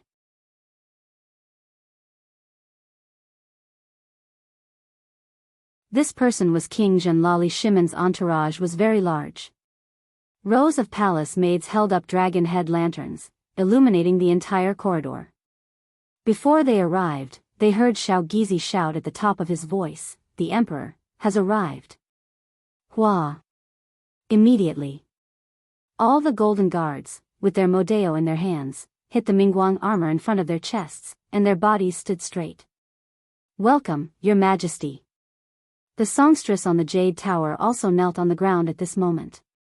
King Zhenla Lama Zoya smiled heartily, bowed slightly, and said, "Your Majesty King Tang." Li Shimin smiled casually. "Ha ha ha, King Zhenla, quickly rise. Have you been living comfortably in the palace recently?" "Good. Very good. This is the best place I've ever lived in. Compared to Your Majesty King Tang's palace, my house is similar to that cow shed." "Ha ha ha. King Zhenla must be joking. Please. It's rare for the weather to be good tonight. Men. Bring my imperial wine. I want to accompany King Lama Zoya and not return until I'm drunk." The weather was good. Wei Shuyu glanced suspiciously at the dark sky. Now, it was just short of thunder and rain, right? The sky was dark like an ugly linen cloth. Where did the weather come from? However, even though Wei Shuyu was complaining, he also knew where his duty lay. Last time, he told his father about what happened in the tavern without permission. Although the emperor didn't say anything, Wei Shuyu, who was guarding outside the door, was really scared and broke out in a cold sweat. Since then, the emperor didn't seem to like him very much. Hearing that bastardly Qingxian say that the emperor seemed to be dissatisfied with him, but for the sake of his father, he escaped a disaster. Wei Shuyu couldn't help but be frightened. At this time, seeing Li Shimin, he was like a mouse seeing a cat. He was trembling with fear, for fear that he would be beaten if he didn't do a good job. Under Wei Shuyu's evasive eyes, Li Shimin glanced at him and walked up the Jade Tower with King Zhenla's arm around his shoulder as if they had not seen each other for many years. However, looking from behind, it was as if the emperor was holding King Zhenla with his armpit. It was awkward. In the Jade Tower, the music sounded again. After the guests sat down, Li Shimin picked up the glass cup and said, "Brother Zhuya, come on, let's toast to the friendship between the Tang dynasty and Zhenla." Hearing this, King Zhenla's eyes flashed and he laughed and said, "Come on, it should be me, King Jingtang." The two of them pushed each other for a long time. In the end, they drank the wine. But they just drank it. However, because of this, the topic began to unfold. King Zhenla surveyed his surroundings, his gaze drifting about unsteadily. "King Tang, I have a presumptuous request for you this time." Li Shimin's eyes flashed. He waved his hand lightly.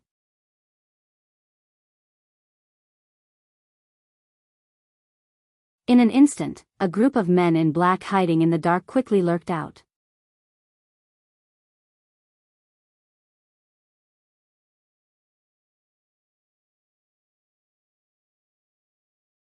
Chapter 176. The singer's voice became louder.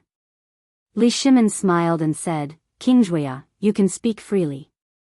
This is my harem. Even a fly can't enter without my permission." Hearing that, King Zhenla finally relaxed. At this moment, his back, which had been stiff from the collapse, was completely relaxed. This prince knows that the goods this time have somewhat embarrassed King Tang, as well as the 300,000 people. Although this prince does not know, this prince also knows that there will be a lot of criticism in the imperial court. However, this was not the intention of this prince. Li Shimin waved his hand lightly. "I know all these." "What?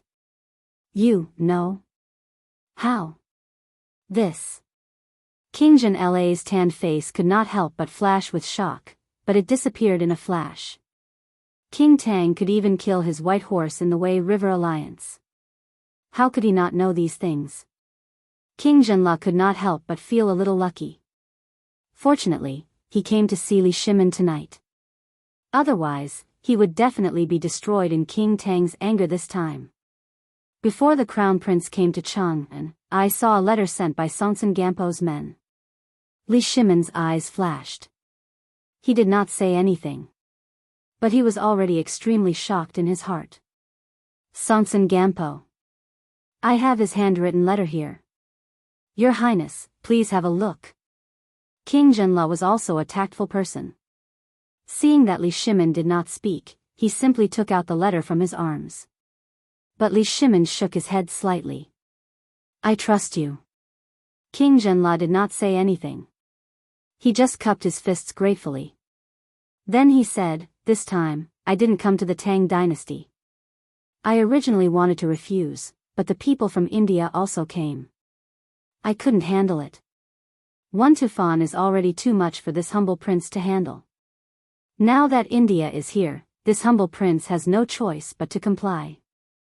I don't know where they got the news from, but they know that this humble king wants to trade with Great Tang. So, they had this humble king transport all the goods that could be sold to Great Tang to test his majesty." Seeing that Li Shimin did not show any emotion, King Zhenla said again, "I also know that things are not that simple, so I took this opportunity to bring all the goods I could bring out. This way, they can't threaten me. This will require His Majesty King Tang's assistance. You're too kind. As a neighbor, I will definitely help my friends when they are in trouble. But what do you mean by bringing all the goods you could bring out? Could it be that you can't stay here any longer?" Sigh. King Zhenla sighed, took a big gulp of wine, and said, "India has already sent out more than 3,000 scouts. Tubo seems to be preparing to amass troops in Jiannan. This time, whether I succeed or not, I can't hide it anymore. So, you scattered 300,000 troops in the Tang dynasty, disguised them as businessmen, and then took the opportunity to attack at a certain time? Usurp Chang'an."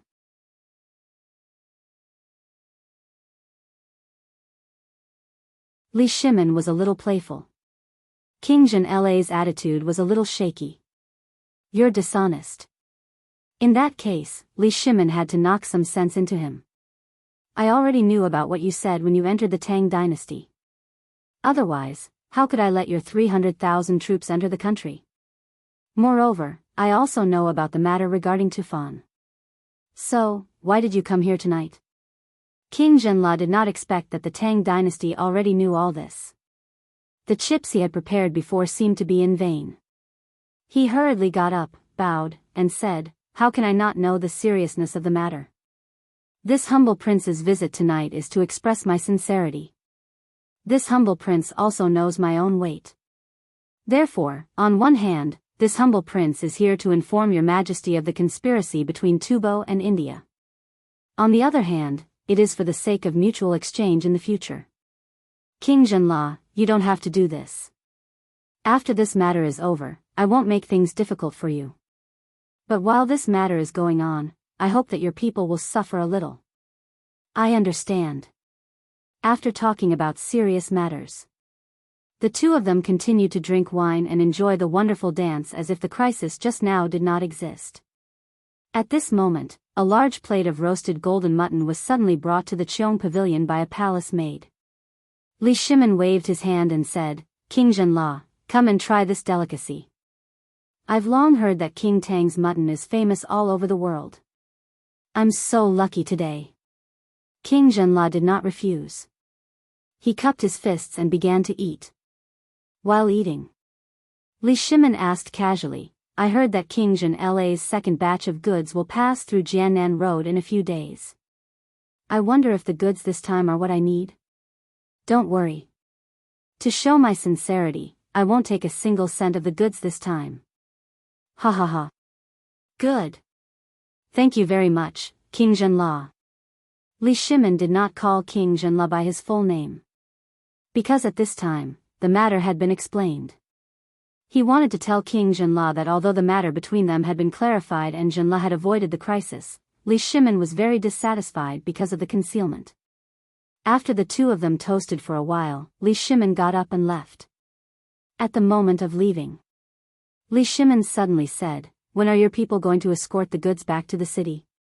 3 days later. "Then, replace them with mine." "Yes."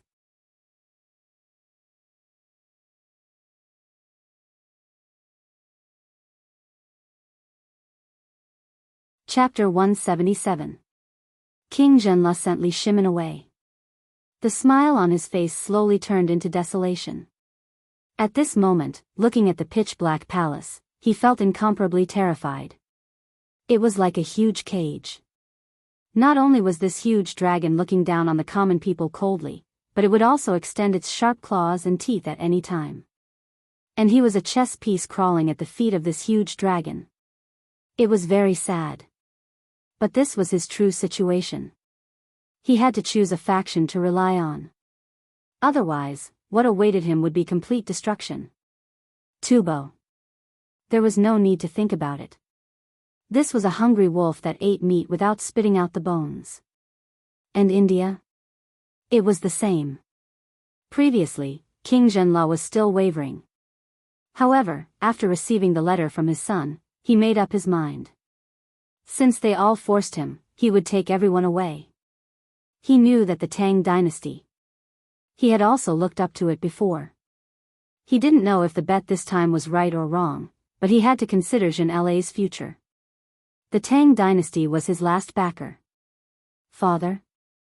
Unknowingly, King Zhenla had returned to that cold cage.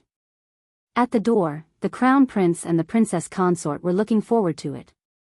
Although it was already late at night, their eyes were full of rewards. King Zhenla waved his hand, indicating for the princess consort to go to sleep. Then, he closed the door and sat quietly in the dark room with Crown Prince Shiva. Silence. A deathly silence. It was as if the two of them had fallen asleep in the darkness. It was also as if there was no one in the darkness. After an unknown amount of time, King Zhenla asked in a hoarse voice, "Are you saying that all of Zhenla's treasures were told to you by that master called Zhang Feng? Is he really just the shopkeeper of a small tavern?" "Yes. He is indeed a shopkeeper. In the future, if you have nothing to do, don't go to a small tavern." "Yes, I understand." The room was silent again. No one knew what King Zhenla was thinking. But at this moment, in Li Shimon's bedroom, Li Shimon was still awake. "Guanyin maid, do you think we are being merciful to King Zhenla this time?" Li Shimon told Empress Zhangsun everything that had happened just now, as well as what had happened in the tavern today. At this moment, his mood was slightly better.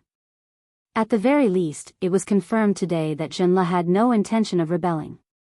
"Second brother, isn't the current crisis starting to be resolved?" "Oh." Li Shimon looked at Empress Zhangsun in surprise. Empress Zhangsun pursed her lips and said, "Originally, I shouldn't have interfered with second brother's decisions, but I feel that now, we have already made a counterattack. The people of Tubo and India probably still don't know that your majesty knows about this matter. Moreover, the moment King Zhenla left, I had already cleaned up the mess. This matter won't spread for the time being."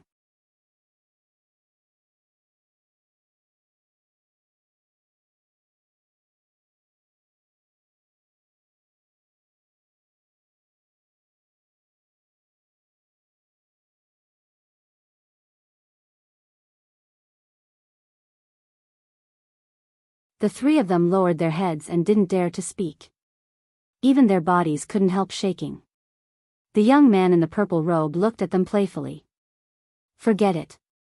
It's not important. I've already dealt with the person. He's a messenger who went to Longyu Road to deliver a letter. The dog emperor wants to eat locusts' eggs in the middle of the night. He's really stupid. Okay, you can leave now. Continue to monitor every movement in the imperial city. Don't touch King Zhenla for the time being. Now the security there is tight. Even I can't get in." "Yes." What could they say?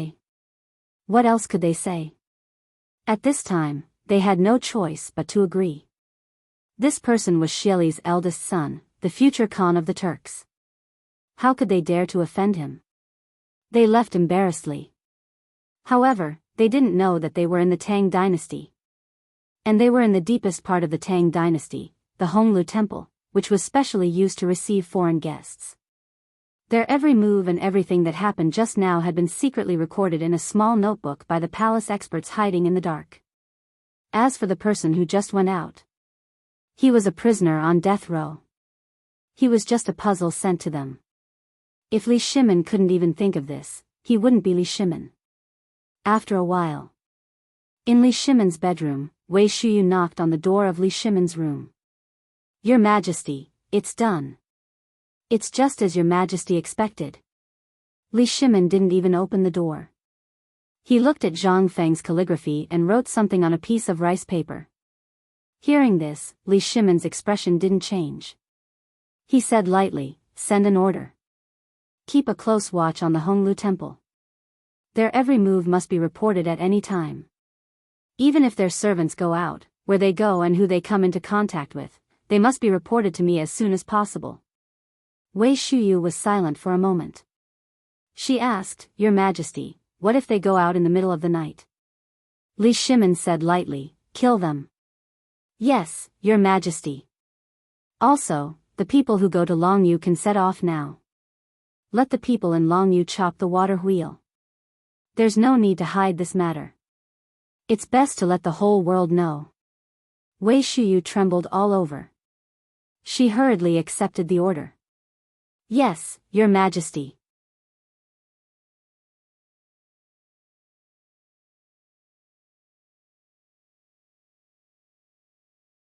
Chapter 179.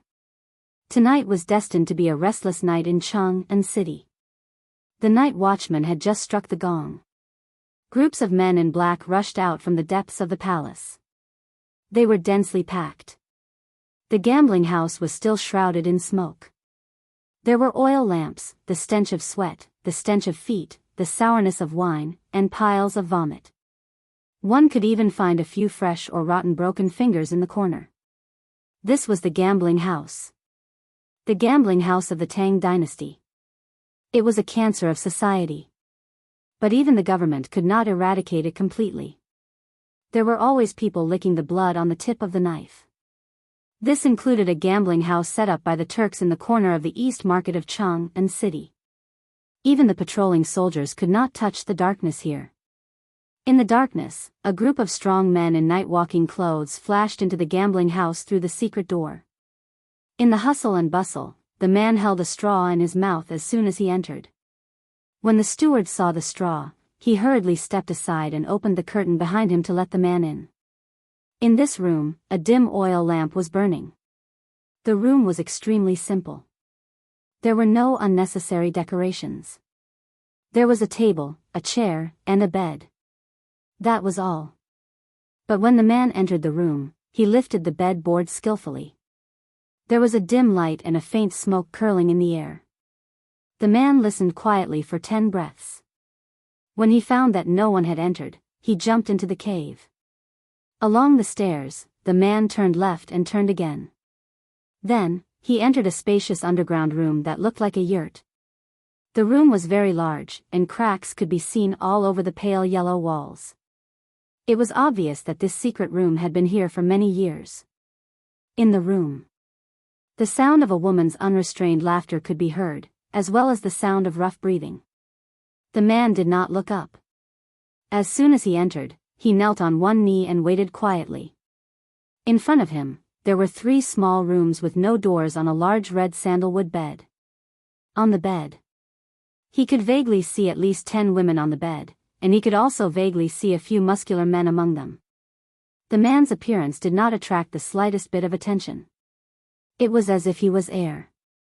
A moment later, a bare-chested burly man with a scar on his face came out from behind the curtain. The man reported in a low voice. "Reporting to Chief, the young Khan has sent a letter." The man heard this.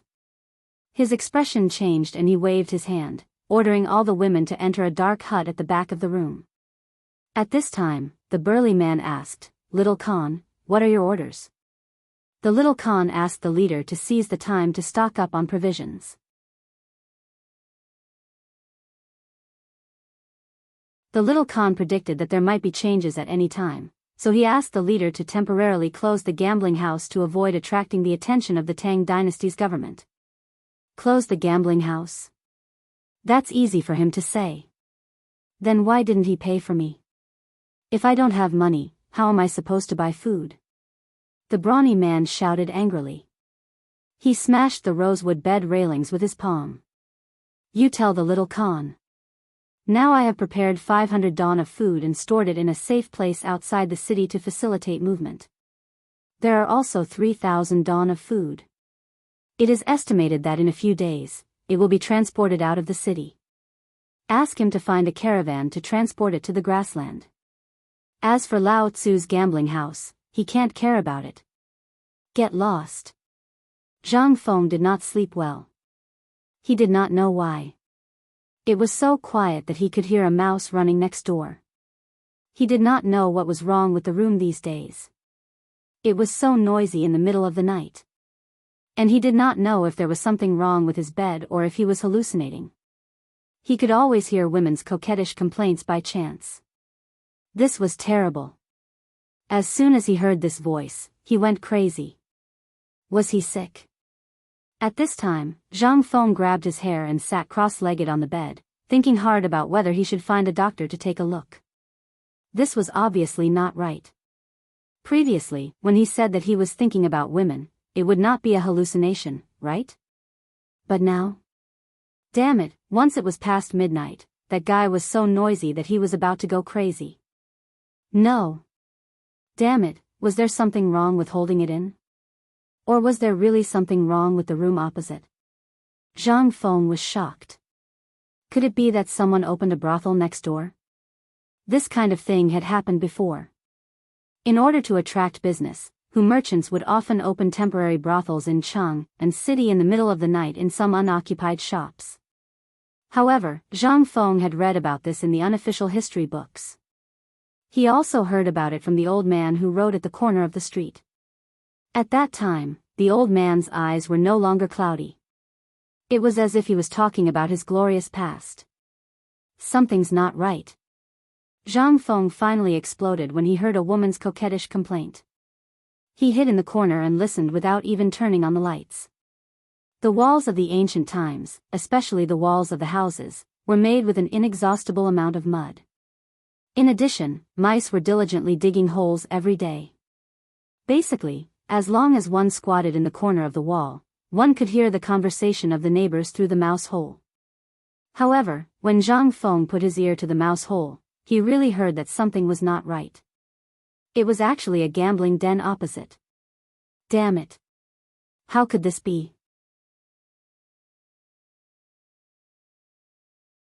However, at this moment, he suddenly realized that there was someone outside the window.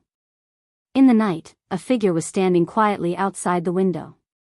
His ear was pressed against the paper window, listening to the movement. Zhang Feng was scared out of his wits. At this moment, he really hoped that the dam system would be activated at this time. However, things did not go as he wished. Zhang Feng could only pretend to be asleep. He squatted in the corner and snored softly. After hearing the snoring, the person outside the window slowly left.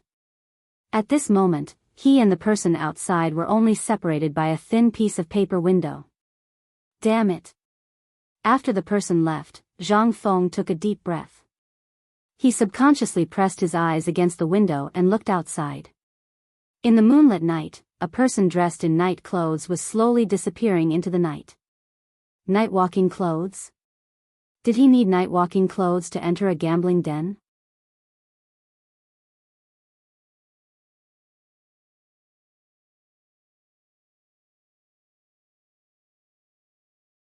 Chapter 180. That night, Zhang Feng slept very badly. So much so that when the sun was high up in the sky, he still had panda eyes and mosquito kisses all over his face. He was snoring loudly in the shadow under the crooked tree. So much so that Guzi and the others came. Seeing that there was no business to be done, they covered Zhang Feng's face with a lotus leaf and left. Gulp.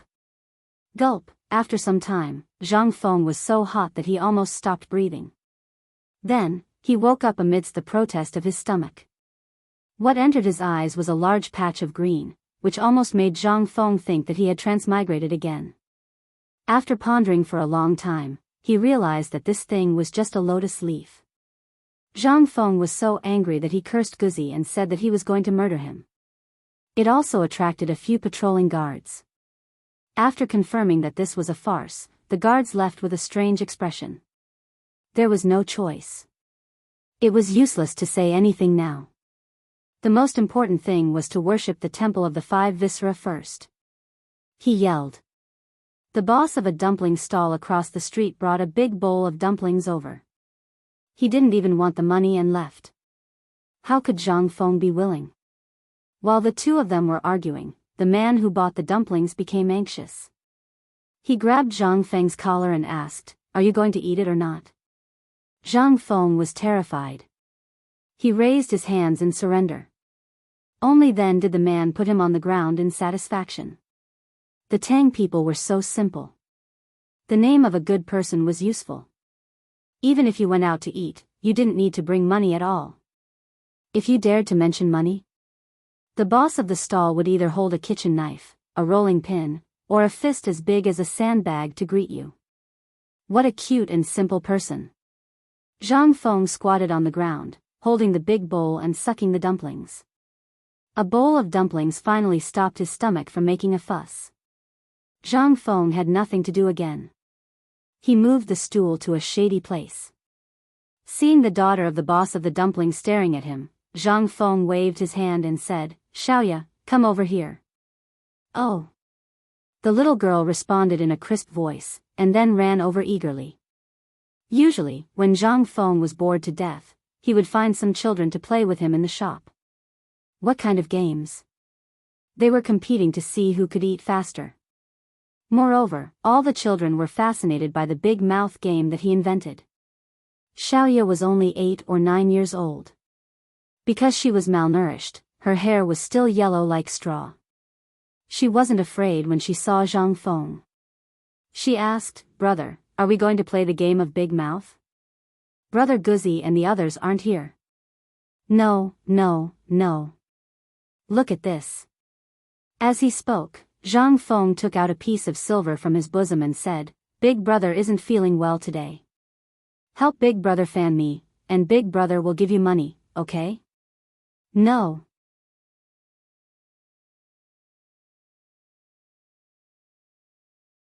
"Big brother is a good person. Daddy won't let me take your money." As she spoke, the little girl didn't even look at the pitch-black silver in Zhang Feng's hand that was full of teeth marks. That was awkward. Zhang Feng scratched his head. "Then, help Big brother fan me. When Big brother is better, I'll give you braised pork, okay?" "Okay." The deal was quickly reached. Zhang Feng lay on the recliner happily. The little girl started fanning with all her might. Although her little clothes were already drenched, at the thought of being able to eat delicious braised pork with her mother at night, Xiaoya held back her strength and started fanning with all her might. In fact, Xiaoya's father had already seen it, but he pretended not to see it. Zhang Feng was a good person. That was something that everyone on this street knew. However, Zhang Feng also had a nickname. Slacker. The super lazy kind. Moreover, he was a prodigal. He didn't run the shop properly and only knew how to sleep all day. Not to mention that, no one knew where he got the money from. Every day, he would take out a handful of money and give it away. This also made the neighbors sigh secretly. He was a good person. However, he was a poor man.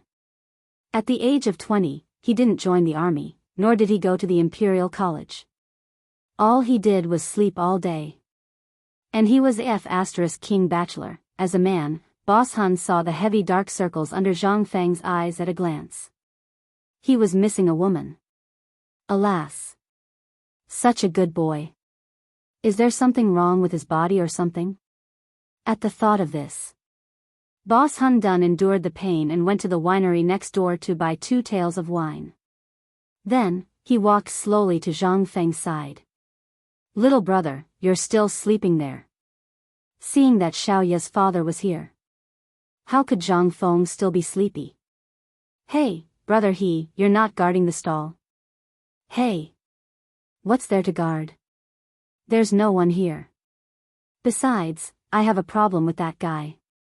Even if I leave it on the street, no one will want it. It's all because I'm popular." Brother he smiled honestly and said, "Feng, I see that you have dark circles under your eyes these days. Could it be that you didn't sleep well? If there's something wrong with your body, go see a doctor. Although I don't have money, I'm familiar with all the neighbors on this street. I know a doctor who specializes in men's diseases. Why don't you?" "Fine." Zhang Feng's face instantly darkened. Brother you.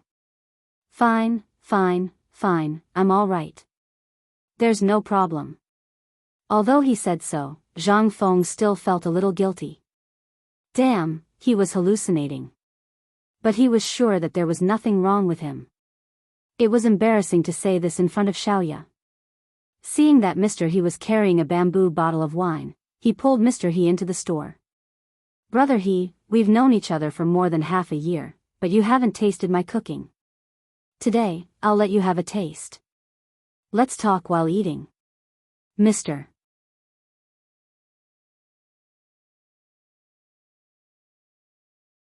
He was flattered and waved his hand repeatedly. But he couldn't resist Zhang Feng's persuasion.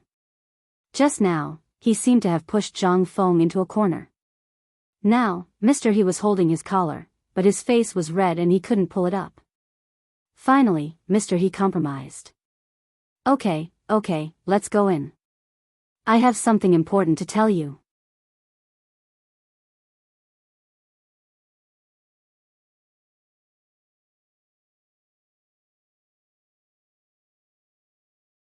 Chapter 181. There wasn't anything good in the shop. Zhang Feng simply removed a leg of lamb and washed it in a big pot. Then, he set up a firewood and burned it. A moment later, the fragrance of meat wafted in the air. Old He and his daughter, Xiaoya, widened their eyes and swallowed their saliva. Poor people basically relied on squatting in the wild to eat meat. If they could get it, it would be enough to last them for half a month. If they couldn't, they would go to the river to try their luck and see if they could catch a fish to satisfy their cravings. As for pork and mutton, they didn't even dare to think about it. Usually, the wild rabbits around Chang'an were extinct. The bigger ones hid in the depths of the Qinling Mountains. Therefore, for the commoners, they were still considered lucky. At least they could start a small business and feed their family. Sometimes, if they were lucky, they might be able to see some meat during the new year. Only Zhang Feng didn't care about their status. Sometimes, when he was happy, he would give Xiaoya a piece of meat and say that it had gone bad and couldn't be eaten anymore. However, old He knew that it wouldn't be a problem to keep it for at least a month. Even if it went bad, it would be boiled in water and eaten together with the soup. How could there be any smell of rancidity? In the end, old He could only sigh that Zhang Feng was a prodigal. The dishes are here. Just as old He's imagination was running wild, Zhang Feng shouted and came out with a big tray. There weren't many dishes. 5 plates. 1 plate of hand-shredded lamb. The other plate was cut into pieces and dipped in vinegar. There were also a few stir-fried dishes and a big bowl of rice. When Xiaoya saw the meat, she pounced on it. Old He was so anxious that he grabbed Xiaoya's yellow braid and was about to hit her. Zhang Feng hurriedly stopped old He. Hey, she's a child. Let her eat. We don't have much, but we have a lot of meat. Don't let the child suffer. Old He choked. He patted Zhang Feng's shoulder hard. Fengzi. I know you're a good person. In this world, there aren't many living bodhisattvas like you. But Fengzi, I want to ask you something. You have to answer me honestly. Zhang Feng saw that Uncle He was being so cautious, so he put down the piece of meat that Xiaoya was fighting for and asked, Tell me. Let me ask you, are you, as he spoke, he glanced at Zhang Feng's crotch. Zhang Feng immediately exploded. Old He, what are you saying? I, Zhang Feng, am upright and honest. I'm a man, not a castrate. That's good. Old Ho patted his chest, picked up the bowl of wine, and gulped it down in one gulp. 2 taels of wine in a bamboo flask was not much, but Zhang Feng had a lot of good wine. As soon as he entered, he smelled the aroma of wine. He was a little embarrassed to take out his wine, but it would be inappropriate if he didn't bring anything when he came to talk to him.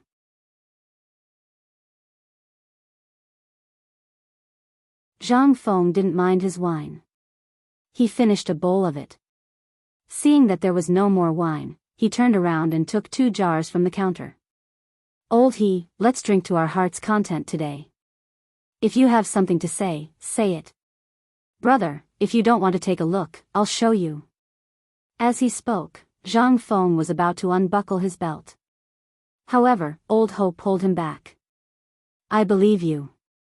But if you don't find a wife like this, it's not a good idea either. You spend money like water every day. This is not good. Yes, you have a wife to do the housework for you. What did he mean? Zhang Feng was dumbfounded. It seemed that Old He's purpose for coming here today was not pure. I know you don't like people like us, but it's not good for the neighbors to see you like this. 20 years old and not marrying is disrespectful to your ancestors. I can't watch you go on like this. There are 3 ways to be unfilial, and having no descendants is the worst. You're not young anymore. I've been looking on the streets during this period of time and really found a young lady from a big family. She looks very similar to the singers at the entrance of Tsueyin restaurant. Nod your head. If you like her, we'll find a matchmaker. Fine, fine, fine. Old he, brother. We're not in a hurry. We're only 20 years old. Zhang Feng was going crazy. They were matchmakers. Why were Lao Li and the others like this? Even Old he was like this? Was he such an eyesore? Old he could not take it anymore. He stretched out his rough hand and pointed at Zhang Feng's eyes, saying, look at your eyes. Aren't you afraid of being laughed at? You're already like this. Why don't you find a wife? How about this? If you don't like her, you can go to Tsueyin restaurant to vent your anger. It's not good to keep holding it in. I heard that the prostitutes there only earn $1 a night. This bit of money is nothing to you, right? Zhang Feng was dumbfounded. Tsueyin restaurant? You want Lao Tzu to go there? Zhang Feng was a little suspicious. Old he had some ulterior motives. Old he, to be honest, I haven't been sleeping well these days. It's not because of anything else. Every night, there will be a squeaking sound coming from the old house next door. It's like a brothel. I feel like I'm living in a brothel. Old he, who used to live next door. Is it haunted? This has caused me to be unable to sleep for the entire night. Hearing that, Old he finally understood. So this was the reason for this boy's troubles? Old he could not help but let out a soft cry of surprise. If you didn't mention it, I wouldn't have noticed. During this period of time, I've always seen a group of bearded men coming in and out. A few of them were eating dumplings at my stall and spoke Turkic. Turkic?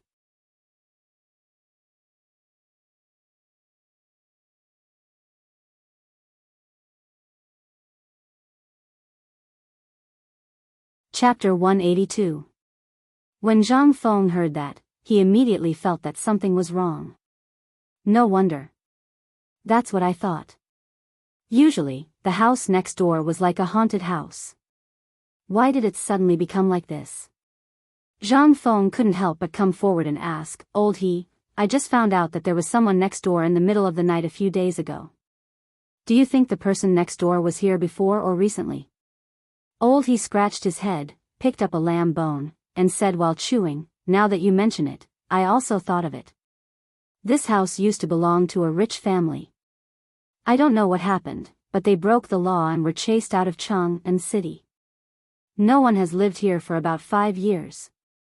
However, about half a month ago, there was a black man who smelled of rank odor in front of this house.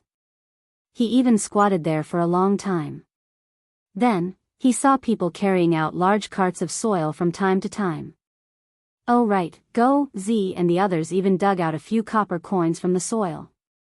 I heard that the pile of soil under the old willow tree by the Qingshui River outside Chang'an city was from this house. There weren't many people.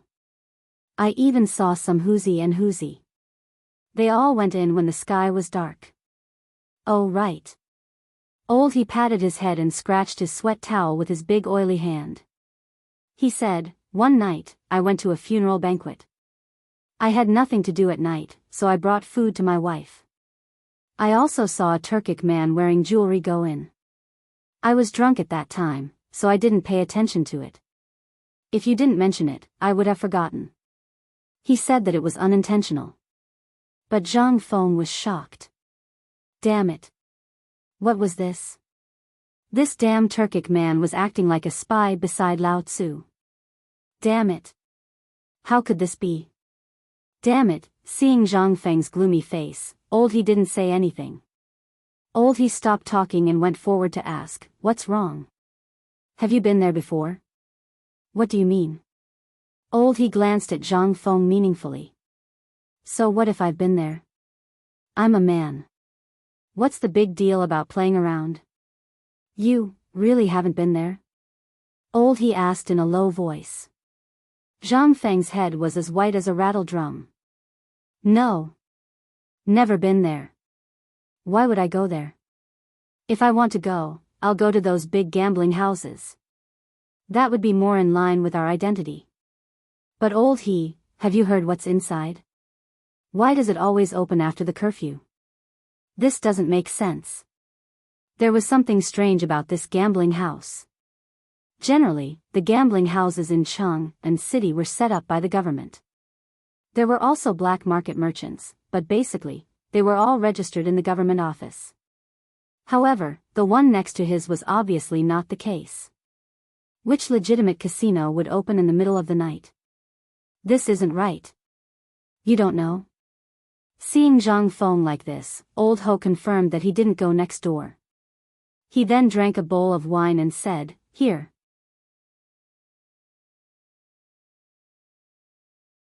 It seems like you haven't been there before." "I'm relieved. You don't know, but a butcher from Ping and Fong went in a few days ago. On the second day, someone found that 3 of his fingers were missing. And I heard that not only did he lose his shop overnight, but he also owed a huge debt. That gambling house is set up for the rich. Many rich people in the city have visited it before. I heard that the gambling house doesn't accept much money. Instead, it has a special liking for food." Sigh. What kind of world is this? The owner of the gambling house doesn't like money, but wants food instead?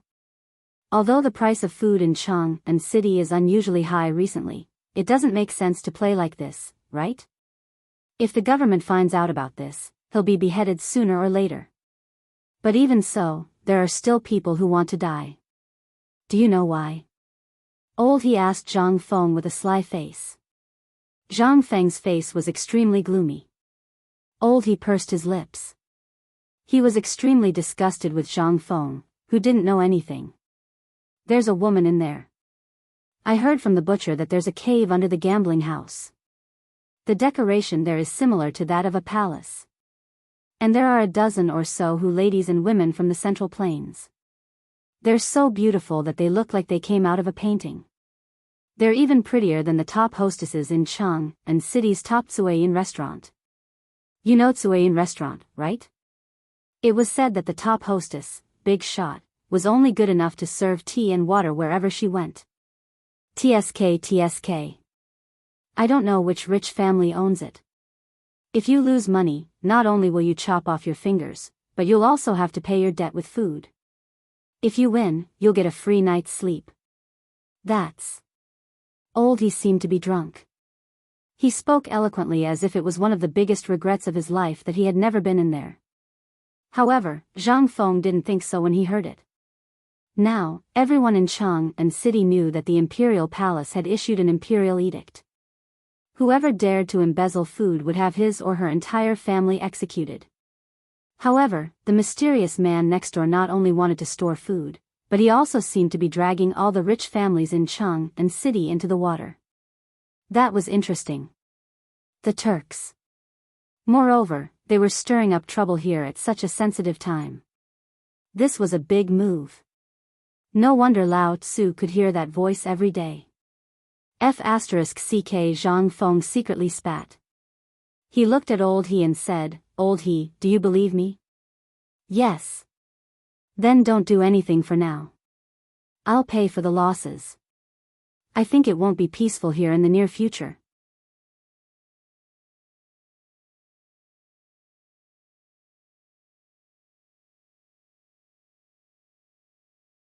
Chapter 183.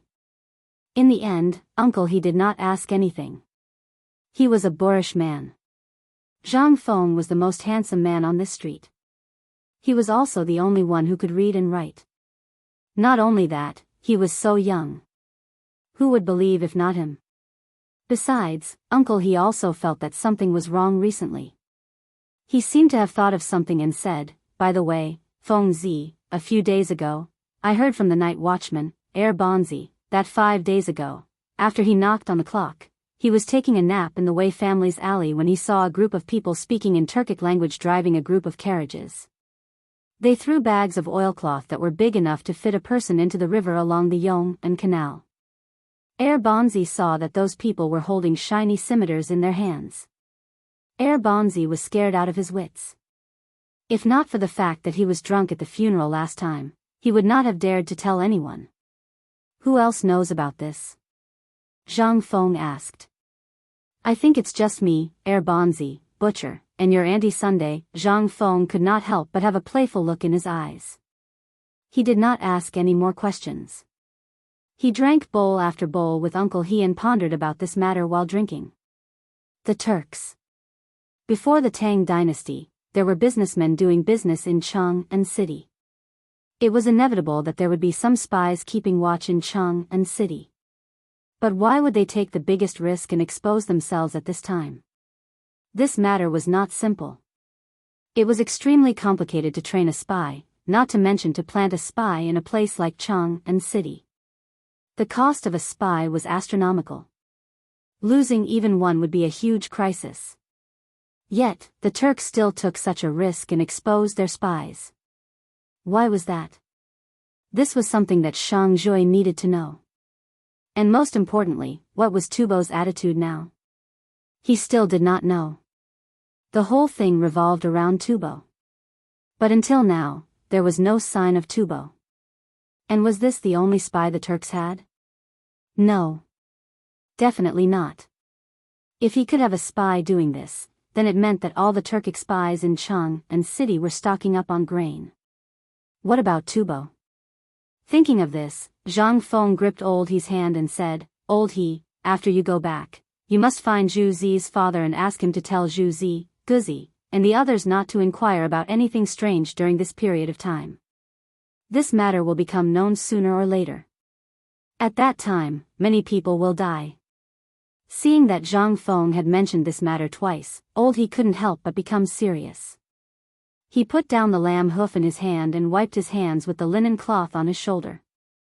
He asked, Feng Zi, is it the Turks? Good that you know.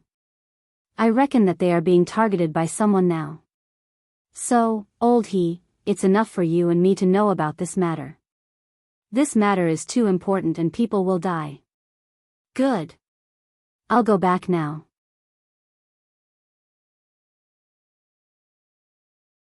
As he spoke, Old Ho grabbed Xiaoya, who was still desperately kicking the meat in her arms, and walked out of the door.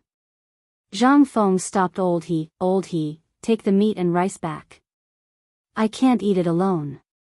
Without waiting for Old He to refuse, Zhang Feng went into the room in the backyard. Of course, he wasn't going to sleep. After sleeping for a day, he had already slept enough. He just wanted to confirm one thing and didn't want to argue with Old He. He suddenly realized that all this seemed to be related to that dark and silly prince. Right. It was Zhenla. Could it be that this matter was caused by Zhenla? Then, Zhenla was used by Tubo and the Turks. Then, all of Zhenla's goods were transported to the Tang dynasty. This time, it was much clearer. Zhenla was just a tool. A tool used by Tubo and the Turks to test the Tang dynasty. Good plan. This was in line with the usual style of the Turks. The whole thing was under control, but the Turks were an accident. He originally thought that the Turks were suppressed by Shui Intua and wouldn't make a move. Well, he didn't make a move. He quietly carried out this shocking plan. He didn't want the Tang dynasty to have an easy time at all. Zhang Feng actually didn't hate the Turks. Perhaps it was because as a 21st century person, living under the flag of the Turks had this kind of feeling. However, in this feudal Tang dynasty, he didn't have a good impression of the Turks at all. *CK, in their eyes, the people of the Tang dynasty were food, four-legged sheep, and tools to produce food for them. He somewhat underestimated these people on horseback. However, just as Zhang Feng discovered this, a voice suddenly rang out. In the palace, one secret report after another had already appeared on Li Shimon's desk. Li Shimon looked at the secret reports on the desk and his face was so gloomy that it looked like it was about to drip water. Prime Minister Wei, what do you think we should do? Kill? Or? Li Shimon waved his hand and pushed the secret reports on the desk to Wei Zheng. Wei Zheng hurriedly stepped forward. It was written on the secret reports. In the west market of Chang'an City, the Hu merchants of Huayuan Square are secretly hoarding food, suspected to be related to the Turks. The pawn shop of Chonghua Square is wantonly collecting money recently and signed a contract with a grain merchant for 300 don of food. In the brothel of Yongding Square in the East Market, the Tubo people are suspected to be active there. The details are unknown. The people of Honglu Temple have been in close contact with the East and West markets recently. Reading the situation on the secret reports, Wei Zheng's face turned pale. Your Majesty, this, I ask you, kill or not?